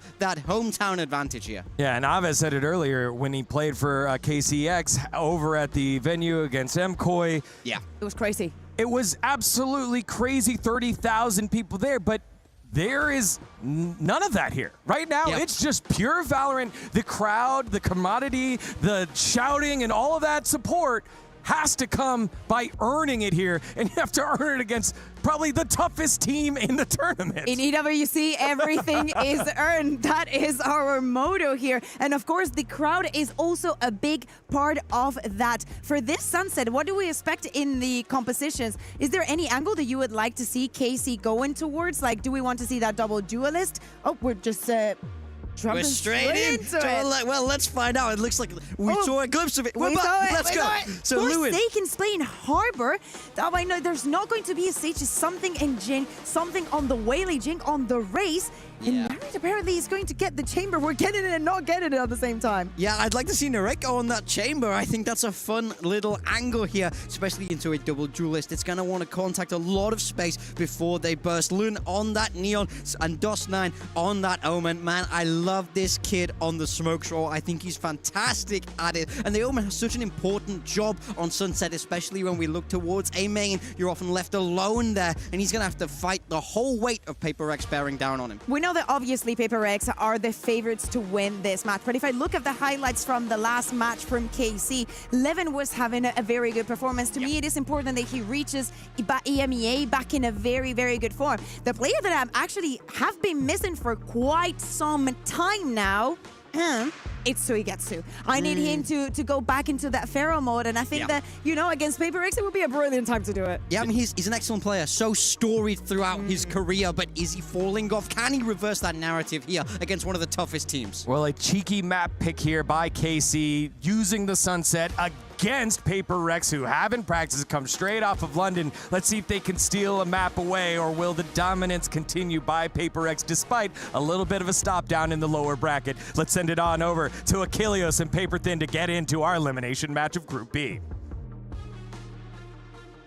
Thank you very much. In we go. Sunset, Forsaken, leaning into the harbor. Something back over on to the Waylay. The Sage, nowhere to be seen.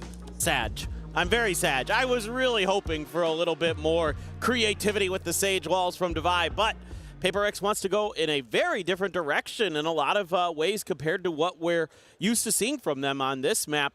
You know, the Waylay in there, Forsaken on the harbor, something, you know, you and I were talking a lot about different ideas, different possibilities on Sunset for this Paper Rex squad coming into this new meta, this new year, this new team. Well, slightly new team, one different player. But the harbor is something that I thought on this map could be good. I didn't think Paper Rex were going to be the ones to debut it out. Like, yeah, maybe Valorant, something like that. Exactly. You know, players, it was very known for playing that harbor, but it's going to be Forsaken. Obviously, has played it in the past. Only a couple agents that he hasn't touched quite just yet. It's in that arena. Well, Arena actually in the mix there, but Envy's going to be able to find two off the rip. Is Levin and Narate both going to be taken out, but Sugetsu. Desk was talking about it. Kakuka in particular wanting to see Sugetsu hit his stride again, and he is. A second kill found as Forsaken will fall, and suddenly it's a player advantage into the hands of Carmine Corp. That's a pause for Paper Rex. A little bit of an exploration by Envy, though. He is getting rather deep in enemy lines. Just going to be a timing here. Tucking back, but Sugetsu watching for this. Can he find the kill? No, he cannot. It's going to be Envy staying alive. But down to 22 health, something as well previously tagged. There at 75. Practice used, but it's not really going to be seeing much of anything here, so we'll have to continue just scaling forward. Saturate to the corner. Nothing to be found. Both players of KC playing here in main. Ready for the swing, the paranoia to fly. Does not connect, but it's going to be Dawson with the Sheriff to take down Envy. Now everything on something, and the time is just going to be gone. Finds the headshot. They know he doesn't have it. Held up the half. He'll get some decent ult charge, but cannot get the round win. KC take the opening pistol on Sunset. This is incredible work. I mean, a good read early from Paper Rex that there was going to want to be some kind of mid-exploration from the side of KC. They've got the stacked numbers there, but Sugetsu, one of the players who devastated Paper Rex on that FPX team at Masters Copenhagen, and everybody's going to remember that breeze where he absolutely went crazy. He starts things off with a bang once again for Carmine Corp. Old rivals facing off.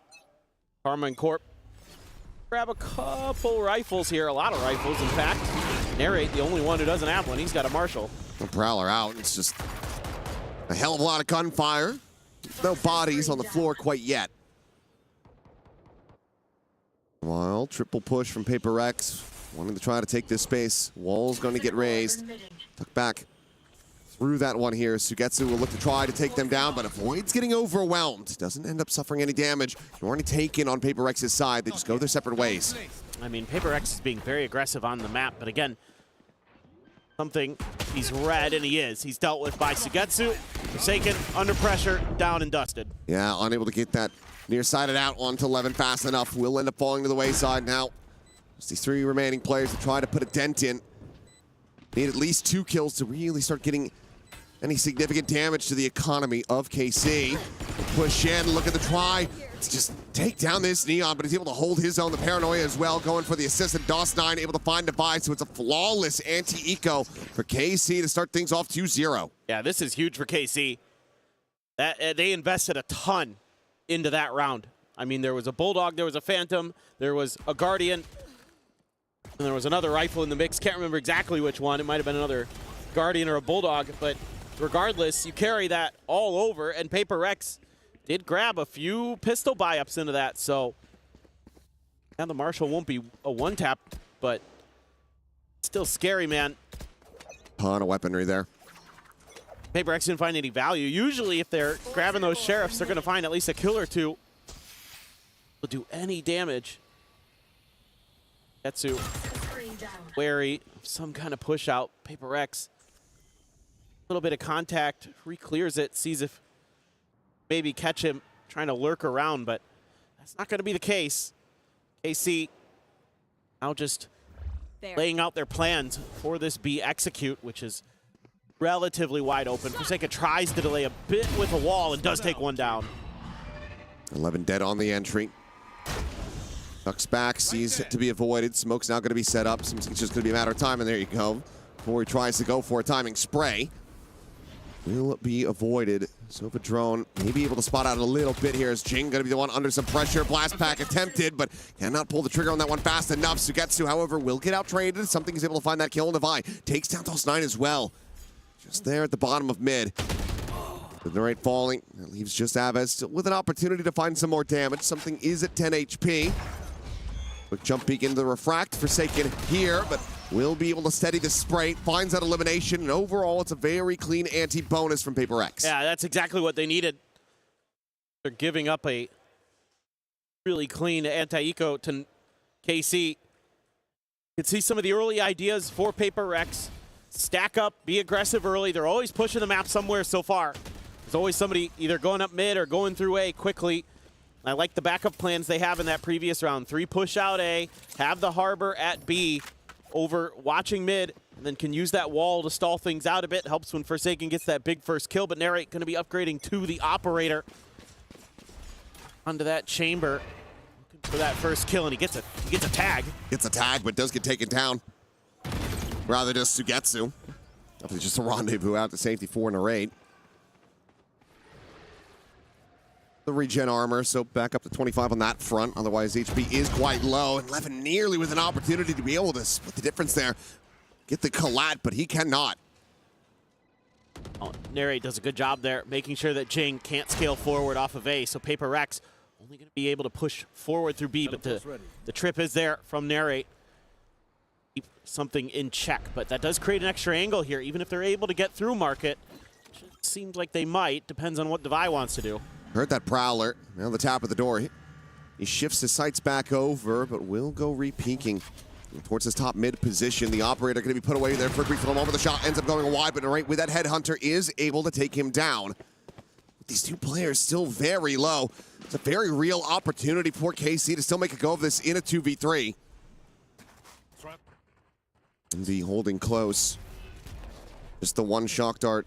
As far as the kit is concerned, looks like he wants to maybe just try to swing out of this one on a timing. Face it patiently, tries to go for it, gets a spot out. DOS9 now going to be taken down, and Narrate completely isolated at backside. No way in hell. Trying to get his way out of here. Maybe can get some more damage in, get towards an ultimate, and he shall as Envy will fall. Something, however, is out for blood once that convergent path's online a little bit faster, and he'll get the extra charge towards it. So now tied up 2-2. Yeah, it's really good map awareness from Paper Rex in this round. It could have gone very differently if they don't read that, you know, with that push up through mid, top, which direction it ends up going, because after they kill Devi, it's pretty wide open back there, but they send the 2 towards A. They read that nicely. I think because, you know, they feel like, okay, we've got something on the other side. Let's stick with our 2 setup, rely on him. He's still got full health. You know, Envy and Forsaken already a little bit beat up. Guess correctly, and that's going to be the operator into something's paws. Here's some noise. Push out. All right, immediately going to be dispatched. Paranoia now going to be sent. Double dash over to the side, and Forsaken scaling forward at alley is able to intercept Shigetsu, so now the Viper gone. This is one to slam the door in the faces of KC. DOS9, however, little headshot, cheeky little scale forward, but something just leaps around the back, quickly gets the scope through. As the spike stranded over towards the defender's side. Levin not too far away from being able to recover that. Forsaken, eyes on the angle, but not on his rear. Aves, if he swings out, would have a very easy kill, but instead we'll send the Prowler. That's the alert here that Paper Rex needed. That's kind of unfortunate for Aves. Be kicking himself in the VOD review on that one. No way to know. They're in the moment. Spike is going to be recovered. Aves pushing his way forward onto the site. Headshot to the back of the skull onto something, but now Devi as well, striking. Arriving on the scene, the Haunt going to be sent out. Aves, quick on the draw, is able to find the one.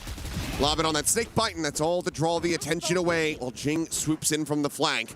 Two players surviving, the op going to be carried over. Paper Rex now find themselves in the lead. So much of these rounds coming down to just who's going to kind of outguess who on where they've maneuvered to on the map. It's getting very chaotic. Everybody's just trying to kind of find that extra space, find that extra angle. I mean, first it's DOS9, he gets shut down. Then it's Aves, who eventually finds one. A re-wrap from elbow, and it's a little bit all over the place right now, it feels like.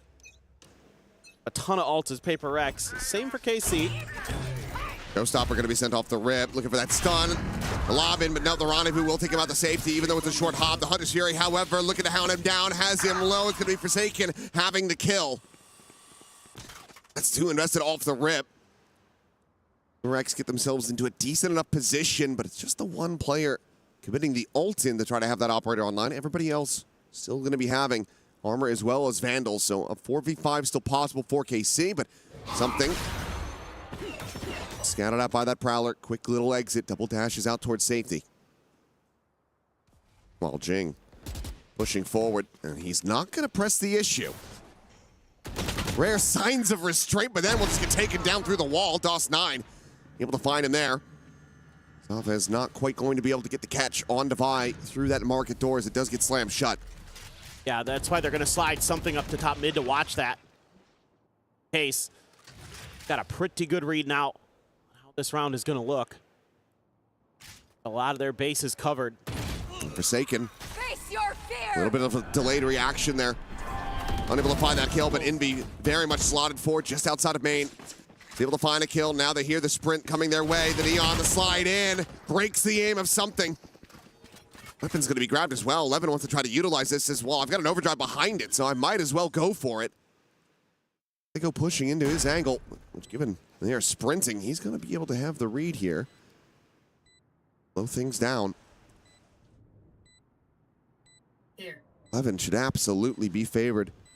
Just holding on this corner. No way to try to break that aim. And it will be Devi taken down. Envy now to try to clutch it, but as he swoops in, Levin with the recovered op will have his number, a 3K, to tie things up. Well, this is just a great late round call from KC.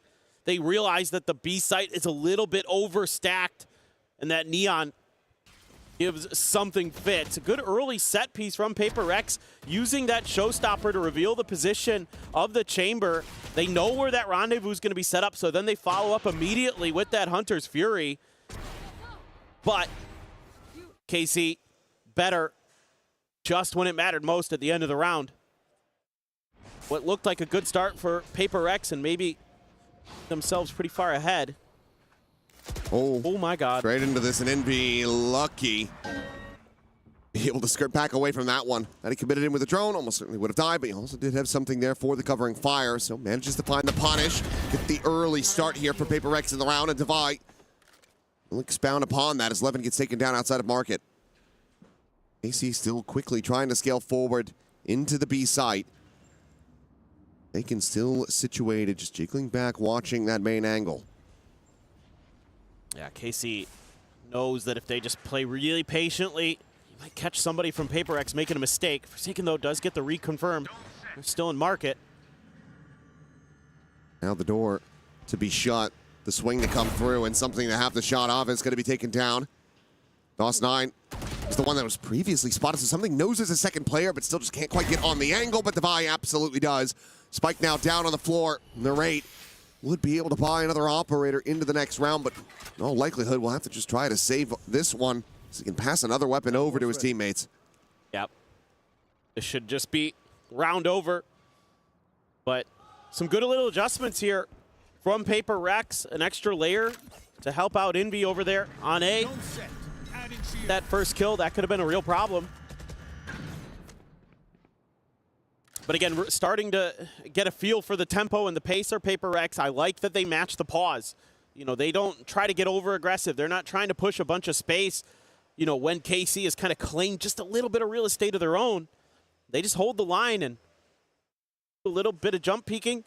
You know, something takes a little bit of a better angle, I think, from top mid there to make sure that if it is, well, it could be a Neon or whatever, but he's going to be able to get that kill a little bit easier from that position. I'm back in to the lead by 1. Obviously, the key weaponry that you really want to be having going to be carried over. That operator still in the hands here of Narrate, but as mentioned, has to go for a drop. Pass a weapon over to one of his teammates. Levin does have that overdrive to back up the Stinger as well, so could be seeing a bit of a pacier hit here for KC. For now, won't reveal onto 1, but look at the triple scale forward coming in. Look at the Dritz try to set up with that convergent path. Jing now bounding forward. Levin completely slowed up inside of the snake bite, and Paper Rex have an absolutely gorgeous spot-on read. That is incredible. Using that toxic screen so nicely, and the timing, the coordination there, brilliant. DOS9, nothing he can do at the end of this one. Something had him held out of Boba. My goodness. And after a round like that, I think that if you're KC, you probably wanted to call a timeout here. Paper Rex is starting to have a very strong understanding of how you want to pilot your attacker's side. May just be time. Just go ahead, pump the brakes a little bit, and try to get some extra thoughts here for the players to try to make use of. It's really nice for Paper Rex to get Jing going here. He really struggled in their first match against NRG. You know, something that we haven't seen too much of him since stage 1, since London. I mean, he was incredible. You talk about how good his Raze is, best Raze in the world. They lost both Raze maps, you know, against NRG, and that's tough when you put so many of your chips into that basket. You know, like, he's so good at times. So if they get him fired up as well, something already very much clicking on the way, like, get that other duelist rolling, this should be pretty easy sledding for Paper Rex. Yeah, and while it's not something that we see too often from something, obviously he's got plenty of experience playing the Waylay as well at this point. Yeah. Was his main duelist selection when Corrode was in the map pool. Let's see plenty of that. Goes back over to it here on Sunset. And I was curious what Paper Rex were kind of going to, look to slot in with these specific roles, because well, okay, not going to be leaning back into the Yoru. You're still not likely to find the same value, even if it is something. Map is just a little bit bigger compared to something like Ascent where he does play it. Meanwhile, though, that trade out will just quickly make an exit. Jing as well, trying to once again scale aggressively down into mid. Does have to back away, but all of this has established a very deep pit, completely containing B main. Paper Rex is expecting this to be an attempt to clear Devi's pit, so they've reinforced it with an extra player. They might have to give that a reconsideration. A leg shot, though, out on Avaz. Not able to find that elimination. Puts him down to 5 HP, and that's going to have all of KC now starting to get clustered up on the A side of the map. Harriet is going to dodge that drone, but should be an awareness in the back of Envy's mind that that's possible. Going to hold the elbow Still watching angle. for it. Yeah. Great, reading the angles correctly, and will be able to find that headshot, clearing him out. Forsaken now trying to assess which direction the flood's going to be coming through, but he sends out that Reckoning, trying to slow up this approach. DOS9 going to be contained, just tucked away here in the back. Forsaken, however, fiercely just goes pushing forward, because of course he does. He's able to find the enemy Omen after all. Welcome to my world. There's something finishing the job that he had started, is able to find that elimination, but Levin gets rid of Forsaken at the same time. Their own pit now placed, fanning out towards the back of site as well as absorbing some of Alley. AC get this into a 3v3 and now decently favored to close out the round. And you don't have a ton. You have a couple mollies. Oh my God. Oh. Do they realize? Paint shell going to be sent, but no swing wide enough to actually get the spot out there. Just a bound around the corner out towards safety. Divine out, arriving. The rendezvous placed. The leg spotted. Narrate. Just showing a bit too much. But Levin re-arrives over on the street side. Cleans up Jing, gets it back into a 2v2, and the time is starting to bleed away. Divine's able to find Sugetsu. They have to stay on this defuse. The slide in, the turnaround, and Levin Try that again. gets the clutch, gets the 4K, and gets a 4th round win for KC. Love this little bit of delayed aggression from KC here. Narrate able to get a big win against Envy at top mid. That starts making it really difficult for Paper Rex to have info on what's going on around the map. So then, you know, Forsaken and something left to their own devices to try to lock this out. The pit almost doesn't work for KC, but Levin has another brilliant round. Just like we saw earlier, 10 kills for the Neon. Looking for the stun on the array, but it's going to be something taken down. Dialed in on the angle. It's a big early punish. Is Envy as well. Now will fall. Forsaken having to backpedal away. Eats a little bit of damage to jump forward though, right through the poison orb. And Narrate will be able to find him with a headhunter. And the wheels are starting to come off.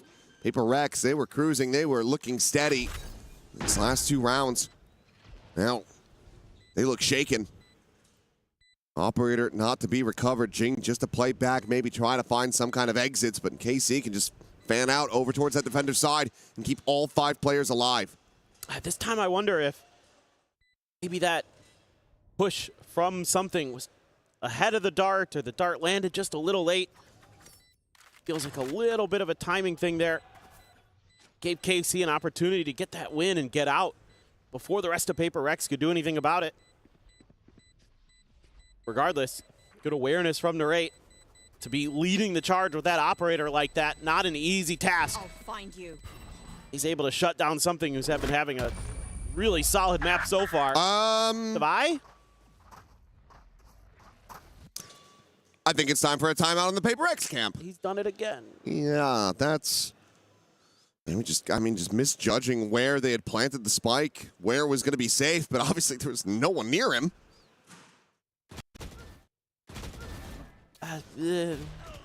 Yeah. Okay, no timeout. Why not? We'll just leave it, but this is going to be pushing them lower and lower as far as the cash is concerned. Bank can be broken after this round if they're not able to find the win. And I like KC's adjustment here in the macro, saying we've had a couple rounds that A has been successful for us. Let's try something a little bit different. Paper X initially just trying to make sure that 3 in a row won't be what they get just from that A side initially. Oh, something gets identified crossing there by Narrate onto the Devi. He sees a lot. That it does. Relay bolt going to be sent out. Space now getting taken. Paranoid does not connect on to Devi, but he's going to go swinging out, takes the fight, and does manage to win it for 1. Something now up and over into market, but Jing is also going to be struck down, so player advantage and something spammed to 5 HP.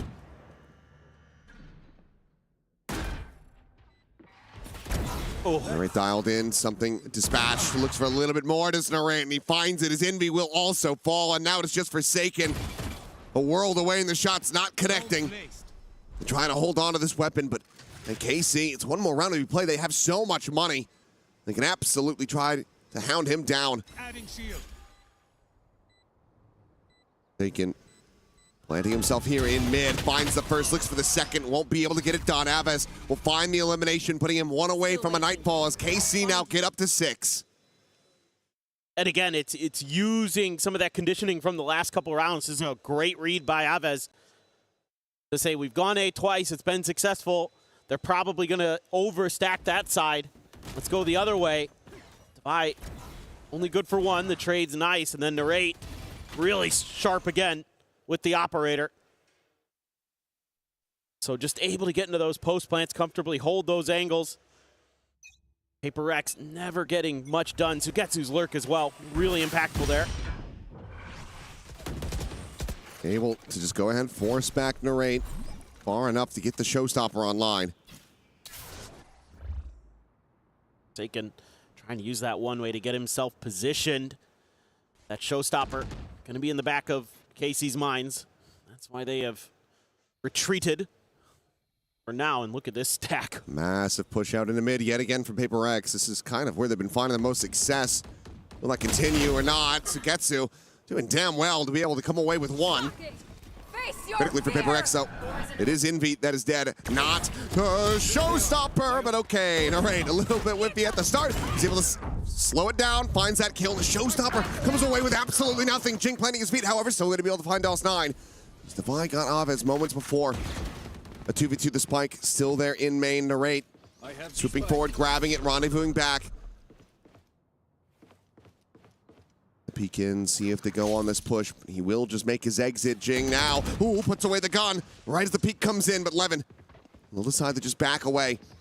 Jing quickly swooping forward, trying to find that elimination, but the damage is just not going to be coming through. Now right now with a swap of the guns, has the tour de force behind this Vandal. Jing tagged to 30. EC being well suited to make this a 7-5 half. Just narrowly. Narrate's able to get there, get that spike up. This is going to be all the more difficult because Jing wanted to try to catch him in their rear. Oof. Timing again. Away from the alley. Jing not going to have the spot. He does have a paint shell, but Levin, okay. Hearing a bit now, we'll just take that fight forward. We'll be able to have that elimination now. Devi, 1v2, the time working against him. Narrate not quite on the right angle. So kill is going to be found, but Levin, can he just play this correctly, play with his food? Will just push forward before the half can come in. It's going to be 7-5. KC out in front by 2. Yeah, really impressive stuff from KC to bounce back. Run 4 in a row there at the end. Starting to get a good macro read. Able to kind of weather some of Paper Rex's aggressive maneuvers. Able to get some big shots when they needed them most. Started in the Pitzel, started with Sugetsu. Really clean bandit shooting there, and even though something able to find all the kills, wasn't able to find the round, and then from there, saw some good stuff from Levin in a couple of the rounds. He had a really impactful performance on the Neon. Really broke Paper Rex's lines at a couple moments where he's able to rush forward, get past the op, get past their guns a bit. But Narrate, that one rolled on. He got more and more comfortable with that operator. Really started to lock the players out. Yeah, and they locked something out of being able to find an operator again. Yep. So never were able to get that money rolling back through, never able to take it out of Narrate's hands, carry it over into the next round because it was that 4 rounds in a row that were collected by KC to close this out. So, I mean, I think something went killless like 4 in those 4 rounds in a row, or maybe he got 1 in there, but it wasn't many because he was at 12 for a long time during that half. He'd gotten up to like 12 and 6, and then I don't think he found another one after that. Yeah, was doing a lot of the early lifting, but then all of Paper X started dropping the spaghetti. A lot to be a little bit concerned about if you want Paper X to come away with this win on Sunset. 5 from the defender's side, not going to be too terrible. Obviously, as they are going to be running that double duelist, now shifting over to the attack. But if this doesn't have fangs and KC win another pistol, they're looking pretty well suited to collect a win on this opening map. Yeah, I mean, I think you would feel like there's a shout here for Paper X for sure. But again, how much practice have they had on this map with this new comp? You know, how well drilled is this going to be? Sometimes that can kind of work for you because you're kind of figuring it out on the fly, which means your opponent is going to have a tough time maybe reading exactly what you're trying to accomplish with some of your macro and those kind of things. But usually it's going to be the more prepared team, the team that has the better protocols that comes through. Rex gonna scoop up. Okay, 2 sheriffs, Ghost for something. Dakin just gonna stick with the classic and armor. Jing with the frenzy. Anybody else on KC? Bandit for Sugetsu again. Sheriff for Levin. They're starting to get clustered in mid again. End up being a very big fight here. Couple shots to go out. Paper X starting to lean in towards his A side of the map, but so too is KC. 4 players nearby enough. As Levin going to go repositioning, wrapping around over into Alley. Oh, push what a through that shot. wall though, and yep, Divide. Whenever he's got a sheriff, you always have to be concerned with something. Now going to get caught. Levin bringing this back to parity. Swing at the corner. Chavez to stay tucked in. Finds the first, looks for a little bit more. Jing will be able to shut him down with that frenzy, but Levin still able to find Forsaken as well, so it's a 2v2 with Jing at 15 health. Avoids the first shot. 4 more in that Headhunter, though, 4 in a 8.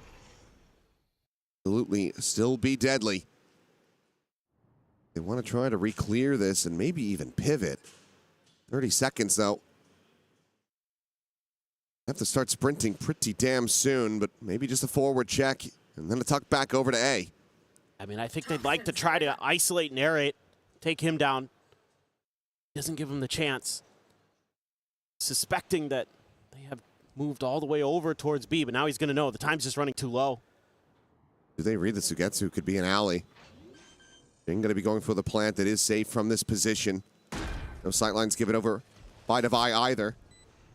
As Devi looking for the shots, and he cannot line them up. Jing dead off screen. It's another pistol for KC, who are now up by 3. Yeah, again, it's just so slow here off the rip from Paper Rex that KC has tons of time to get their pieces into place. Even though, you know, Paper Rex's individual skill is able to fight back enough to get them into that 2v2, Jing was so weak already. Time was working against them, and that allowed Sugetsu to reposition. Not sure what happened there. Something just stuck out there, maybe some util from KC. The C's or something got players from Paper X caught up.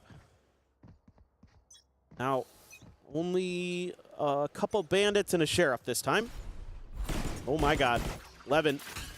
He's a few players, goes for some sprays, but it's only gonna be Jing who takes any damage. So for Paper X there, not too shabby. Oh, something drifting back. Uses that refract just to get a little bit of info about what's going on in the B site. Now I think I try and challenge maybe a different part of the map. Prowler here doesn't confirm. They want to go for a bit of a market split, but DOS9 able to offer up quite a bit of damage, but still suffers a hell of a lot in kind. 4 HP remaining on this Omen.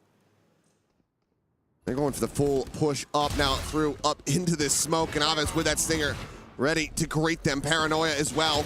Gonna be sent through, but Devi able to find the one. Something gets the right click in. DOS9 gonna be taken down. Levin eliminated, and Paper Rex. Oh, it just feels like you can never really count them out.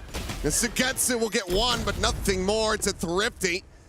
Go ahead and reply right back after dropping the pistol. This is so crafty from Paper Rex, and again, the combos on the fly when they're gonna throw something one direction, another's gonna push out at the same time, and that's so hard to react to as KC. Aves there, just stuck in a bad position, and everybody's swinging together outside of the harbor smoke. Just a great moment there for Paper Rex, and KC has to be kicking themselves. Had a great opportunity to maybe put this map to a really difficult place, but Aves just says, okay, fine. Are we just pendulum swinging this? Here we go. Thrifty into Thrifty. Aves can find another! Then yes, it absolutely can happen. Something now going to be isolated. The swing coming through. He cannot line it up. And my God, what a reply. KC looking to give themselves up to 9. 2 players down to 30 health. The weapons not been recollected here. DOS9 is going to be eating that stun. Knows exactly where Forsaken is. Shock Dart, they are heavily convinced about this, and yeah, they've got him down low. Shock Dart, he walks right into it! He predicted he was gonna leave. Meanwhile, Forsaken able to find the first, the spam through, Aves dead, and oh my God, they're rescuing this round. Just narrate. 1v2, a Bulldog in hand. 5 bullets and a Headhunter. But this is one of the most Paper X rounds. The last 2. I think is a very good TLDR for this team.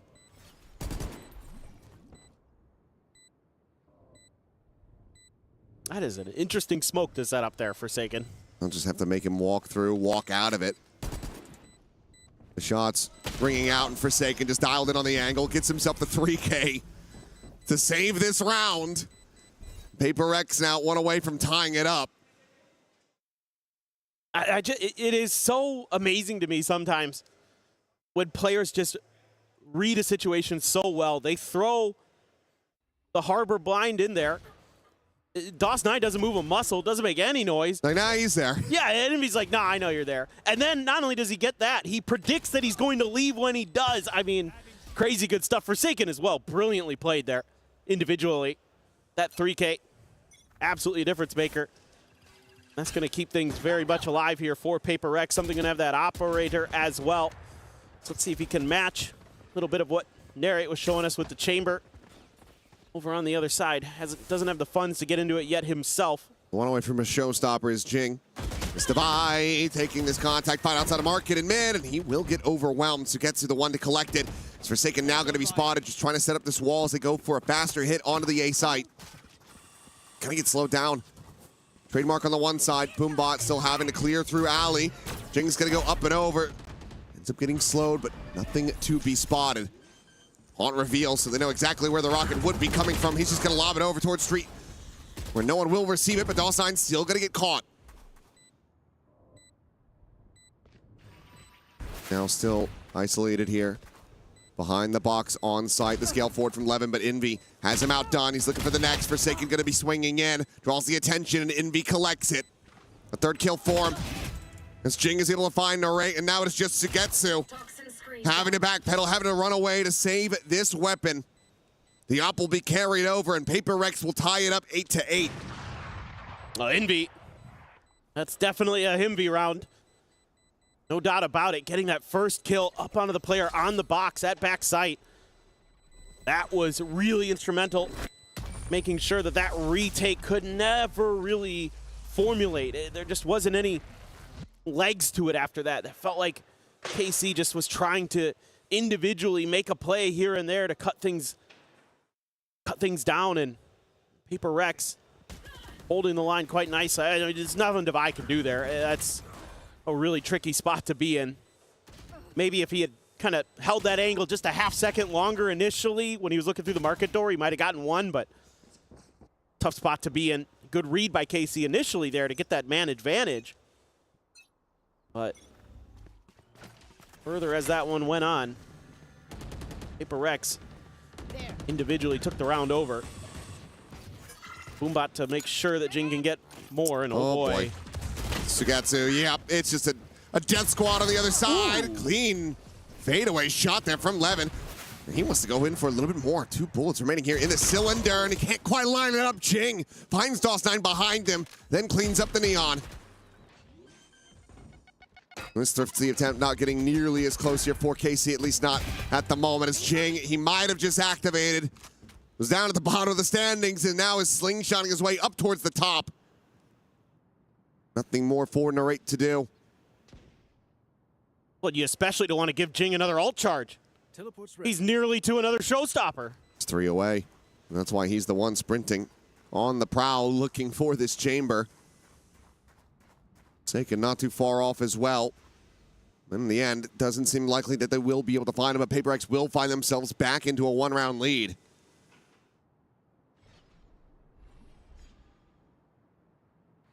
Could get to him potentially. A chance. Fight gone, so 5 seconds remaining. Have to just rush at him. They're going to try to do so, but won't be able to find him in the end. So Narrate will be able to carry that Phantom over into the next. One away from a tour de force for himself, but Paper Rex very much finding their footing so far on this attacker side. I have to imagine this is a good opportunity for a timeout because both teams are going to be having some big ults coming into this next round. Reckoning Hunter's Fury for Paper Rex. You have the Nightfall plus Levin's Overdrive. So certainly here, Zeitz wants to talk about this a little bit and make sure that they get some value here because this is a pivotal round in this map. You win this one, as KC are right back into it. You've got a really good chance to keep things at least very close, but if Paper X wins this one, you're back to losing money. You've just wasted an ult cycle, and it's really getting scary after that. I mean, I'm just moderately shocked that we haven't seen a timeout call from Alex after some of the just, wild things that Paper X have done that costed them rounds, particularly in that first half. And he's decided to just keep it tabled for now. Holds both timeouts in his back pocket, has gotten both out of Carmine Corp. Could be the old Termy strategy of they need to figure it out themselves. I've done enough suffering. Let them suffer. Well, he might not be on the Sage, but the operator's still going to be passed over into Devi's hands, as it looks like something likely going to be needed for the entry. Yeah, I like this. Devi usually really sturdy on this map with the operator. So it's going to be a very quick hit, the Reckoning out. Aves just there behind this wall, still able to survive for now, but Levin's going to be punished as Jing is able to find that kill. Hunter's Fury going to be sent through as well as Inbi will take down Aves. All right, with a quick peek in towards Talios, is able to find just the one kill, but has to try to escape, but he cannot. Devi with the up, able to strike. And now the players from KC split worlds apart. Getsu just watching here in market. Devi not quite ready on this approach, will get timinged. Taking down the drone to be sent through, trying to find this enemy Viper. Tries to swing out. Find a timing of his own, but Forsaken will deny. The 2 kills going to be found. The operator can be recovered. Paper X now starting to steady this lead. Okay, now the timeout doesn't really come to fruition here for KC.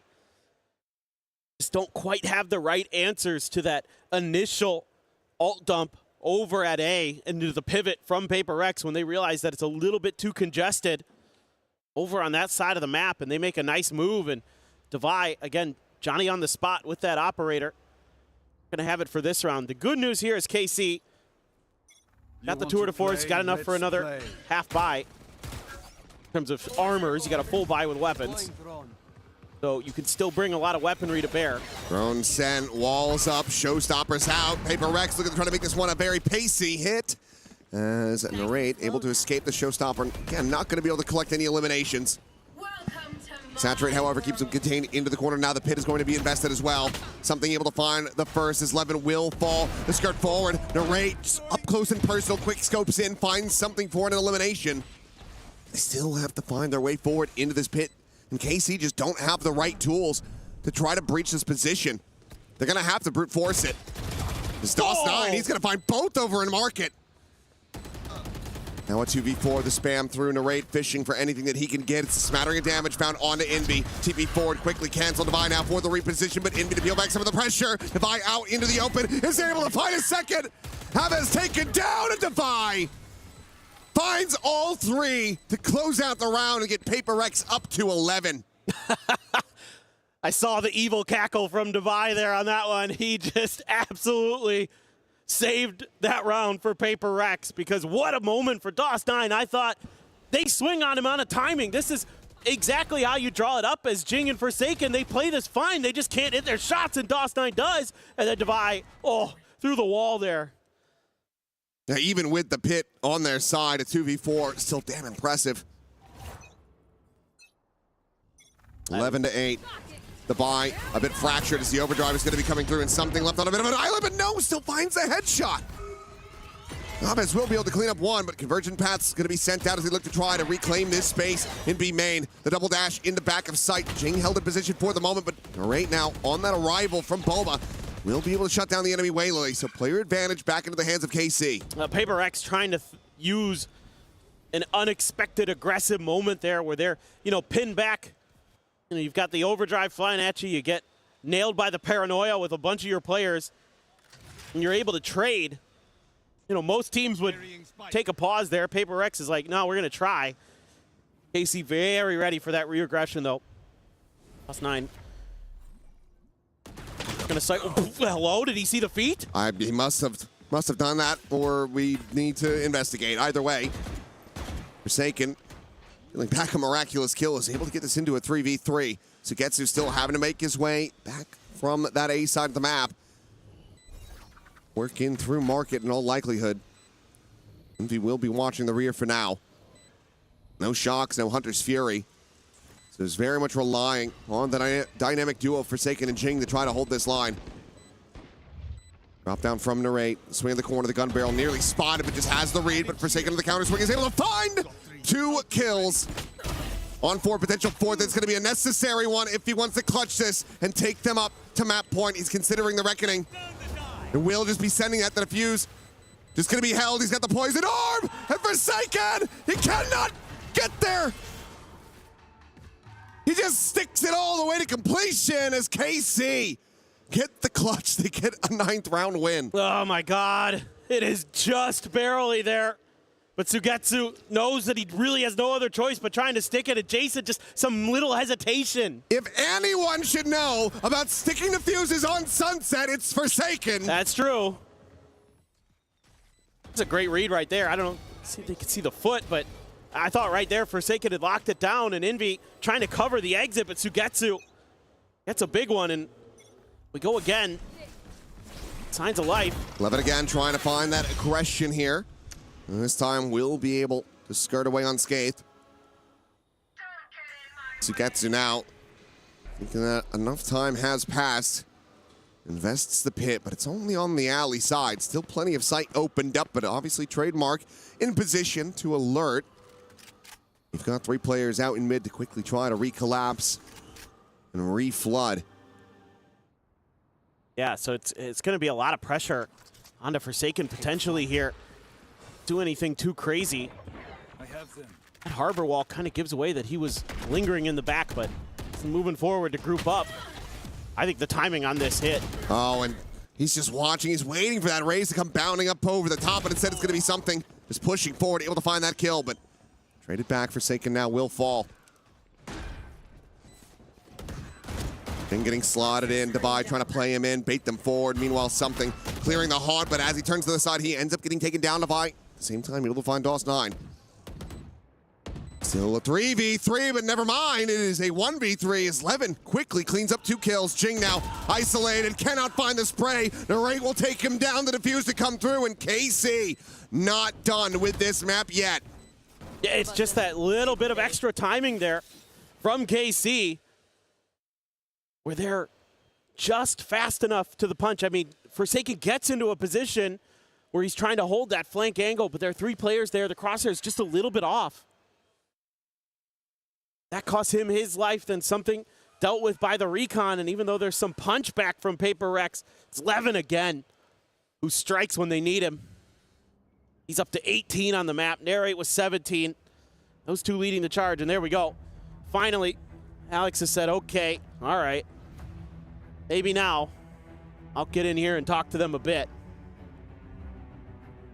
And still a good amount of money to work with. KC not quite going to be able to break the bank and get an easy round out of Paper X. And again, I mean, we did just see the, the thrifty after the pistol loss. None of them are really that easy. Yeah. Well, and I like some of the stuff that we've been seeing from KC eventually post their last time out, where they're really contesting that B main orb to make sure that Jing can't be funneling these showstoppers every other round. Like, they have to be a little bit more aggressive. They have to keep that Paper X ult economy cycle off their game. And so we've seen them take a couple rounds in a row where they've sent that Neon forward to claim that space and at least challenge Paper Rex for it, make them reconsider it. And they've been so quick to get back into position. So much of what KC's able to do here on Sunset flows through Levin. This timeout going to be enough. The conversions so far haven't been fantastic, but Narrate just going to be making a quick exit. Does find some damage on the Jing. Like the response. A little bit of aggression now from Paper Rex to take some space of their own. Forsaken is making noise. Levin hearing all of this, just begging for him to come peeking. It was just trying to bait from top mid, but not going to give him that chance. Meanwhile, wall falling, and Levin still able to find that kill. Something taken down. Meanwhile, Envy going to be overwhelmed. DOS9 cleans it up. Now it's a 3v5. Forsaken still convinced that Levin has not left his position, and he would be right for that. Trades back 1 to try to give them a chance. Left scratching their heads, wondering where the hell is going to be the best place to try to take this spike. Oh, God. It's Forsaken.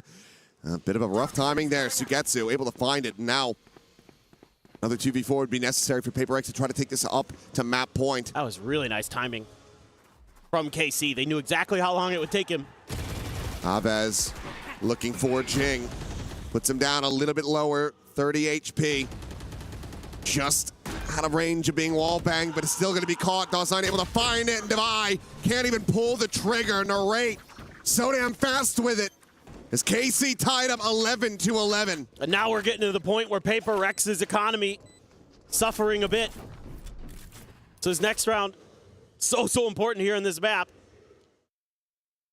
I mean, you have enough, but for the buy, and could have had the knockout blow.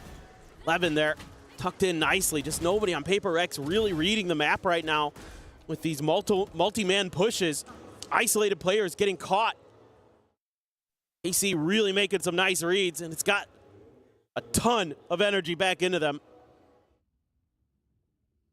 They have that Nightfall there. One away from a Hunter's Fury for Envy. It's going to be the closest ult for Paper X in this cycle.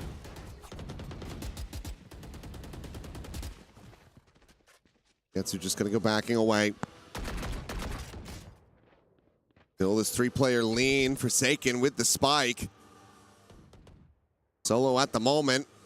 Looking for this peek, and Narrate gets a little antsy, sends out those shots. Makes his exit with the rendezvous. Going to be put into a tough position. See if they can get this execute to go. Clear the drone. You know Narrate's back there.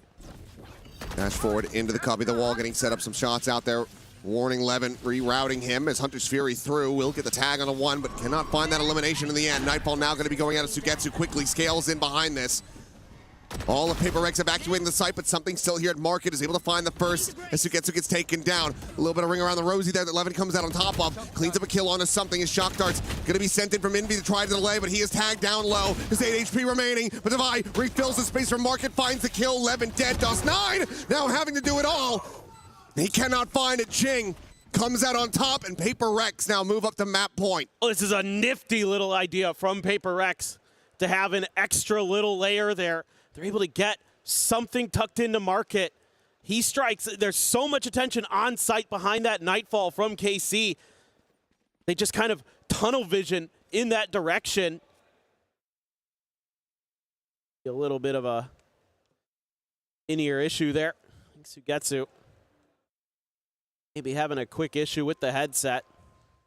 Having to get that checked out. Maybe the Nightfall effects lingering on past the round. Yeah. It's the next big thing in gaming. Mm-hmm. Death play. Now, look to get this rectified quickly, but KC, they're going to have to get this done in overtime. It's all very extended one, I believe, over on the other stream between Vitality. Taking that one. I actually don't even know where that went. I mean, they're still on stage. I have no idea. At the moment, it looks like Energy doing pretty decent. I was a 16-14 on Ascent. Wow. Well, you got two Titanic teams there on that stage, so really to be unexpected. That one I knew was going to be a long series, one way or another. All right, this one absolutely could be as well. If sure. KC are able to close this out on Sunset. KC have had some really nice rounds, some really good reads. Individually, some stellar moments from the likes of Levin and Narrate who have been really, really instrumental here, keeping KC flowing. Paper X has had kind of a little bit of everything from everyone. Seen big multi-kill rounds from literally all 5 of those players in the pink and blue and purple. But hopefully this one doesn't take too long. I think maybe they're just going to try swapping his device there. Get the sound issue taken care of. Unplug it, plug it back in again. Yeah. Power cycle. Yeah. All that good stuff. The classic. But this is... I mean, and that's already gone away, but I'm thinking back to the old days, cartridge games, N64, etc. You had to... They got the cartridge, blow on it a little bit, try to clear the dust. Now we're hitting the point where physical media is just going to be completely dead. What a fun time. What a world we live in.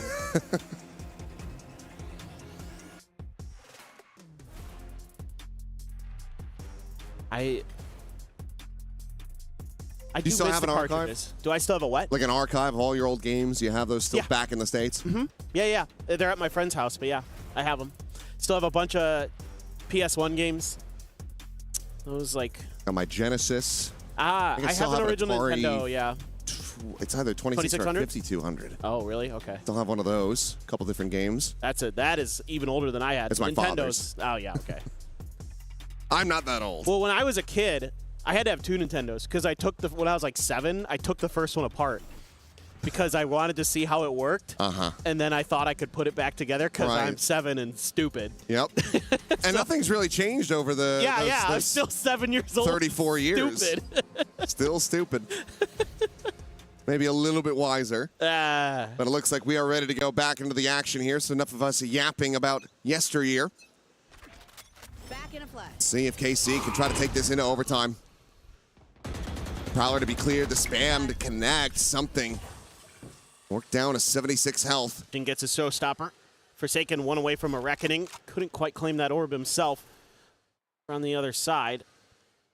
So they want to give him the spike plant or what? Throw up the wall. Drone gonna lead the way. Not much resistance. Showstopper sent. Haunt. Oh, gonna get the reveal. Lets them know where the showstopper is going to be coming from. Sends it forward. Damage not to be found. Alpha's just out of range of that. Into the deep. But they're going to try to fight this one forward. It looks like Reckoning going to be sent at Dostein. He's just trying to TP past it, not anticipating this forward layer from Paper Rex. He offers himself up on a platter as Jing is able to find himself a third, now the fourth. And maybe an ace to close out this map. Levin having to do it all. Finds the first, but needs so much more. Devi there, shuts him down. 13-11. Paper Rex change up the comp. They come out on top here on KC's pick of Sunset. It certainly looked a little uncomfortable for Paper Rex, though. A map that used to be very much one of their hallmarks, but this time around, KC had some really nice ideas, some good mid-rounds, some good individual moments, but Paper X just a little bit too deep in the long run on that attack side. Some of those ult cycles catching in favorable moments and able to get lots of value out of it for Paper X. And now we get ready to go to Fracture as Paper X try to keep themselves alive here at EWC 2026. Carmine Corp, the ones on the chopping block, need to be able to turn this around, get that reverse sweep if they want to be performing in front of the French crowd. But for now, we'll go ahead, give the players a break, and pass things back over to the analyst desk to break down all of the wild action from Sunset. We've had so many chances for overtime, and it has been taken. Not the case here as Paper Rex shut the door on the comeback by KC. It was a valiant attempt by the Blue Wall, but they fall short on their map pick of Sunset, and I think that's going to spell very difficult future for the French outfit. Let's welcome back our desk with Kukuka and Big Time as, man, 13-11. They try to pull out the Sunset, knowing that Paper Rex has not been playing on that since being at Masters London, and it just doesn't quite work out because the guns come alive, the plays come alive, and it's just a bit too much here for KC. Especially on that second half, Jing was absolutely amazing. But for the side of KC, so many cool things that we saw throughout that match. How Narrate was playing the chamber, how they actually had to work around the map because of Forsaken being on that harbor and all the conditioning that he was having. But they found a lot of solutions. But at the end, man, I just feel like with KC, it's always the same. Like they're so close to closing all of these matches, and if you could see it on the cameras, we could also feel it here. The way that they were celebrating, because at the end of the day, you're about to win against Paper Rex. That is something that not many people can see.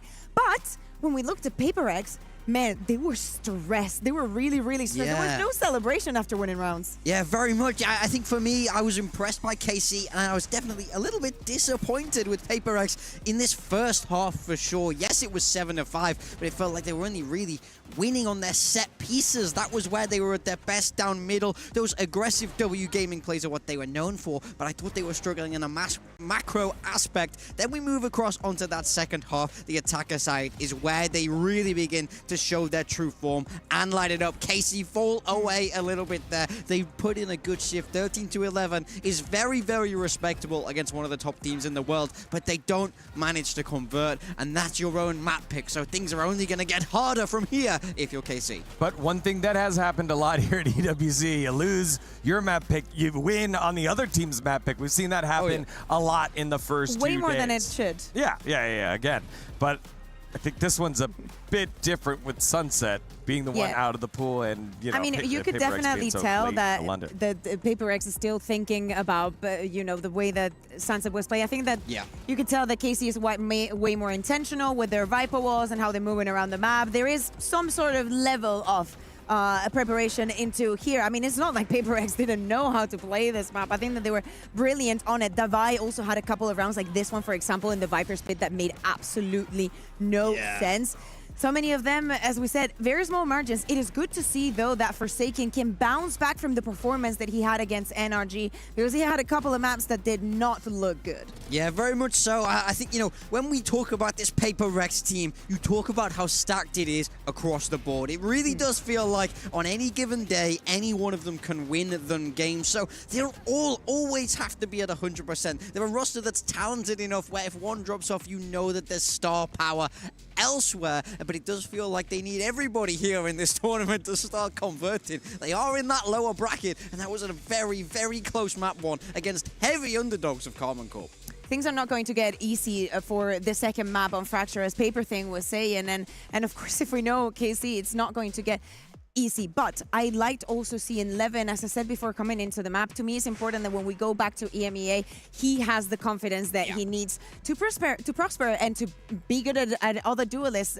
Last year, BBL ended up putting him in a jet because they didn't know how to make it work. Like, you have a kid that has so much talent, but you cannot exploit it. And now I really feel like I'm getting to that. Levin is growing in him, Yeah, again, stood toe-to-toe here with PaperX, one of the best in the world to do it. And I think going back to your point of PaperX being more muted and stressed, I agree they were stressed, but even in the winning round, it was like, this is what we do, we have to win these rounds because, our aspirations aren't just making it out of the group. It's like Argentina versus Cape Verde last night. Almost the same. Our expectation is let's celebrate that we won, but also we've got bigger things in sight. You know what's in sight? It will be a short break, but after that, we'll have map number 2 of this matchup, KC versus PaperX. Don't go anywhere. You're watching EWC 2026.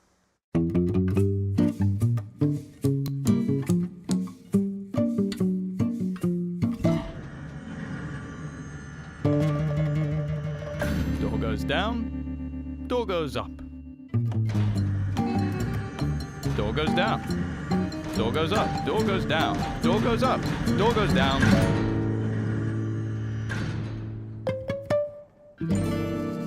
Oh, shit.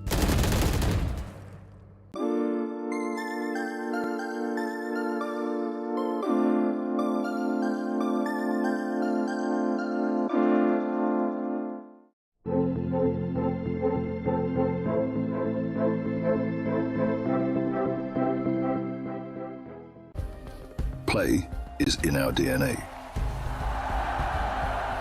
Whenever we let it out, it becomes our superpower. Now imagine an entire city being built to supercharge it. Kadir City, powered by Play.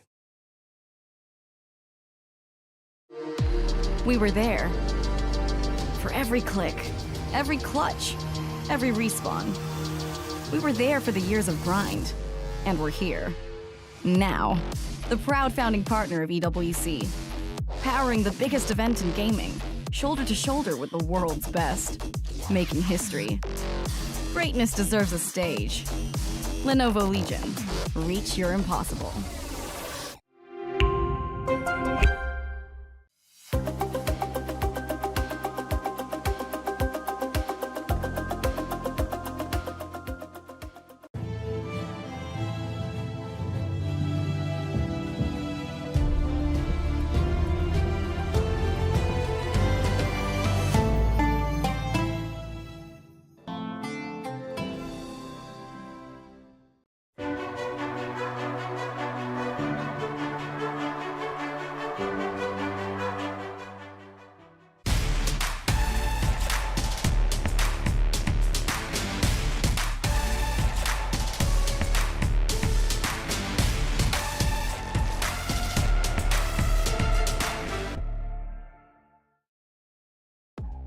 everyone. Welcome back to EWC 2026 Valorant. It is 1-0 Paper Rex over KC, but KC made him work for it. Welcoming back our desk, it's Kuka and Big Time, never playing Big Time, as we need to see something special, some extravagance here by the French outfit if they're going to step up against the best of the Pacific. I'm very true. We're moving across the Fracture, which is Paper Rex's best map by far. Cast your mind back to the Masters London final. That's the one where they absolutely dominated Lev despite losing. And then when we saw them play earlier on this week against NRG, that was of course the map that they won. They play their own individual style, this Sky Breach comp, which on paper you go, that shouldn't be Paper Rex, that should never suit them, but they make it work so brilliantly. I will say, I think KC have their work cut out for them here. Okay, what is one comp that you've seen Paper Rex play that one you can see any other team play, and two that you've been like, oh, but they don't make it work. They don't make it work. They can't make it work. They could lock anything and it would be fine. Nobody plays Yoru. Something loves Yoru.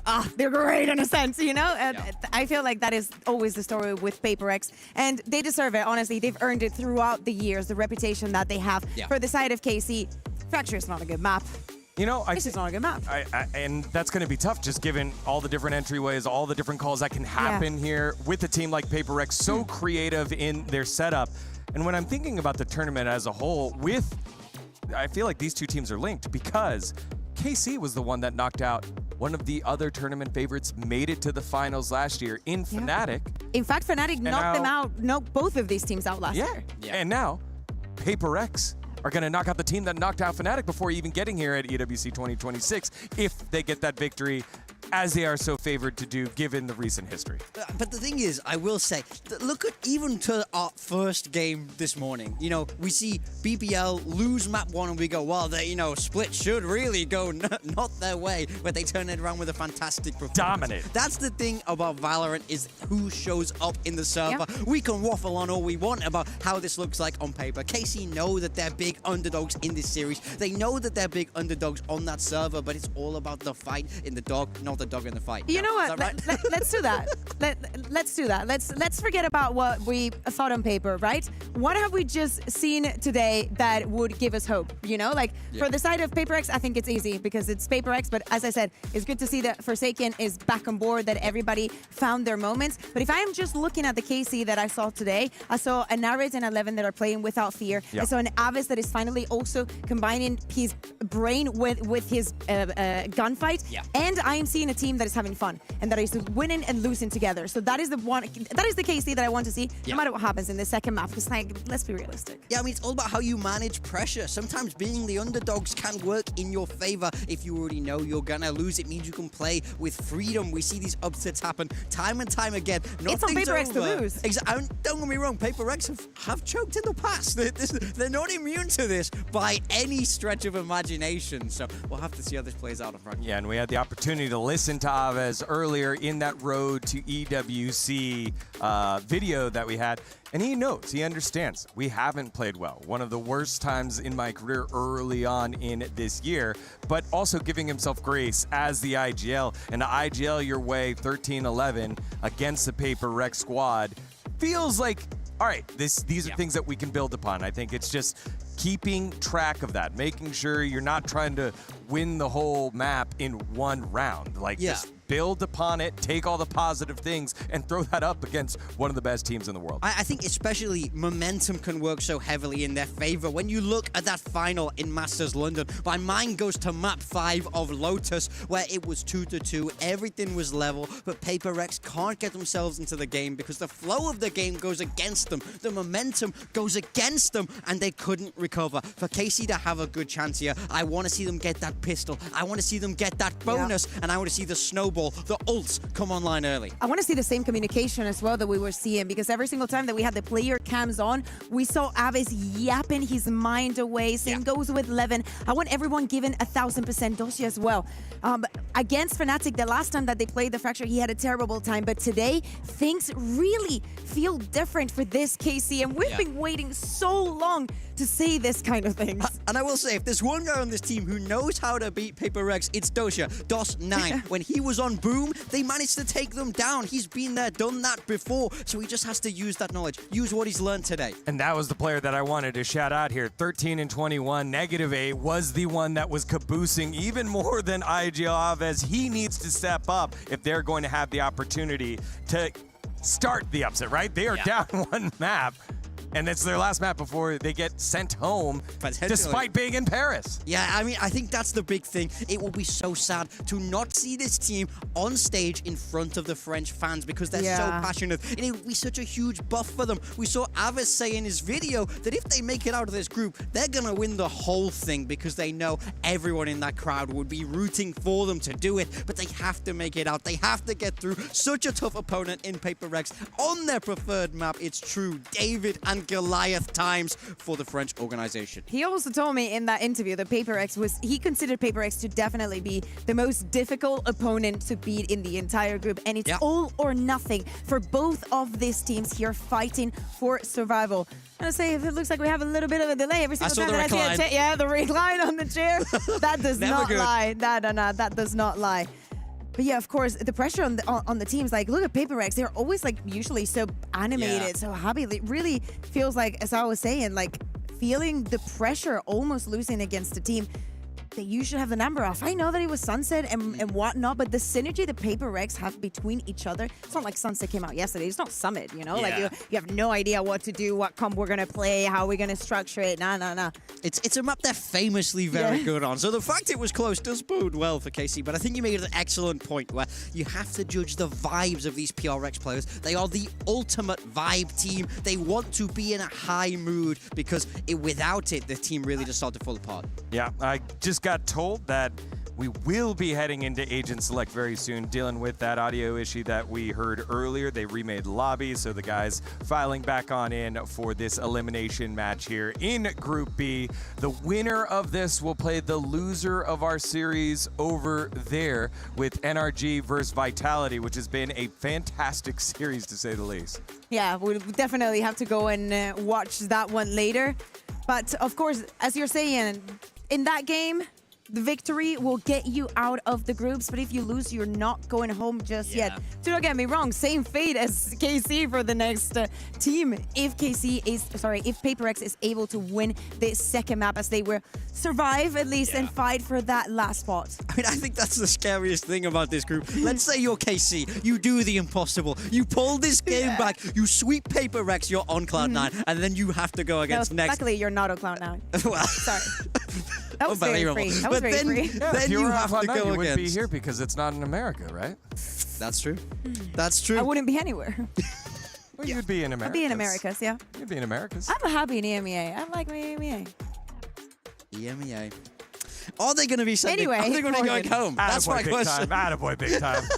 No, but I think the real thing is, even if KC managed to win this game, they're going to have to play one of Vitality. Yeah, but the or momentum NRG. that it has to give you to finally win against Paper Rex. We always say that the first time that you play against Paper Rex, very difficult.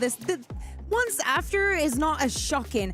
This is like the third time that they play against each other. Last time was last year in EWC as well, but 2025. And we're about to jump into Agent Select, if I am not mistaken, here for Fracture. We do not expect to see changes, I'd say, coming in from the side of Paper Rex at least. Yeah, I mean, this is the bread and butter for Paper Rex. They love this composition. I remember when I first saw this and I shook my head, I rolled my eyes, and I said, how dare they be playing Double Initiator? How dare they be playing Breach? But they've made it look better than any team I've ever seen. On the side of KC, Narrate has locked in that Phoenix. Levin has locked in that Raze. We're still waiting to see the final selections, but it's looking like this is going to be fairly standard for the meta across what we've seen before on Fracture. Yeah, the only difference with what they had been playing before is Levin not being on that Neon and going on to that Raze. A little bit more mobility with the day that Narrate is having. I expect great things from this too, especially if we combine it with an Avis that is definitely shooting.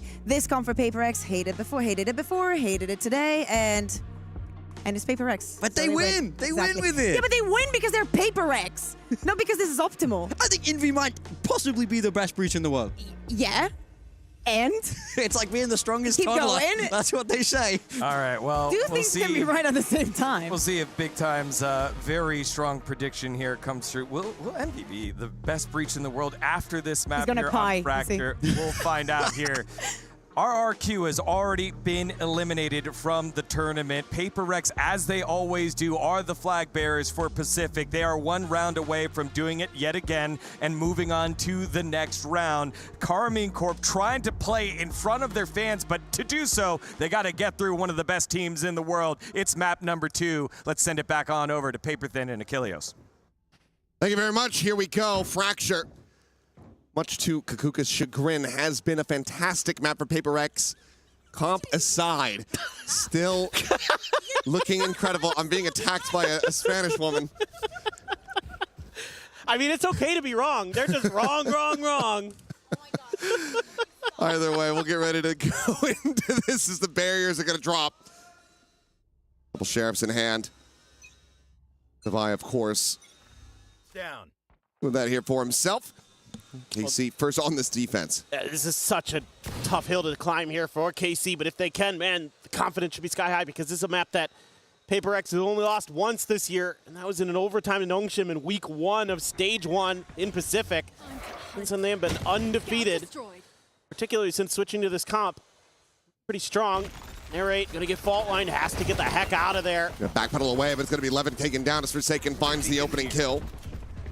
Stimby can try to storm them forward. Narrate now fallen as well as Devi on that approach from main is able to find the elimination. DOS9 tucked away, smoked off. It's one tap with that bandit. The jump over the side though, and Forsaken finds him with the classic. Something will get Aves, and suddenly Sugetsu arriving on the scene finds that all of his teammates have been taken down, but he's able to find one. Needs 3 more just like it. Smoke in his face, dissipated. 2 players, the front side of Gen. Envy just tucked away on site, and this should be unassailable for the Cypher. You would think. Well, they give him some 1v1s. It does manage to take down Jing, but Envy will just counter swing, finds that kill, and Paper Rex will take the opening pistol. Yeah, just a nice little catch. That breach, finding value. Who would have thought? Does a nice job finding that early stun to set those 2 players scrambling from KC. The 2 duelists trying to line up and match the initial hit out of Arcade. That allows them to get that spam through for Paper Rex.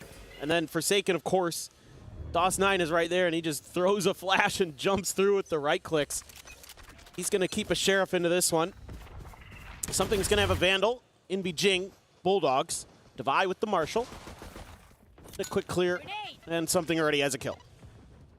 And that push out of Dish going to be punished. Devi, sees the shoulder, and I don't think Sugetsu's seen a damn thing, so gets enough worth around the corner to be able to take him down. Kill found, Levin out to try his luck, but it's just going to be a shot to the mid-drift. Devi with a second, and now all of Paper Rex ready to just go ahead and pile into what they assume is an empty A site, and they would be correct. Yeah, and it gives them the ability to grab another orb here. So, doing what you can. Aves avoids danger for now. Right now coming through, and this means that DOS9 in particular, in a bit of a stranded position, doesn't have a sky smoke to try to drop down, keep himself safe on the cross out. Does want for Aves to try to come away with his kill, and now, well, he's going to try his luck at it, but Devi will find the 3rd. Forsaken will run down the enemy fade, and that's going to be a flawless anti-eco for Paper Rex to start things off 2-0. Okay, smooth sailing for Paper X so far. Devi, sharp with a Marshal, good with a Sniper. No, he can scoop those up, no problem. Scope's easy, so not much left to say now. Don't want to give over this bonus as KC. It's a very strong bonus. It is. Bacon had enough to buy up for another rifle because he only bought a Sheriff in the previous. Nobody died. Certainly scary. I want to try to keep some of these orbs that you think maybe Paper X is really going to be prioritizing early to try to get Jing those showstoppers. Right here. Bit risky.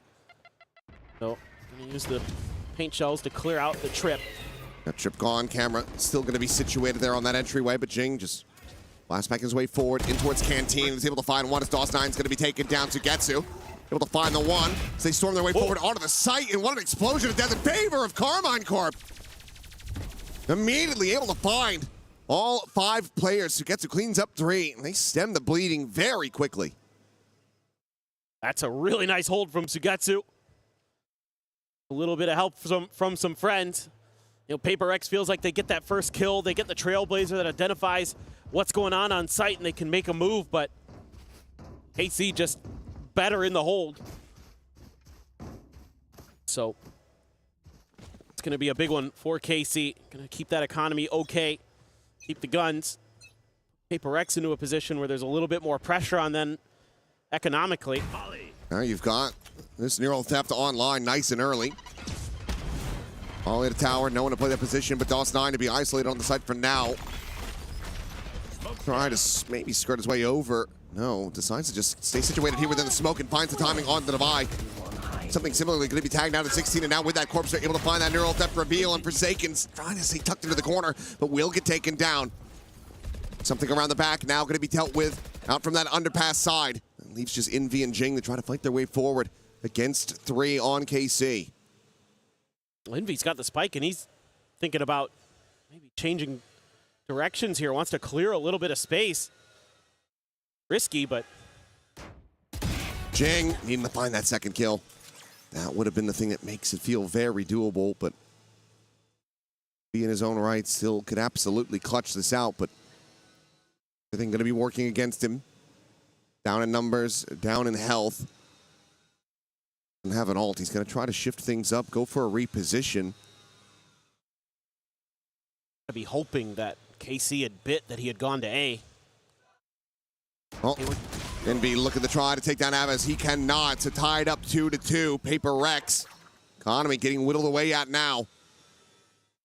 Yeah, I think as Paper X, you're going to have to talk a little bit about what's going on this B side if you're going to keep trying to make some hits over in this direction, because the smokes are all over the place, and KC has been finding really good timings around them to shut down the initial hit.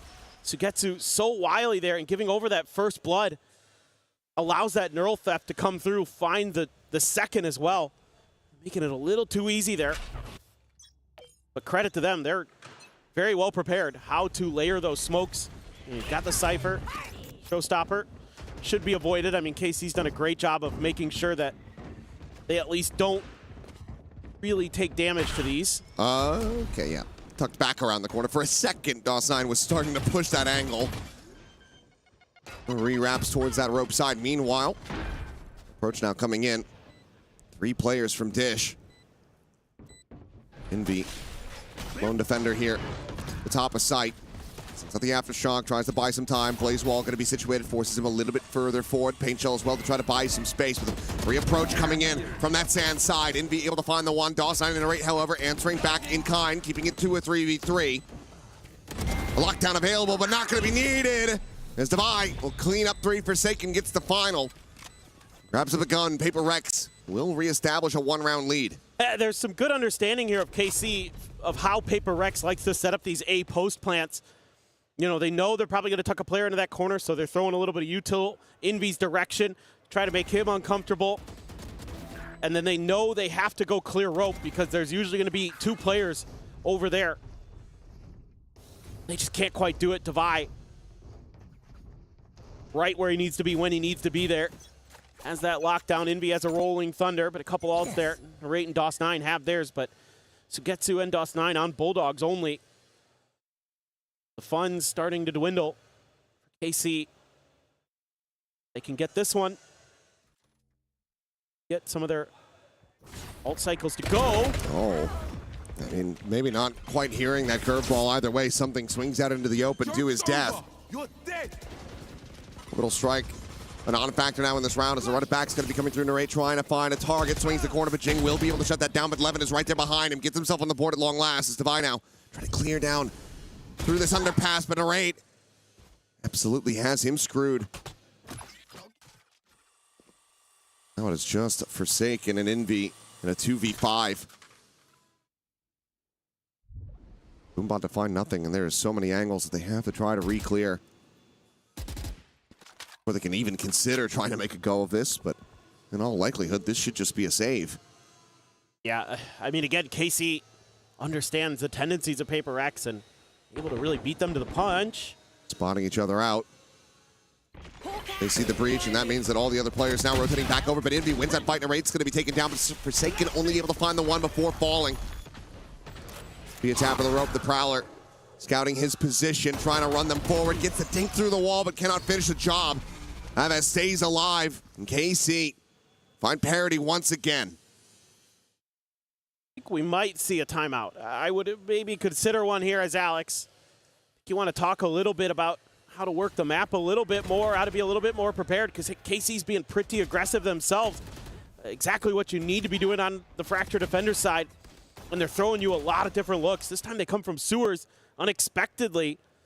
That just throws the round completely off balance, and then Paper Rex knows that the Phoenix ult is coming, and so they have to just take a pause, but that means that you get a free trade there because you identify where Jing is. Got Levin right there behind Narrate. Absolutely need to talk this one over a little bit. You want to get a lot more rounds here on this attacker side for sure. A lot more rounds, and you also have a lot of ultimates. I believe it's 4 online at the moment. Ready to go.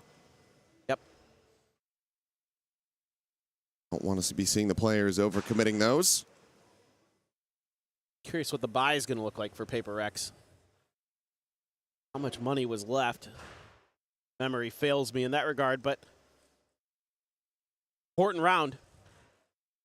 Try to set this off balance. Yeah, I was going to say, I think they were pretty poor. It's just going to be some Sheriffs, the Bandit. I mean, something only as a classic. Forsaken, the only one with anything really to buy up with. Just a Guardian. So, kind of brutal for Paper Rex because you would expect that you're going to lose this round, chew through some ult cycles, and then KC's going to be right back into theirs to match yours. Oh, well, the timing found. Sugetsu tries to go in for that cam. Forsaken swing that corner, Guardian hand, able to find that elimination. Orbital Strike will slow down the rest of the players' approach. Meanwhile, Narrate able to burn Envy to a crisp. Setting out that Molly, gets that kill. Paper Rex will be given the site for now. Well, Devi, world away, exploring into B, but even if he calls for the rotations, you still have Levin on this very deep angle. Outlaw in hand. Should be good for it. So something on this swing. Headshot will be confirmed, and that's the spike now dropped. This is a very strange position for Paper Rex to be in. Would think that this is going to be tough. Be very, very difficult. Jing's got to clear this angle. But it's going to be Devi walking in first and foremost. So DOS9 able to find that kill. Jing repivoted, walking through Sands. Take the rope up the top. And even then, not necessarily favored, will still be able to come away with that kill, but there is so much more to do and just not enough time forward. Plows forward to his demise. Just the 2 eliminations found, and KC now up 4-3. Well, I mean, what can you say? KC's just really got good reads right now. Good flow for the map. Again, I saw this on Sunset where they were able to start stringing rounds together on their defenders when they were starting to make some good maneuvers to kind of counteract what Paper X wanted to do. The utility's been so good here. DOS9's been phenomenal. I think on the brim, even though he's not racking up a ton of kills. It's been really hard for Paper X to just get the gunfights cleanly that they want. 3 ults available. Concern for Paper X is there's 2 big ults of 11. Gonna rip one. Which, first one's gonna be sent through. But Envy just gonna be taken down. A north side crunch. Sugetsu snapping on for the headshot. Devi eliminated. Jing at the same time, he's eating an immense amount of damage. He's down to 10. He's now dead. Narrate has him. And once again, there's a 2v5. KC just having a chokehold on this defender's half so far. They're looking to move up 5-3. Levin grabbing an orb, Forsaken. Grabbing a couple bullets between the eyes. And flawless here, the economy is already built up quite significantly for KC. Break Paper X's yet again. You're going to have players cash capped as, yep, Levin will make it a flawless. Well, this is just going from bad to worse for Paper Rex because you don't have any buy to come into this next round, and you're sitting through 3 really powerful ults again without getting any value out of them. They're just spreading the map, and KC just keeps pushing every angle, and they're winning every fight. Oh, yeah. boy. Yeah. It felt inevitable, but it's still difficult to see here. Second and final timeout for Paper Rex here on Fracture. Going to be spent just 9 rounds, not even. 8 rounds of play. Alex very much not happy with the way that things have been going. No. I mean, I think in some ways, you might just need to simplify the game a little bit here as Paper Rex. Just kind of 4-1. Death ball around the map a little bit. But the way that KC is responding to everything is just so, so good. I give so much credit to these players and the coaches. They are very well prepared. I mean, they knew that Fracture was going to be picked if they left it open. So, again, Paper Rex has been on quite the streak on this map. They obliterated Leviathan on it to open up the Masters London final. Just beat Vitality yesterday on it. Here today, AC is saying, no, we've got this figured out. We know how to shut you down. All sheriffs except for Jing with the bandit. And then let's get hit by, that's the Trailblazer there, but. Okay. Bye. Belt of a shot just from main. Cost 9. Eliminated. Reveal was there, but Narrate can't really play off of it. Sugetsu's still going to be able to find one as the lockdown now placed. That underpass. Sugetsu, I was going to say, has to respect this one, but won't be allowed to escape. Jing will just come away with that elimination, and now suddenly, it's looking like a damn good thrifty here for Paper Rex as they start getting these weapons into their hands. 2v4, the swing in, something with the recovered Phantom, able to find Alves, and that leaves just Levin. Now to his own devices to try to stop this from going over, but this could be a huge swing round for Paper Rex. Feels very necessary after committing the second time out. Oh, yes. Already giving up 5 on the defender side. That's brutal. I mean, this is already a win in this half for KC. Every other round they can get here is gravy. So all the pressure is onto Paper Rex to be clean the rest of the way through. But that is damn clean. I mean, you know, thrifty confirmed, but you also only had to commit the 1 ultimate into this, so you still hold on to 2 critical ones. Yeah. But that's about as good as it could be for Paper Rex to try to get themselves back into this attacker's side. But KC, like you said, still not quite sweating. They're still in a very comfortable position. Oh. Can they stop a momentum build-up is the question now. And this time, you know, Paper Rex goes for that crunch on both sides of the map, and time maybe looking for the A hit. Gonna maybe challenge Alves here.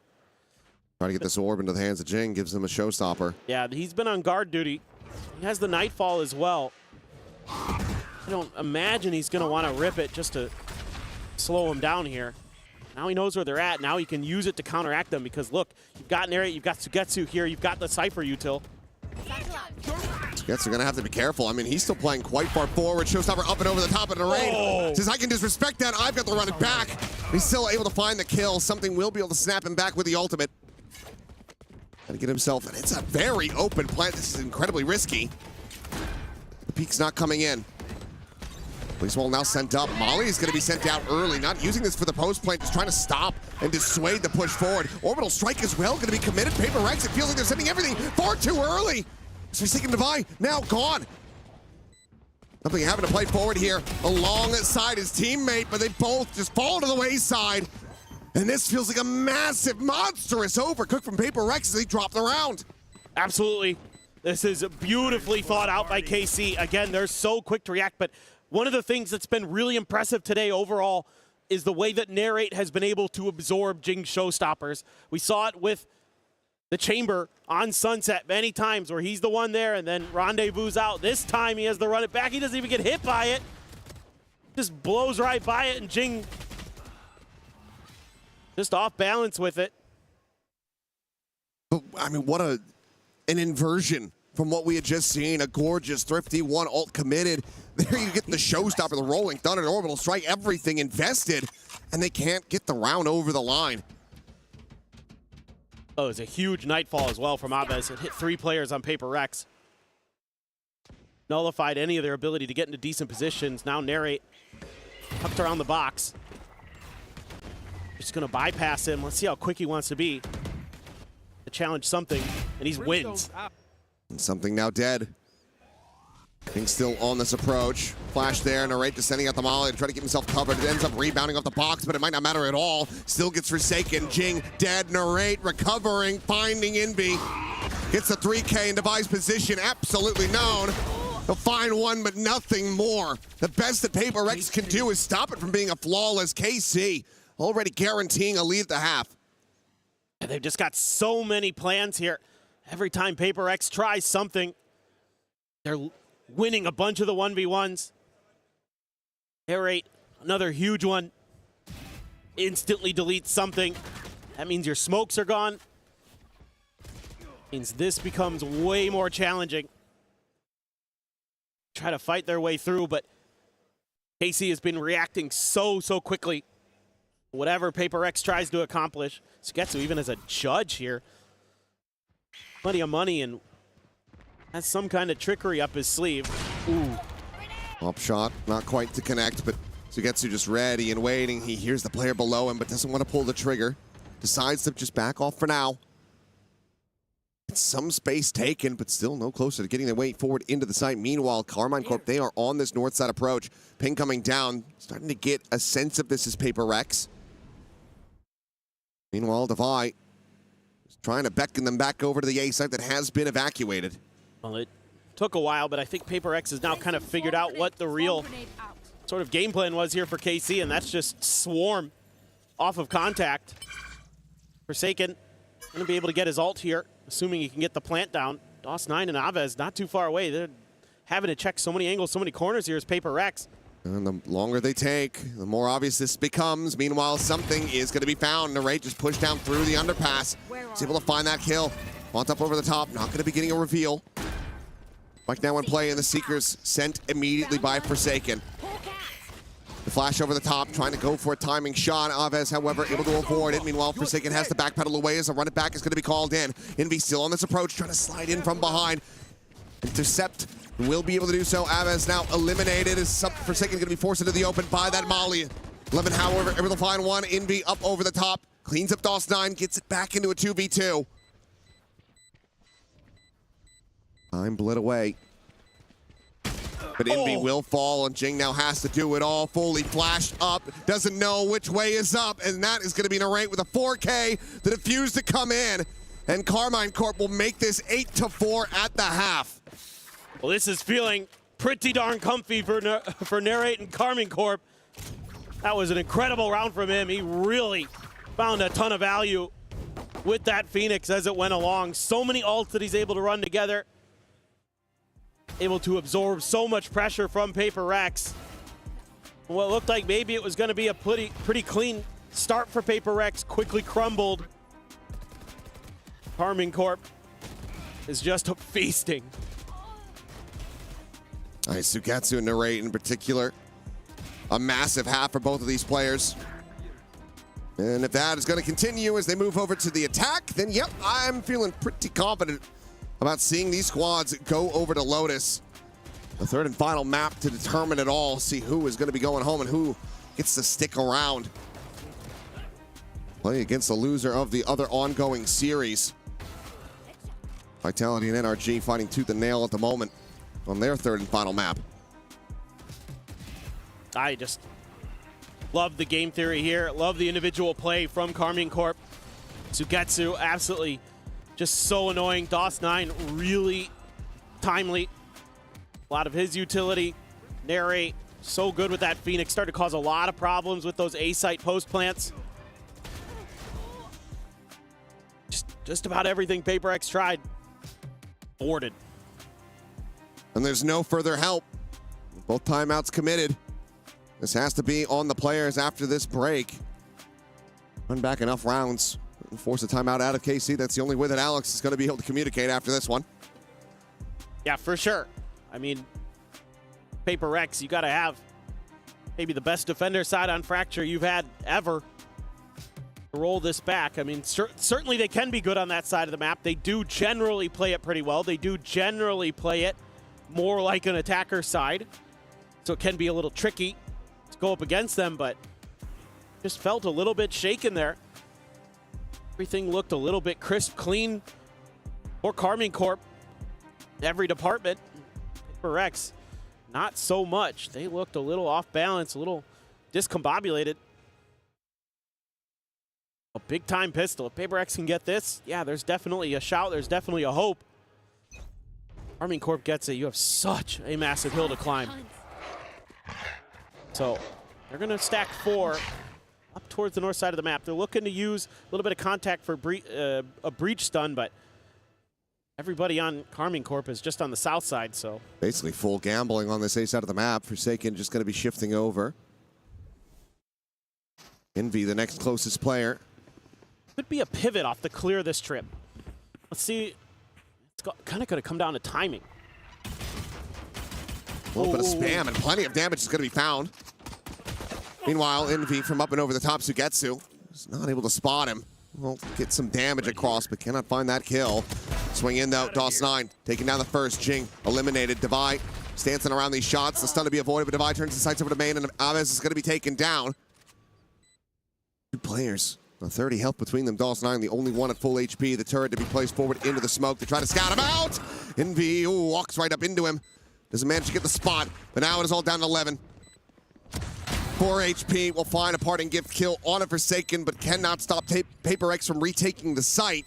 He will find the pistol they so desperately need. Shorten that gap down to 3 rounds. Yeah, I like the idea here from Paper X. You know, gamble stack one side of the map and just match in the other direction. And they're able to be a little bit patient behind that trip. Envy wins a huge fight there against Getsu, keeps the flanks clear. That allows them to keep their eyes forward. A little bit of trickery attempted by DOS9. Dealt with, cleaned up. Paper X fans, the edge of their seats, but feeling a little bit better after that. But look at this buy. This has bonus conversion written all over it for Paper X if they can get this round to go. Well, that's exactly what they want. Something, however, needing the back pedal not overstep. Does have some healing to come through. Blaze Wall is going to be sent over into main. Levin getting tagged off screen as well, as Avaz, if he swings his corner, might just be dead, but oh, yeah, shot into the thigh. Will fall down to 35 HP. And something hoping that he comes his way to collect that elimination. Would love to try to get that orbital strike online quickly. That's tucked here. Jing. Oh, well, there's the cam. Sugetsu revealing his position. Not ready for that second player to be there. Defy will find that kill. Looks for another swing in. DOS9 catching him off guard. And now they overwhelm Jing. A Guardian now going to be on the floor. And snatched up the site to be taken. And suddenly this is a decent position for Carmine to try to win out, but do have 2 players very low on health. Plant in the aftershock to try to push her right into the open. Something's able to collect that one with the Sheriff shot, and that's the Guardian now stranded. In order to be pushed, Forsaken to find it. Just has a reaction time.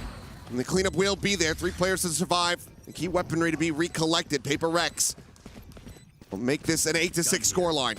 That's gigantic that Paper X is able to recover this, because there was a moment here, KC being really patient, really tricky. If Sugetsu doesn't reveal his presence there, I think he's got at least 1 more kill. He pops that camera and goes for the play. Still, I like the idea from KC, bouncing across the map a little bit. You know, Paper X wants to keep pushing because they think that maybe A had been left open. You just find the Cypher there. Usually that player, again, often going to be on their own, so you're trying to capitalize on that advantage, trying to get into quicker rotates, but turned out KC was already rotating off the back of him, being so close to the front of A for so long, and here you go. A couple Guardians, a couple Rifles, Marshall for something. Slowed down by KC. Fault line out. A couple players going to be contained into the corner. The flash connecting on a Forsaken. Sends that guiding light up and over the top. Steadies the aim. Nearly finds himself at second. Chavez does manage to survive, 40 health, but now Envy joining in the fight. Looks for a little bit more, but eventually gets punished, and the right finds Jing. Just the 2 players left standing. Something with the Marshal, the Prowler, not to scout him. Has that Sheriff still in hand, though. Finds the first, finds the second! Now it's just Narrate. Now sprays through the box, the plant to come in, has a run it back available. Does he send it for the 1v1? The curveball out, gets the spot, gets an immense amount of damage. Devi tagged at 21. It should have this done and dusted. It has to be a quick, crisp, and clean headshot from Devi to try to take this one. He won't be able to have it. Narrate gets himself a 4K clutch to deny the bonus conversion, but it's an immense amount of damage still dealt by Paper Rex. Narrate, just incredible today. Not sure if Devi made some noise there, and he was able to time that curveball. Looked like maybe there was a shout here for a moment. Paper X trying to set up that crunch from Sewers, but it's something doing his damnedest. He did. I mean, this almost was his, but spam through the box. Nice. 4K again for Narrate. 29-2. He is frying. Well out in front here at the top of the lobby.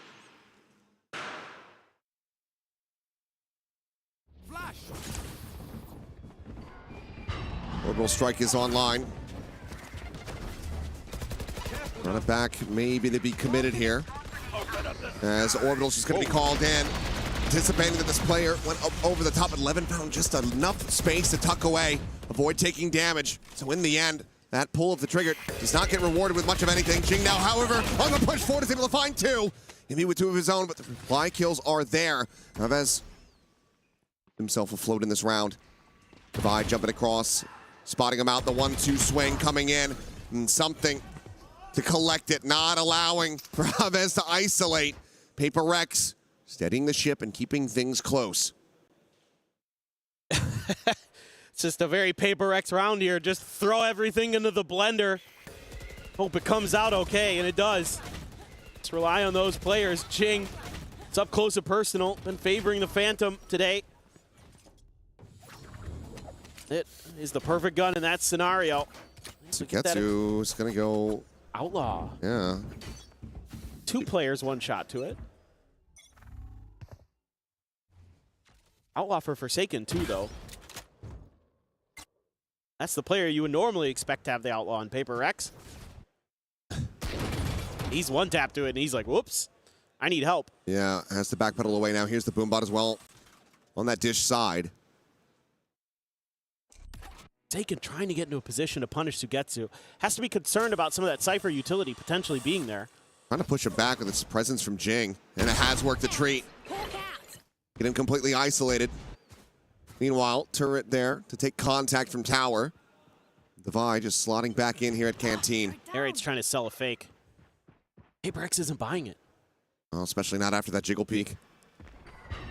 On down over the top. The reveal is there, and Devi has to backpedal away. He thought he was going to be safe from that position, but he still finds a good amount of damage. Chavez tagged down to 2. Meanwhile, Forsaken re-swinging. Has that Outlaw still and has them dead to rights. Jing will deny any potential for an ace here in this round. That leaves just Narrate with a Sheriff in hand. Paper X looking to make this a flawless, as they will get within a 1 round of tying things up. Guns available over here. Still doesn't even get, oh, it just deactivated. Just got recalled. But on the peak, Forsaken will get the 4K in the end, in flawless fashion at that. Okay, Forsaken now starting to get a little rowdy on stage. Trying to rally the troops there too. Hearing some cries from one of the leaders of the team. I'll say him and Devi pretty equally share the role, it feels like most days. Ooh, fantastic. But the patience there and the fact that something doesn't get tagged by that Outlaw, really huge in the way that Paper X is then able to make some really nice adjustments in that round to flush Sugetsu into that first kill, to take the danger, the big danger weapon out of that round. And then from there, just hold the line.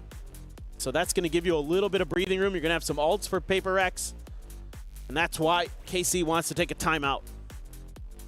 Well, the CL want to go back much if the Outlaw was still in the hands of Paper Rex, but I think you can continue to get value off that one. Sugetsu at least is not going to be able to go for a full util, full armor buy, unless he wants to lean back on something like a Bulldog or a Guardian. Yeah, I think Paper Rex might have bought anyway, like right before the timeout was called. I saw somebody spend a bunch of cash, so they might have dropped it. But yes, it was still in Forsaken's hands, so they very well could have kept it if they wanted to try and make that work, throw it over to maybe something or Divide, you never know.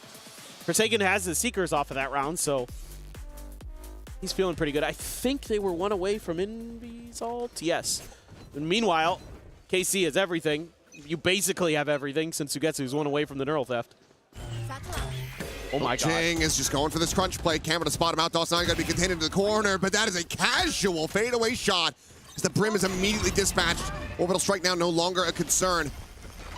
Divide trying to delay. Showstopper out, the Prowler to scout, and that's going to be him dead to rights as the Showstopper connects at his feet. Swing in, though. It's just a shutdown on the ultimate for now as Sugetsu will get spotted here in the corner. The Nightfall going to be sent through, but Jing has already cleared the angle. He's able to find that kill. Levin trading it back, keeps it in a 3v3. His paint shell will force Envy away. Site now opened up, but Levin trying to take the fight forward into the spawn. Cannot find the contact he was looking for. Has to back away. One smoke remaining here for something. Chavez just jiggling on this angle. The Molly given a consideration for now as the guiding light sent forward, looking to try to find this kill here is Forsaken, but Nare swings out a little bit wider, and he's not ready for it. Now suddenly, KC in with the advantage. Quick clear on that haunt. Levin still on dish, the time bleeding away. Swing out, KC. It's going to be Aves cleaning up the final 2 kills as they will hit double digits. Paper Rex now trailing by 2 again. Yeah, and again, it's a huge round for Narrate. He has been so instrumental, and he keeps that extra angle on lockdown. Wins the 1v1 against Forsaken there. You know, a hot start. Divide trying to cheat, trying to see if he can get away with being undetected right around that corner, see if he can get an early punish on the execute. But the Prowler connects, and he's just dead to rights. So good diligence being shown by Carmine Corp. You did get a couple outs out of Carmine Corp. Oh, boy. Well, that's a hell of a lot of unhealable damage suffered by Forsaken. Quickly has to give the space. The turret cleared the nano. He's buying some time. His paint shell just get chucked in. Triple approach on the north side. The Rolling Thunder is going to be called in, though, and it's going to connect on absolutely no one. Divide now trying to hold the line here on the site. Array going to be forced out of position, drops down to his death. Divide just trying to take the fight before the orbital will connect. Ends up falling to the wayside. Now the neural theft going to be called in, but Del's9's going to be taken down as Envy is able to find that kill. Brings it now into a 3v2. Spike in hand for Levin, the plant to go in. Look, Envy going to be taking the rope across towards that south side, joined in by Jing, but this is going to be critical time. Bought in the post plant for KC. They're going to see it too. Cam was still there. At least saw the one, not sure if he saw the second, so even if he wins the fight versus Envy, he might not be ready for Jing. We're bounding forward, but Jing will just go ahead, clean him up very quickly. And now it is just Levin. The spot out and something with a readjust finds the kill. A 9th round here for Paper Rex once again. Just trailing by 1 behind KC. This is just wild scenes in this round. I mean, it's one of those rounds where every moment it just can change at the drop of a pin, and you know, you feel like that Rolling Thunder misses. It gives away the script on Paper X trying to make this long flank, but they only send Narrate over to deal with it. He faces a firing squad. Even though the curveball might connect onto 1 or 2, it can't connect onto all 3. The Danger Man out of the round. Rest of Paper Rex able to do what they need to. Jing's gonna have the showstopper. Divide 1 away from a lockdown. Now you're out of the ult cycle for KC. You got 1 out of it. For Rex. Forsaken looking to challenge the angle just a little bit, but doesn't feel comfortable, and I can't blame him, even though it is a weaker buy.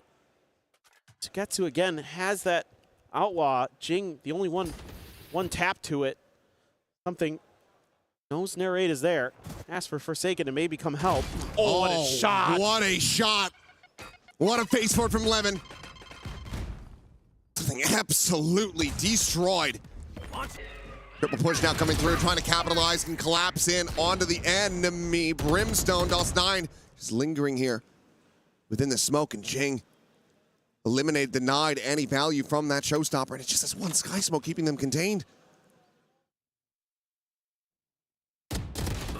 He will be able to find him in the end. Gets us back into a 3v3. The spike being ushered across, but Forsaken finds a backstep onto Sugetsu, so now player advantage going to be established.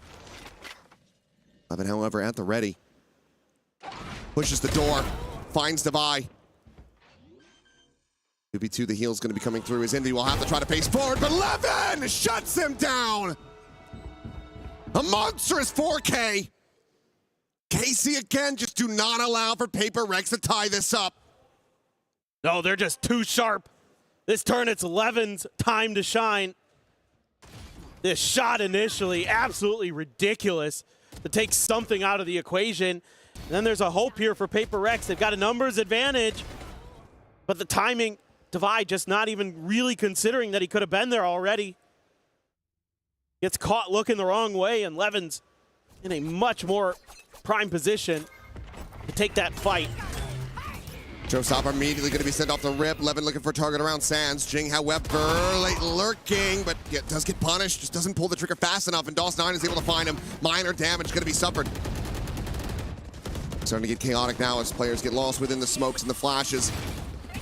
Paint shell to be lobbed in, trying to desperately clear out this lockdown, and there it is. It has been destroyed. The molly as well on top, just to ensure that it cannot survive. Pete going through, but Envy unable to find DOS9. Stays alive despite the cage being there, despite them having the advantages. Now we're cooking. It's something now would have to get the ace clutch to stop them from advancing up to map point.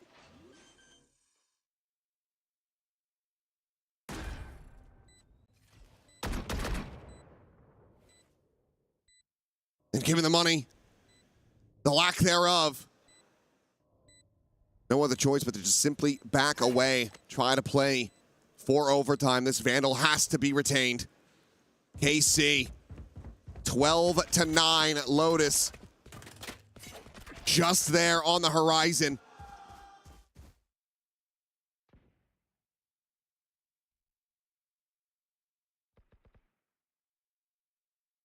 This is so incredible. What a couple rounds here from KC. They're right back in the driver's seat. So many moments where they have just been sharper. And now 3 in a row required here just to take it to OT for Paper Rex. Should be rather difficult given the economic situation we just saw. A couple players on 0. So going forward, it is going to be very precarious with the bye. Loss streak bonus gives you a little bit of an extra boost, but it's not great. No, certainly not. Spectre, Guardian, Sheriff, Stinger, half armors. Very commonplace here. Forsaken, forced away. Lucky to stay alive for now, but for how long is the question? Flash forward into the raid space. Buying some time as they run it back. Ready to expire. Also the molly forward here in the tower, and Levin taking a position, staring in towards Canteen. Drops down and finds Envy as well. And that should just be it. As Levin is tearing them limb from limb. Another paint shell chucked forward. It's keeping them zoned away. Levin on the hunt. Here's Devi on the retreat. He tries to rewrap to join in. And while an ace might not be on the cards, map 3 absolutely is. Jing, not a way to do a damn thing. 13-9, KC in flawless fashion will close out Fracture and push us the distance.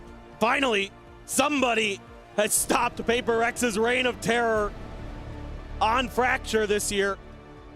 And it's Carmine Corp, the unexpected heroes, going to force that final map, and just from start to finish had great reads, really understood how to work the map, how to keep Paper Rex pinned in, won a bunch of crucial 1v1s.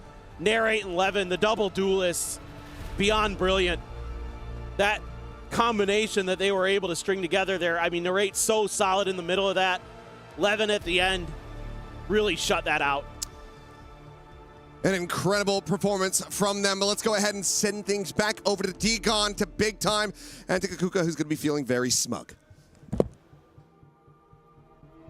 Thank you very much, guys. Yes, it is Carmine Corp doing what most people thought wasn't possible on Paper Rex's signature map pick of Fracture. They come up 13-9 and now put Paper Rex on the brink of elimination, almost pull them back down with Carmine Corp, and it's one map separating these two squads for the rest of their EWC lives. Let's welcome back the desk, Kakuka and Big Time.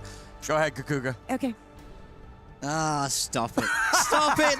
The thing about this is, we're like, I'm not coming out of nowhere when I say Paper Rex are an amazing Fracture team. Their record since swapping to this comp has been immaculate. They've dropped it once, maybe twice, I think, but that's it. They've been so flawless. So when I'm saying this is a big hill for Casey to climb, I mean it. But you have to give the credit to the guys. You have to hold my hands up and go, I was wrong. Casey bested them on Fracture. It was a thoroughly deserved victory. You can now gloat away, please. I love that. Thank you very much for admitting what just happened. Honestly, when I first saw this and I saw that Paper Rex was picking Fracture, it's like, oh, you really care about staying in the event and going the distance, maybe even as a response to being the Sunset, being like, oh, we're going to be cheeky like this. Fracture's going to go out of the map pool, but we're good, we're comfortable here, and we know we can take you down. And luckily, KC came out on top. The individuals were so well drilled. Yeah. 11 coming alive in the second half. In the first half, I was thinking to myself, if Levin keeps playing like this, I don't think that they can make enough space, put enough pressure in a Paper Rex that is never going to second guess themselves.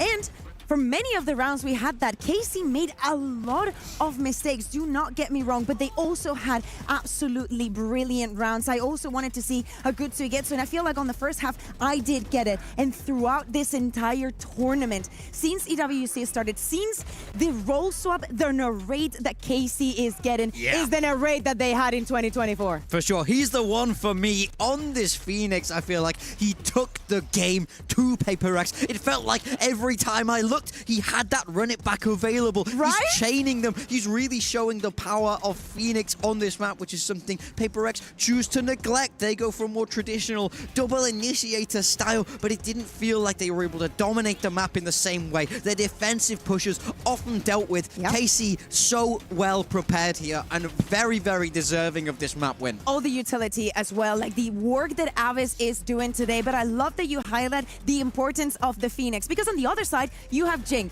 right? And I love to see that every single time that he had that narrate had that ultimate available and he heard the showstopper going out, he did not doubt and tried to shut down Jing. Worst case scenario, ult for ult, and that is the perfect outcome that you want, especially when your ult is only six orbs. 23-13, 307 ACS. Narrate definitely popped off right here. You know the best part? What's the best part? We're gonna go to the third map. Vitality has just bested NRG and they have made it out of the group already. And wouldn't it just be a beautiful day to follow up? On day one for this team, for this group, sorry, we had Vitality versus KC. Yeah. And wouldn't it be lovely to just have all the French teams making it through today? We got the replay happening right now, but you can't see Big Time's face. So Look, it could be a great day for France. Could be a great day for France. A terrible day for me, which is more important, some might say. So I would say so.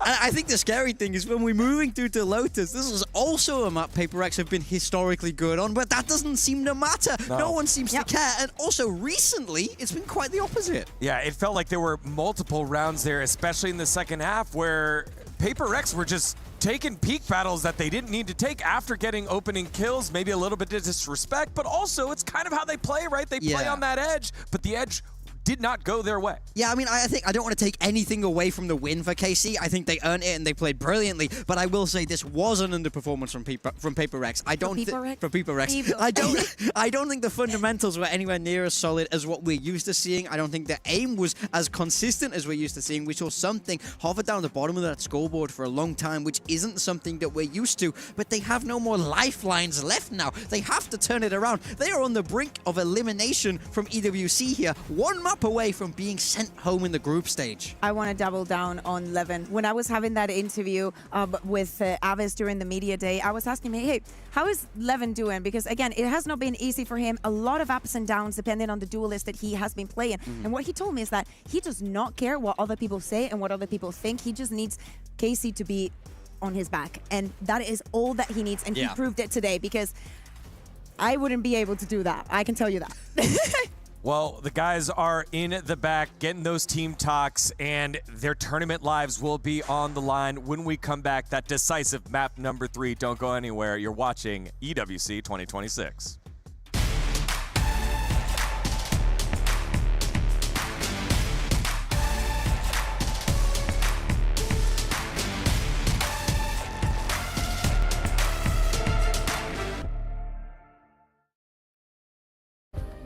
Play is in our DNA.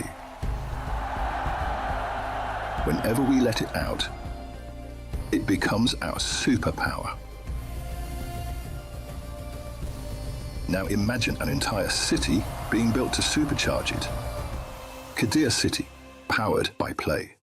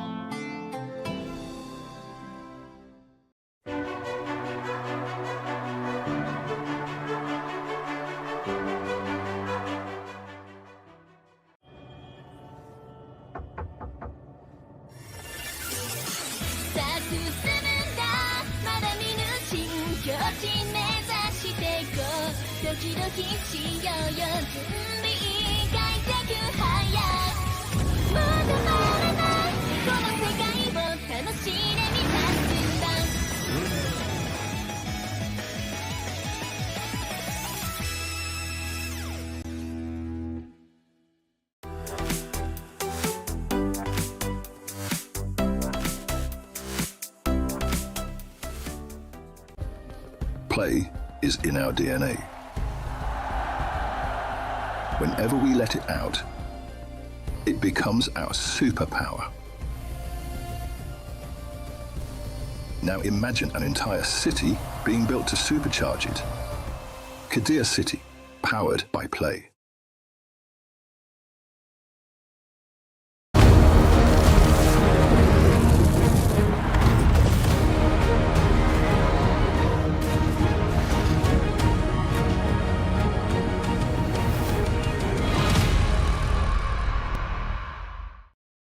A full 6-game day here for Valorant as we welcome you back to EWC 2026. This final series will go all 3 maps. Paper Rex and KC fighting for their tournament lives and for their share of the $2 million prize pool. And surprisingly, one of these teams will be going home. Yep, one of them will be going home. As we said, for KC, a very short flight, but with the form that they are showing today and the resilience that they're putting into every single round, they managed to take us to this map number 3 for Paper X, both in their court. Lotus is for them to lose. It has not been a good map for KC all year around. I believe they've only won it once. So for Paper X, and of course if we speak about experience, it's not even a fair fight. I mean, historically, Lotus... It'd be kind of bad if you lose, I'm just saying. Potentially, yeah. I mean, look, I think Lotus has always been an amazing map for Paper Rex. We talk about it being really that comfort zone. Everybody's on an agent they're incredibly familiar with. But I will say that has seemed to fall apart a little bit. Their last 2 Lotus games, one is that map 5 of the London Grand Final. They lose it 13-5. And then against NRG just yesterday, day before, whenever it was, that was a 13-5 loss as well. So it does feel like maybe they need to figure something out here on this Lotus. And what scares me is that the story that we're setting up right now is very similar to what we said before Fracture of, oh, it's not great for KC, oh, it's great for Paper Rex, and look what just happened. But the real thing that we did set up is that the history doesn't matter. All that matters is who shows up in the day. People showing up today definitely narrate 11. Let's see if KC is going to change their composition or take a different approach. They were playing with the Chamber and with the Neon. I would actually like to keep seeing this playing like this, or maybe even give some more mobility to narrate. I would be super down for that. At the same time, you're mentioning the match that they played against NRG. Forsaken 1-0-9 in first duels. Yeah. I have never in my life seen that from Forsaken. I mean, for sure. So it's scary, but you know, that just happens once, right? Like having that kind of performance doesn't happen twice. Yeah, you know, and going back to something you said earlier here, Envy on the breach, one of the best in the world, had a very difficult game, that last one. Yeah. Maybe that's someone who needs to step up here for Paper Rex. I mean, that can be what happens when you play Breach. I don't think Breach is amazing by any means. I was supporting that comp because it was winning, and then I think when it's not winning, it is. I think there was one of the analysts here on the desk that didn't support the comp, and the casters also were trying to throw shade at them. I wonder who that could have been. Yeah, I guess we'll never know. Let's move on to the stage. Me too. It's okay, you know. Everybody's just gonna push us under the rug because Fracture is coming out of the map. But you know, not just yet. For this entire tournament, we are going to have it, and it's not just Paper Rex and KC. It's available for absolutely everybody. Definitely an asset to use. We speak about the mental coming into this. For Paper Rex, it's about bouncing back, just putting the Fracture behind them and focusing on Lotus. So we say we don't expect a lot of changes. Yeah. So it's mostly about the vibes and about being able to play for yourself. I think that KC are doing a very good job in opening angles that for some reason Paper X, even being Paper X, are not used to peeking. Yeah, I mean, I think for me, this is a story of pressure now. Everybody knows Paper Rex are the favorites, and it felt like that got to them a little bit there in the map too. They really have to close this out to keep everybody's expectations really much aligned, but will we see that? I think for KC, we heard Aves talk, and he said, if we make it out of this group, we will win the whole tournament. They're one map away from eliminating arguably the favorites for the tournament, progressing through this bracket and giving them the best chance to ultimately lift this trophy. Yeah, as you can see on your screen, the chants have been done by KC, and Paper X, no chance needed. They made it on out real quiet, real smooth, real focused. Yeah. However, it is 1-1, and it doesn't matter. You can't run from what fate is going to bring in this one as we get into Agent Select. Yeah, so taking a look for Paper X, this is the comp that we've seen them use time and time again, but I will say there was a difference. When we saw them play against NRG, they had that fade instead of the sky. They've swapped back to that sky now, so clearly feeling like something didn't work previously in that NRG game. I mean, with all the walls, also knowing that KC is going to be playing most likely with that Viper on, so he gets you. If you add on to Levin, having the Sky actually gives you a lot of tools. The ultimate becomes more strong. The dog, of course, is incredibly strong. I think that every single piece is going to bring so much value. At this moment in time, I am looking at, I will say it, my favorite player in Paper X, Something. I need him to get out that operator and start shutting them down. I need some form of control over Narrate and Levin. Yeah, I mean, I think with the way that Narrate has been playing, the operator duel here between him and Something could be absolutely tournament. Here we go. Let us know how you feel at home. If you're a Paper Rex lover, if you're a Karmine Corp lover, this is why we watch EWC. The tournament is so grueling and so crushing despite the favorites coming on into it. Karmine Corp has turned on up, and Paper Rex, well, with their backs against the wall. One team can move on to play against NRG. If you win, if you lose, it's on the plane ticket home. Let's send it on over to the casters to the final round here. It is Paper Rex and Karmine Corp. It's Achilleos and Paper Thin. Once again, into the breach we go. Here, Lotus to decide it all. Paper Rex to try to eliminate Karmine Corp, deny them the opportunity to play in front of a home crowd, keep themselves afloat here at EWC. Karmine Corp, the momentum very much on their side. A very narrow loss on their pick of Sunset into a very concise win on Paper X's Fracture. As we see, they're going for a 4-player stack and crunch out towards Mound, but KC not really having any of this. Yeah, my eyes immediately go towards Narrate for this map. He's been so damn good today, on top of being impactful with the guns. Been doing it with the brains. Absorbing Jing's showstoppers time and time again so they don't find value. That's going to be key here again on Lotus. Paranoia at the ready for Forsaken. Looking for contact, but it might come in a way they don't expect. Levin's gone all the way over to the door, and here they go. Looking to try to draw some of that tension back, peel some pressure for Sugetsu, and so far it is working a decent treat. Jump to the corner, though. But his life on the line is Forsaken. As Jing will be able to find that kill. Devi popping the flash, pushing forward, is able to find out Aves, but Narrate trades it back. Usually he gets one there even. That was a very big kill because it gives that extra man advantage. Levin continues to scale back towards Defender's spawn. DOS9 ready with the Paranoia, and Narrate's right there to claim a life. They're collecting one. DOS9 collects one as well. Jing now going to be taken down, and suddenly the player advantage is in the hands of KC. Forsaken having to just push out of the smoke, and DOS9 has him dead, and now it is all down to something completely corralled, and Narrate. Headhunter Sheriff, doesn't matter. This man is dialed in. Gets the 3K. And KC get another pistol. The story's been him today.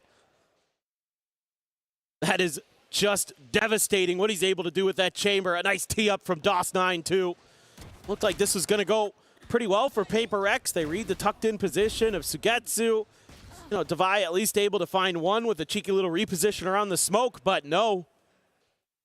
The better play on site for Karmine Corp, and really they have had Paper X's number in a lot of the bigger picture sense. See what the buy-up looks like here for Paper X. Just one bandit, and well, okay. They're fully ready for this. It's just a firing squad. The paint shell to no avail as DOS9 will collect 3 for himself. And now just something to try to see if he can stop it from being a flawless, and he cannot. All right, we'll shut him down. We very quickly go into the bonus. It's red alert now for Paper X. That's a tough one. Try to overstack that angle, and just a nice little tight headshot line over the box for DOS9. He collects 5-0. The start for him, 4-0 for Narrate. Into the buy round even, again, because Paper X likes to try to sneak in those extra pistols. It's only going to be a couple Guardians for Devi and Envy. Great. Still on that Marshall. Everybody else, Bulldogs and Vandals. Something very aggressive angle. Bunch of footstep noise being made over here. Maybe just try to bait a little bit for something, but KC waiting for this push out. Oh, Alves does get taken down, but DOS9 still there, ever present. Cleans up a kill on a Forsaken. Now he's immediately going to go TPing with that spike over to the A site. Levin has just about cleared. Quick pivots necessary here for Paper X. As KC certainly upping the pace with that ult play. Love the creativity. Clear of the arc rose. Levin now to try to scale forward. Tailwind will get the spot out and something, able to find him with that kill. Blinded up, however, and DOS9 collecting one Devi. Going to be taken down now, a 2v3 to stop this bonus conversion. Jing just trying to tap through, trying to fish for anything. He comes up empty-handed. DOS9 standing tall. Another 3K and another round in the hands of Karmine Corp. Well, DOS9 made his Tier 1 debut in Pacific, so he's pretty aware of how Paper X likes to operate. And this time, another really nice round. He's able to get that ult. What, TP 8-0? over. Yep. Hit another nice Paranoia. Beautiful. 8-0-2, 5-0 for Narrate. Looking like gods so far. Attempted fight over here by Rubble. Sugetsu will just shrug off a bit of damage from that paint shell. Drop back. Out towards relative safety. Paper X come up empty-handed once again. Yeah, they're just trying to turn up the tempo, trying to play their game. Oh, well. Will catch DOS9. Finally, he dies. A little bit of an oopsie there to give away the first death. Quick check out from B main. Nothing going to be spotted. And Paper X starting to assess that this is going to be an A hit again as Pickle peeks out from Forsaken. The fast lane is going to be set up. It's a slow scale forward, but all of this a bit of a ruse now. As they want to try to pivot. Spike again being taken over. There's Narrate. Pop this Vice Wall. Just playing around with information. As there's the jump and Forsaken will fall. And will be able to get on top of him. Finds the headshot. A weapon to be collected. Still an opportunity for Paper X to try to make this a thrifty, but they have Narrate in a post-plant angle with that outlaw in hand. Everyone's susceptible to it. And you've got one flash. You got Jing satchels. Tap at the door, just sliding along the side of this one here is Divide. Now going to be spotted and dealt with. Sugetsu able to find that, bringing it back into a 3v3. The jump up over the top of Narrate. Just enough time to be able to find the shot. Jing going to be taken down. Envy now eliminated. It's all on something. Try to stop this from going 4-0. The cash, not really a concern at all. KC have got buckets of it at this point. They will deny him any further damage. Well, might be seeing another early timeout from the Paper X camp. This is already spiraling out of control. And, you know, Paper X has moments here where you think, okay, they can get this done, but again, Divide takes that challenge at the door. Sugetsu's good for it. Narrate has been just immaculate. I mean, there is no room to criticize him today, the way he's been playing. He's been hitting some incredible shots along the way. Showstopper to be invested. Lobs it into the corner. Does not find that kill, and DOS9 gets on top of it and finds Jing as well. Something with the operator, only going to be good for the one. Meanwhile, Narrate just re-swings around Rubble, finds Forsaken. Tap at the door, a pivot to the C site. Both players completely surrounded. Divide making noise. Levin looking for the kill. And he makes it look casual, and Narrate has the backstab, and KC have full reign, full control. They're just so smart, taking those little advantages, matching some of this aggression of Paper Rex. And this Showstopper, don't know how it doesn't kill DOS9, doesn't matter, because he makes the most of it. Oh, Levin. Sick shot there. And there's that timeout, because things already absolutely crumbling, and you're not even into something's Blade Storm yet. Going in around 6. So you don't have that to rely on here in this eco. You tried the Showstopper again. Jing just hasn't been himself, and I mean, again, you could give a lot of credit to Narrate with the way he's been playing the Chamber and the Phoenix to absorb it, but this round here, they know that DOS9 is there. They just can't get it to go. The little things make those rounds spiral out of control quickly, because KC definitely sense the weakness in Paper X right now. They're going to pounce on every opportunity.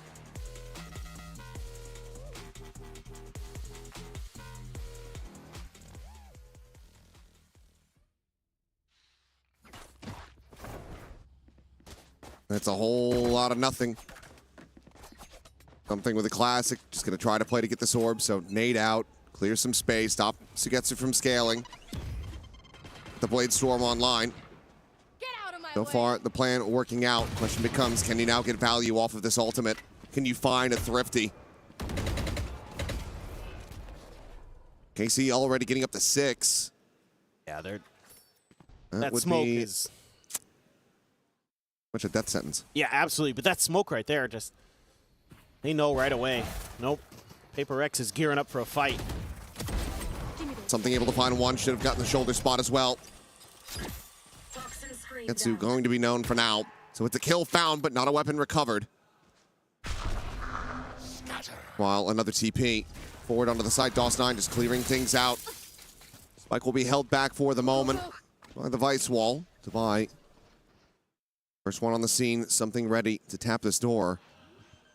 They're really going to try to spread Arming Corp thin, waiting for the reinforcements. They've got them boxed in on the site. A lot of flashes to work with here. Smoke off Dawsnine's position for now. Something. Trying to work his way out on the mound, is able to do so now, joining in alongside two of his teammates. Still 5 players strong. Jing did manage to grab that bandle, but he's going to be the first to fall as Narrate is able to find one. Envy with the Sheriff shot takes down Levin Divide, getting a piece of the action. The blades will connect. The timeout call works at Tree Operator as well. A nice little bonus gift here for Paper Rex as they will be able to find the Thrifty and get themselves on the board in round 6. Yeah, I mean, I think just a little bit of, hey, let's make sure we're not giving up that A Rubble fight too easily early in the round. That's caused some problems where players have been able to gain space either towards Rubble or towards that A Orb and cause a lot of players to go down early for Paper X this time. They fight for it, and it has a double effect of getting the Blade Storm into something's hands. He's able to make damn good use of it. That is a huge round there for Paper X. They're going to scoop up that Operator. Have a couple ults there for Divine Envy. The Narrate ult. Going to have that tour de force to challenge. Let's play. We're now watching. Around B main, no one to clear this Prowler, but Jing, quick scaling of space. Up outside of A main, finds Sugetsu. Potential flanker, now going to be dealt with. Of course, could still have Narrate as a concern, but it's going to be a very fast push forward onto the C site. AC position. Try to get this spike planted from now, but Paper Rex are very close by. Shorty at the ready. Levin, shoulder to shoulder. The push forward and something going to be caught. Jing is there for the trade up, and it's going to be the Operator and the Jet now out of the equation as Steel Garden will get invested. Narrate calls for the rotations, letting him know that A is pretty much wide open, and he's going to get on a damn deep angle. That means nobody's going to be able to carry that hop over necessarily. Should be enough money to buy if they can win it cleanly. There's a secret, but of course has this tour de force as a backup. She'll peek out. First shot rings through. And Flash fully will connect, but there's no fast scaling to be found to try to find that punish, so he's able to just backpedal away. Still a difficult position to try to retake from.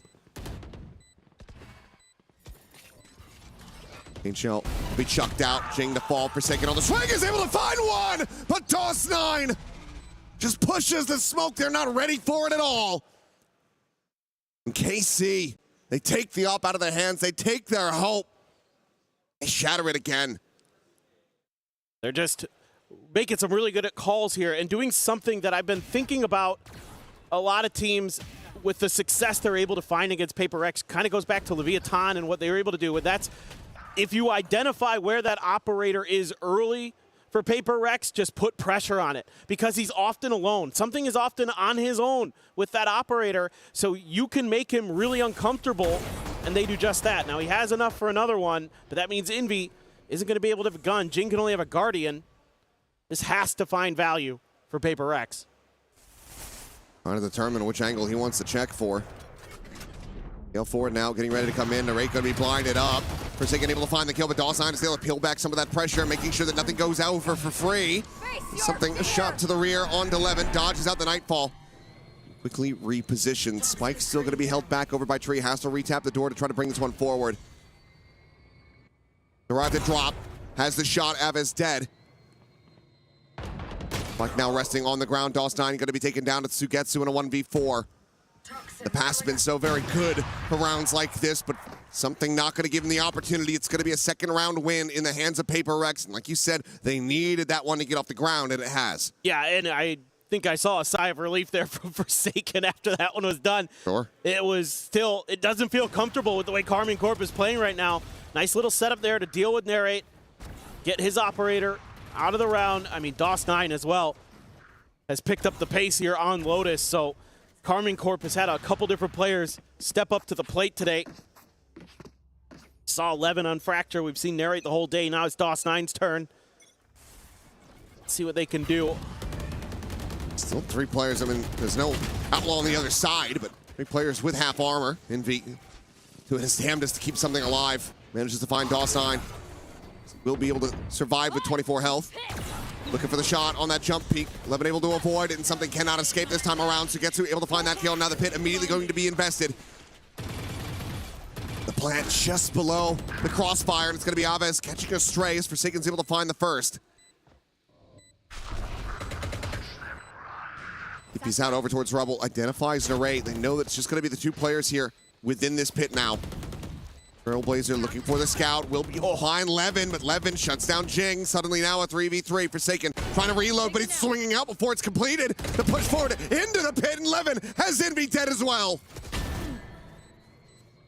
Devar now in the 1v2, but the time widely is gone. Would have to get onto the spike pretty much right here, right now. Finds the headshot, but has to know that this round is over. I'm out of here. Up. To be collected, to be juggled away. Levin can't try to really save this one here for his teammates. He will go down to the spike. But it's KC up 7-2. I mean, they just, again, they do the same thing.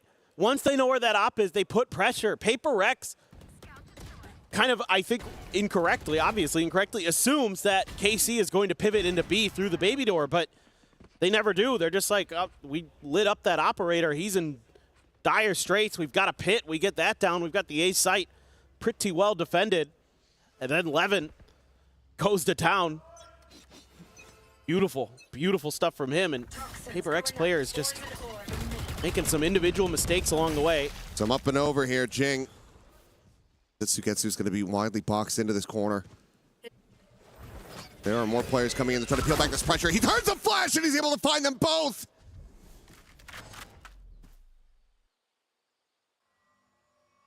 That's a backbreaker.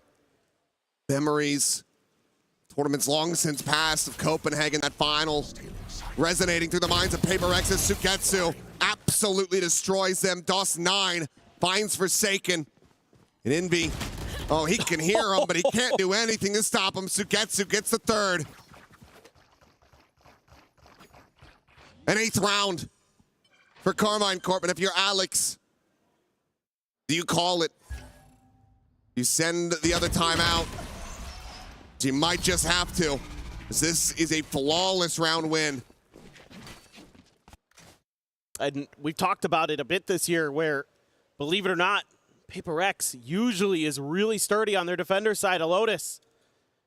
It is often where they are a little more efficient in their round conversion rate, but it's been, you know, this streak they've had on Lotus where they just can't seem to get these wins. They seem to be completely befuddled, and so they tried to make a little bit of a change to go to the fade. That didn't really work at all, so back to the sky. And now it just seems like nothing is there for Paper X. A lot of the decisions they make are just being outplayed by KC. Outread. I mean, even if that flash connects onto Sugetsu and maybe you get him there, Narrate's right around that corner. He's probably taken at least one with him, so it's at best a trade. I mean, Paper X wants to try to play their game, wants to be aggressive, wants to turn up that tempo. KC is so aware, so ready, and all the players are so locked in. I mean, everything seems to just fall underneath their scopes, underneath their crosshairs, because they are so tuned into this game. Glass Cannon Operator. It's a try to keep this one in play for something. Being Showstopper again. This time they're trying to be a little bit cheeky with it. Looking to play off a little bit of contact over at B. Gonna put the Vice Wall way far forward here at C. That looks like just try to force them over into the Showstopper maybe. But they've been given so much space over at A. You know, is Jing then gonna have that plan to pivot over? Is he gonna be able to get value? Sugetsu just playing that quietly. Probably look for that grab, but Narrate still swings that angle. Ends up losing his life, so critical early kill here for Paper Rex. Flash getting pinned against the wall. Sugetsu will be able to find the one, but then gets traded out. As Showstopper looking for him, and yep, Levin taking enough damage. Showstopper will be able to collect the kill. 9, slow push into B.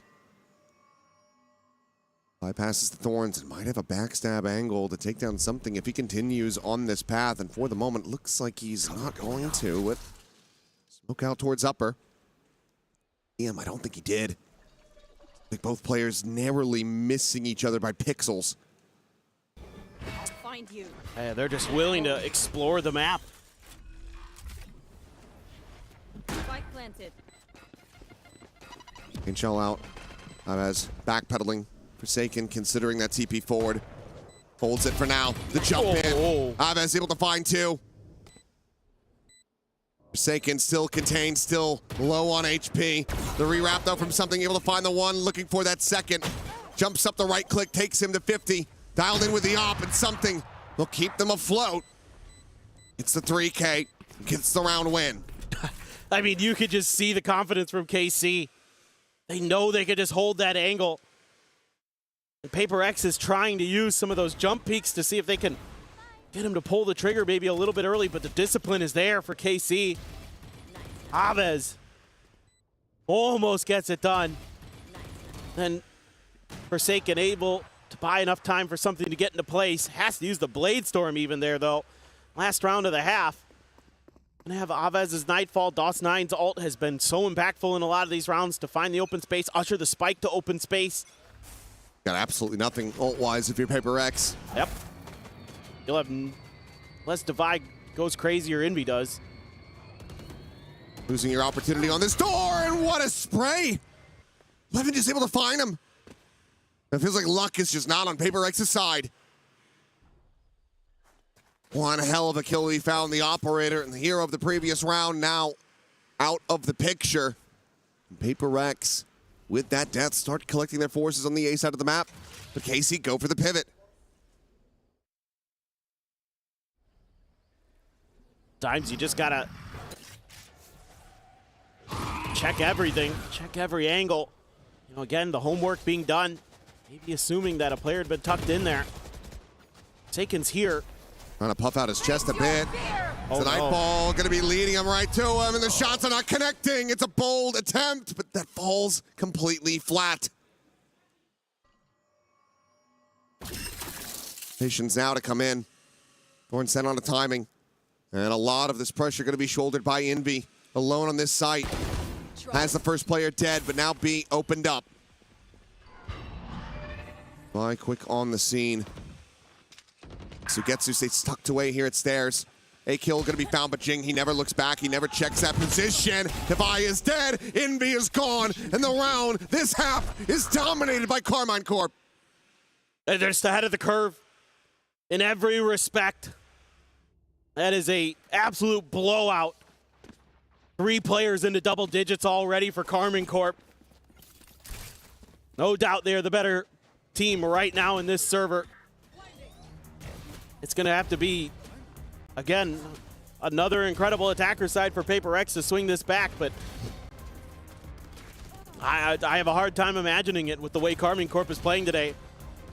I mean, again, the ideas that they have, the plays that they have, the way that they're able to match the aggression, I mean, they know that Paper X is going to over-rotate on stuff, be over-aggressive. They can use that to find space, find moments where they can counterpunch. And they land so often. Really just a couple big rounds from something. Being a difference maker, he's the only one who's in double digits for Paper X. And DOS9, absolutely instrumental to get this snowball rolling downhill for KC. Started off so hot, maintained some good pressure along the way. Levin had a big round. KC playing on home soil here in Paris. Want to stick around, want to get further. Want to have another opportunity, get into that playoffs and play in front of the home crowd. This needs to be a monstrous comeback here from Paper X, and all, of course, has to start from the pistol. It just feels so unlikely. KC, they've had the run of this map. They've had pretty much every correct read, and they've just been out-aiming Paper X. Yes, straight up. You're absolutely right. I mean, I've been thinking it the whole way. They're just sharper. The aim is just better. Narrate in particular, so clean. You know, Levin, he has these rounds where it just feels like he can't miss. He'll hit, and he'll win you one. He might go a little quiet for a few other rounds, but you'll take those every time because they're often impactful ones where it's because KC is already dominating so many of the other rounds that he hits those ones and it's like, oh, now Paper X's economy is back in the dumpster. Like, it's just so impressive. DOS9 trying to bait him in, being like, oh, it's just me by myself, playing outside of main. Nobody here but Nobody us abounds. Paper X not quite going to be falling into the trap, but this could still be a very fast scale in from behind. 3 players effectively on a flank at the moment. Quickly going to be getting their way in behind Paper X. Paper X needing to up the pace here, but they have no idea what's waiting for them. They don't have any trips. They don't have anything. Exactly. They're really alert for this one. Any devised util. No wall as he goes just for that Sheriff. They'll be giving over some space for now. Navis going to be spotted. Paint Shell going to be lobbed up, but something going to be caught. Trying to ride that rope. And, ooh, Forsaken. Risking it all. Try to flush him out. Envy the one that pushed forward. The Haunt going through. Drops back down. Jinx slotting just at the bottom of drop. The spike will get planted. Player disadvantage for Paper X. Absolutely need this round. Flash spotting nothing from behind.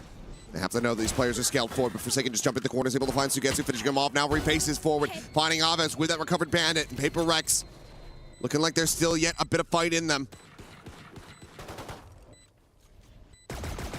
Great's position completely and utterly known. At this point wants to just try to get some damage and try to get some ult charge, and he will be able to find one. Looks for 2, gets it. Forsaken will be able to stop him in his tracks. 5 rounds, though, still the lead for Carmine Corp. Well, okay.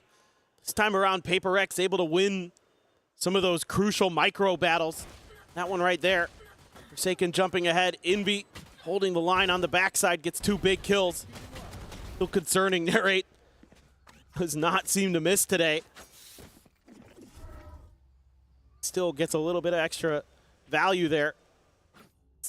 Little edges that could cost Paper X this map, even if they start stringing rounds together, even if they go on a tear of their own. Narrate was up on the box, but dropped down. Something was already checking it. He's got the rendezvous to take him to the opposite side. If a paint shell or something to that effect would come his way, he would be safe, but instead we'll just swing out and cannot evacuate fast enough. Something just a little bit too fast on the draw. Finds him with that Marshall. Gets a little bit of damage here, and now the follow-up shot will take down Aves. That one pops. Levin sliding down a drop, swings forward, and Forsaken a little asleep at the wheel, but eventually is able to find that kill. There's DOS9 getting the headshot, getting the elimination.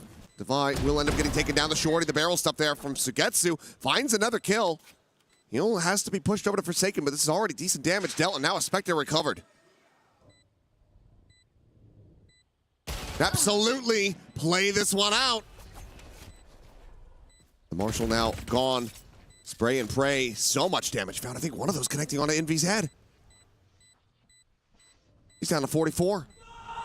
Paranoia going to be lobbed in, and Sugetsu absolutely destroys them! Gets the defuse, gets the Vandal, gets KC! Up to double digits! That is absolutely unbelievable. He's done it again. He has done it again. Oh my. He is the demon that haunts Paper X. The specter of the past is now the vision of the future. That may be a plane ride back to South Korea, back to Pacific for Paper X. It is a 4v5 Thrifty conversion, now forcing the buy out of Paper X. This is the all-in. This decides the map right here, right now. In all likelihood, is Narrate. An outlaw in hand. All players, half armor or none. And he absolutely has destroyed something again.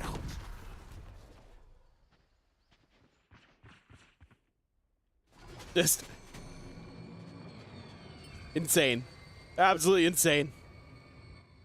He is spectacular today. That's when you're just feeling it, when you know that you can just look up and you know where that landing spot is going to be. Here we go. 11 able to find one. Jing just strafing across with that judge, but Will falls on a raid, finds another. Divine, a kill back in reply, but it's a casual shot from DOS9 as Envy goes forward into the smoke to his death. Divine out.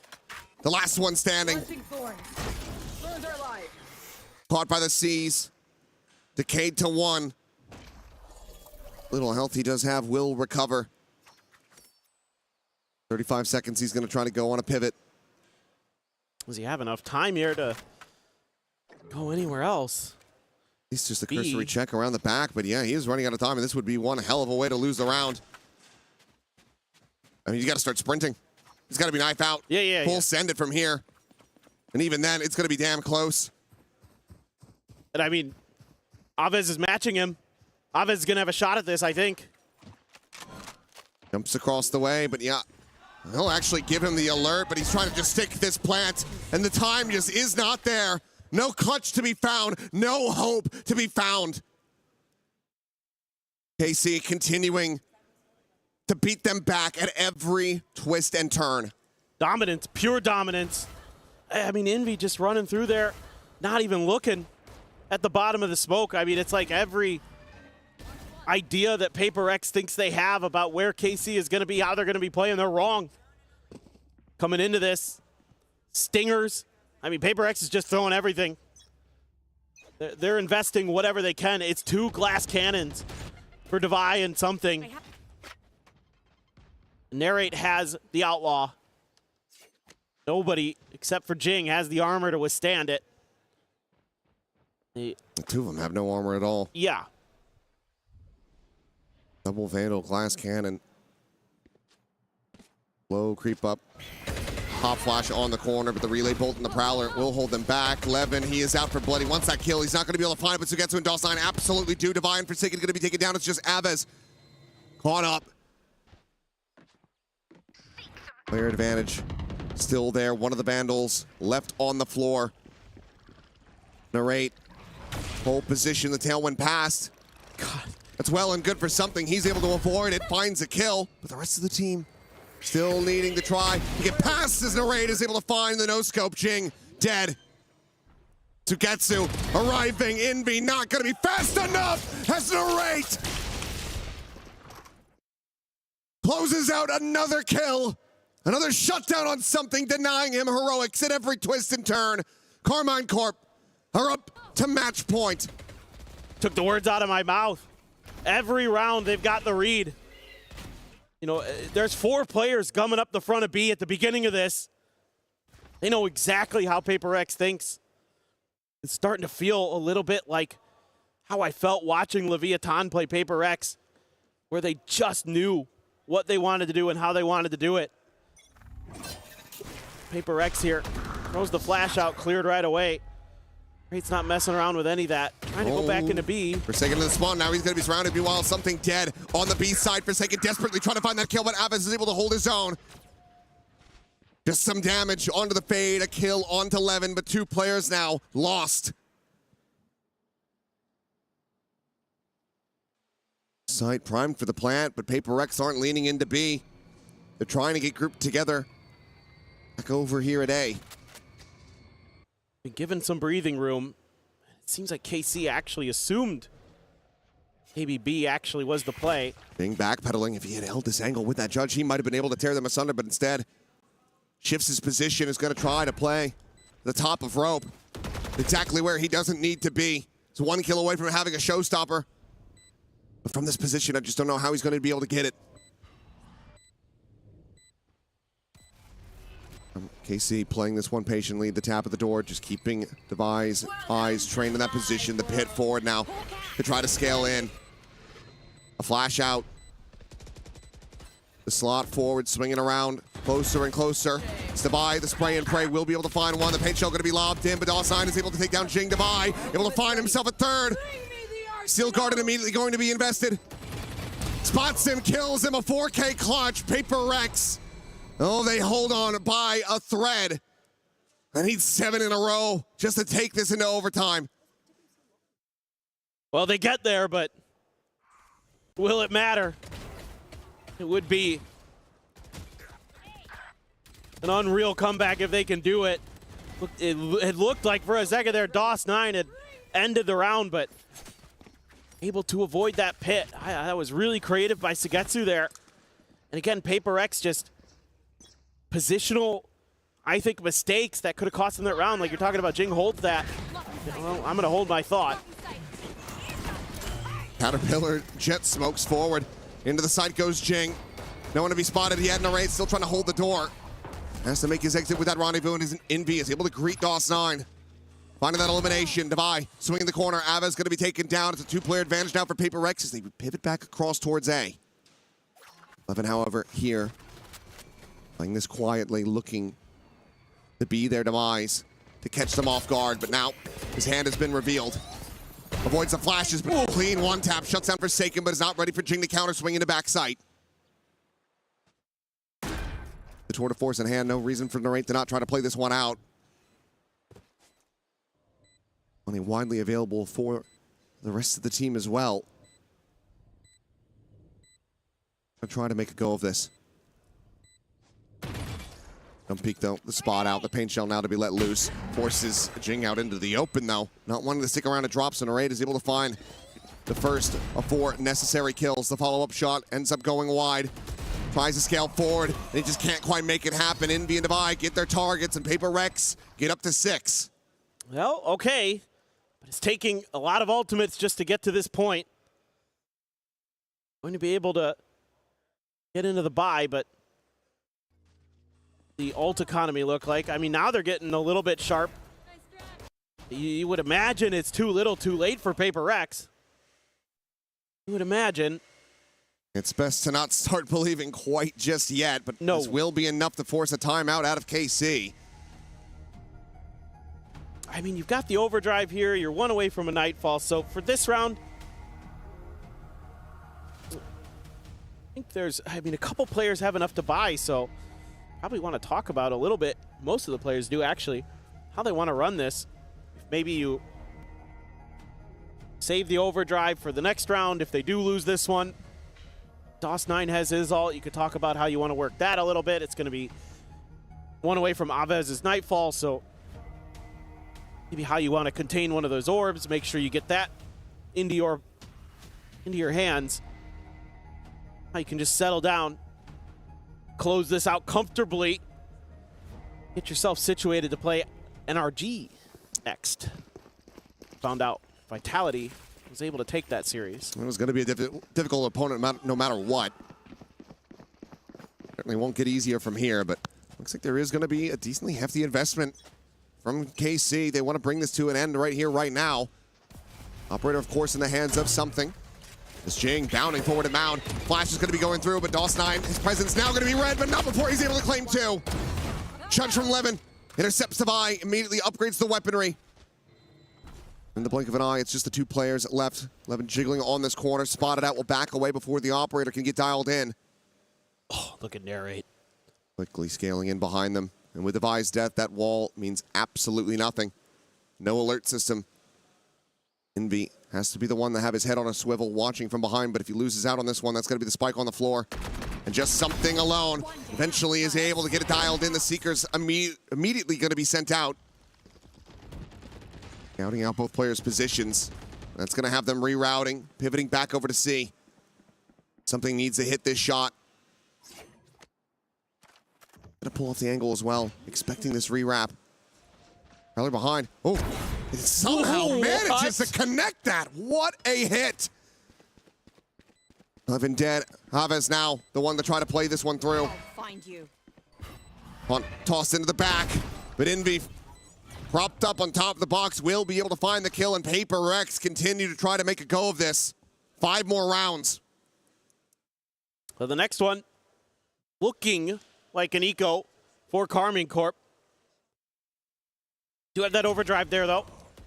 It looked like this might have been the end of the round. I mean, DOS9 sitting in his own, sitting in the smoke there, just making life miserable for some of the Paper X players, but they're able to barely battle through. Envy, 3K.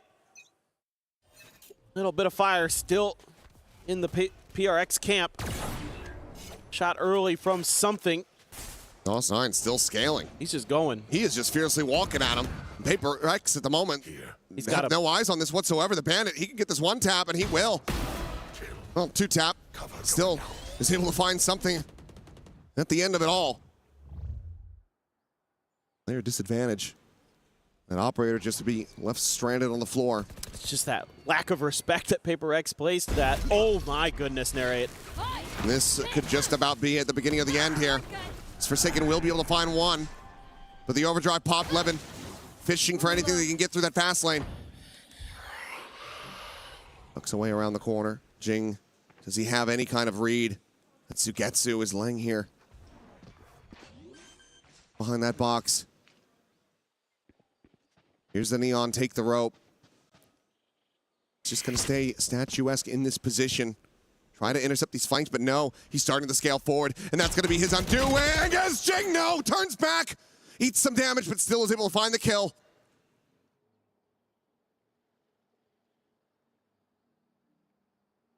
That might just be enough for Paper Rex to still deny this Thrifty. Deny the end of this series to Carmine Corp. And be going for the plant on the corner. This is not being watched for. He has the headshot in time and starting to bleed dry.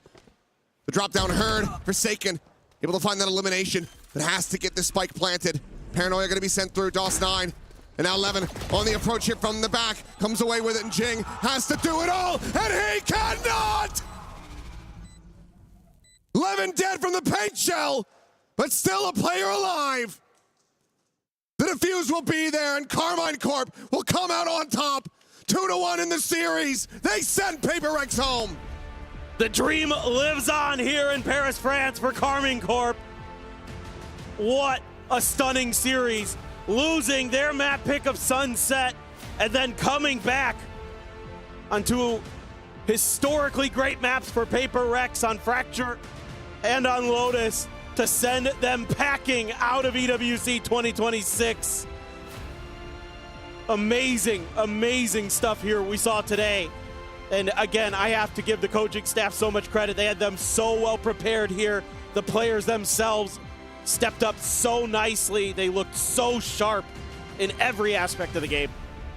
Looking damn good, but the fight's still not done yet for KC. They have another opponent, a difficult one at that, with NRG awaiting them if they want to still be able to play in front of that crowd. So the job is not yet done, but they are looking damn good. For Paper Rex, it's bittersweet, but it's also some forced and very necessary rest, I think, because these guys have been on the road. They've been at it constantly this year.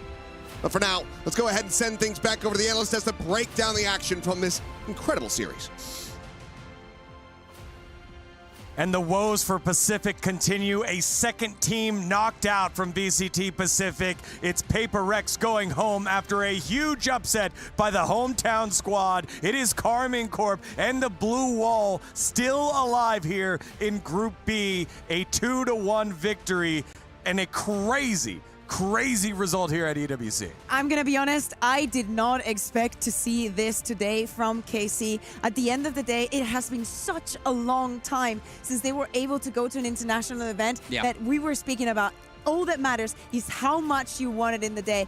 For Paper X, this is like any other day, just going to all of the events where you meet all the teams from across the globe. But for KC, they prove that they earned this spot and that they deserve it. I mean, very much so. I think qualifying through the qualifier the way they did, after the season they'd had in VCT EMEA, people doubted them. Then you see the groups come out. They're placed into this group of death, and people doubt them even more. They lose that opener, and it mounts once again. The story here of the comeback against the Goliaths of Paper X cannot be understated. This is a fantastic win for the squad in blue. Yeah, absolutely. I mean, just think about the last couple of squads they've faced. Fnatic. Then they had to go and face Vitality. Then they face Paper Rex. And next they have to face NRG. Like, the amount of top-tier teams that the squad has had to face, and now 2 of those sculpts taken, it's really astounding here for the Blue Wall. In my head, I'm going to say that this is what Aves meant when he said that if we make it out of group, we have a very good chance of winning the event. Because getting out of the group was going to be so difficult itself that if they could mentally overcome that big step, nothing could stop them. We know that this is, just a victory. They still have to win against NRG, but the vision that we've had of the players, Suigetsu just doing this after the match, I cannot believe that we finally show what we're made of. All right, well, from boom to blue, it's time to go down to the man on stage. It's Dose9 standing by with Ginny. What a game, Dose9. I want to talk about your individual performance, especially on that last map. First and foremost, what did you have in between maps, man? I ate some bread with chocolate. I don't know. We have like a lot of snacks. I just choose that one. Yeah. The pain au chocolat, the Paris buff coming through for you guys. This was incredible. You are going up against your own region, by the way. You sent them home. How does that feel? I mean, it feels amazing, especially after we had a bad run in stage 1. We're getting back confidence and like showing everyone and ourselves mainly that we can do this, like beat strong teams, like fight with them. Yeah. PRX definitely one of the favorite teams coming here. I mean, when we're looking at their performance in London, you guys now proving that you can hang with the big dogs. You're proving that you got that confidence. How are you going to make sure that you hold on to that confidence for your next match? Because I'm going to spoil it for you. NRG, well, that will be NRG. This is looking rough too. I mean, yeah. Actually, we don't care against who we're playing. It's like good that we're playing against NRG, against PRX, against Vitality, so good teams. So we are kind of getting a lot of reps on our game on stage, because before we had a problem that like we play good on Prax, but on stage we are like kind of shaky. So now it's like good for ourselves to get that confidence on the stage. So looking ahead at the matchups that we're seeing, you guys are in a group of death, but NRG is that final obstacle in the way between you and playing in front of a Paris crowd. That would be amazing. So anything to say to the fans, like what should they be looking forward to? I mean, I hope you support us online, and I hope we can do it to the stage, because I saw the stage is insane. All right. So yeah. A little leak over there, but thank you so much for the interview. That's it from us. We're going to be heading back over to the desk, so Digon, take it away. Dose9 there, giving the shout out to the fans, and it's great to see him have a great game, because it was a slow sunset, a sleepy fracture, both of those bot fragging for the squad, then all of a sudden popping off with a 330 ACS, 24 and 11 and 9. It was a fantastic performance and a needed performance in that 13-7 over Paper X. Yeah, I mean, if only he could do interviews as well as he can play. He's a man of few words.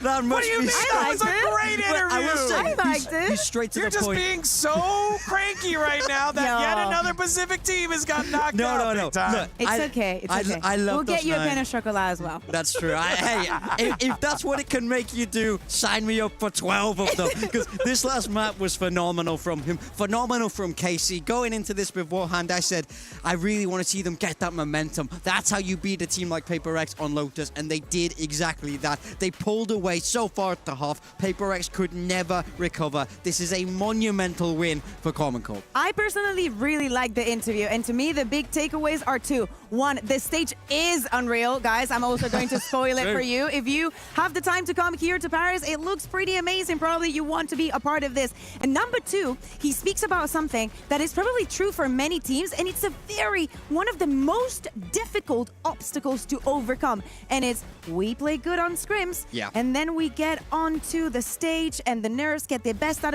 of us. We do not know how to bounce back, how to turn things around. And this happened to KC again so many times. There were so many maps that they could have closed in EMEA that could have gone their way, and they didn't. So it's good that the milestone for this event is also getting rid of that.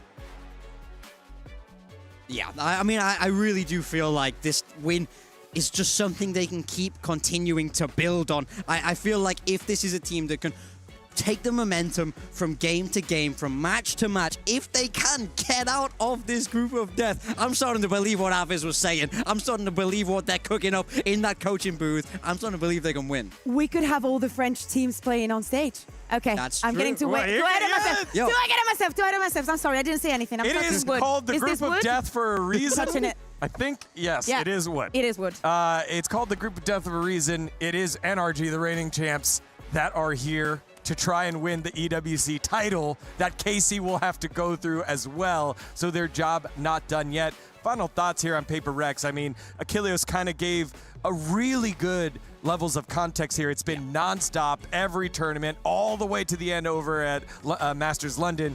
And then just kind of falling flat here, not looking like themselves. Yeah, it does feel like, in a way, they've suffered from success. They've had to play a lot of games this year, and they haven't managed to lift a trophy. It does feel a little bit like that fatigue has set in for them, and they didn't look quite like themselves today. But I will say that this is a squad that we can expect a lot more from down the line, just not here at EWC. They couldn't make it work. Definitely. And with that kind of juxtaposition of Pacific not doing well, that leads us to our Crunchyroll story of the day, where Kukuka will let you know what region is on top.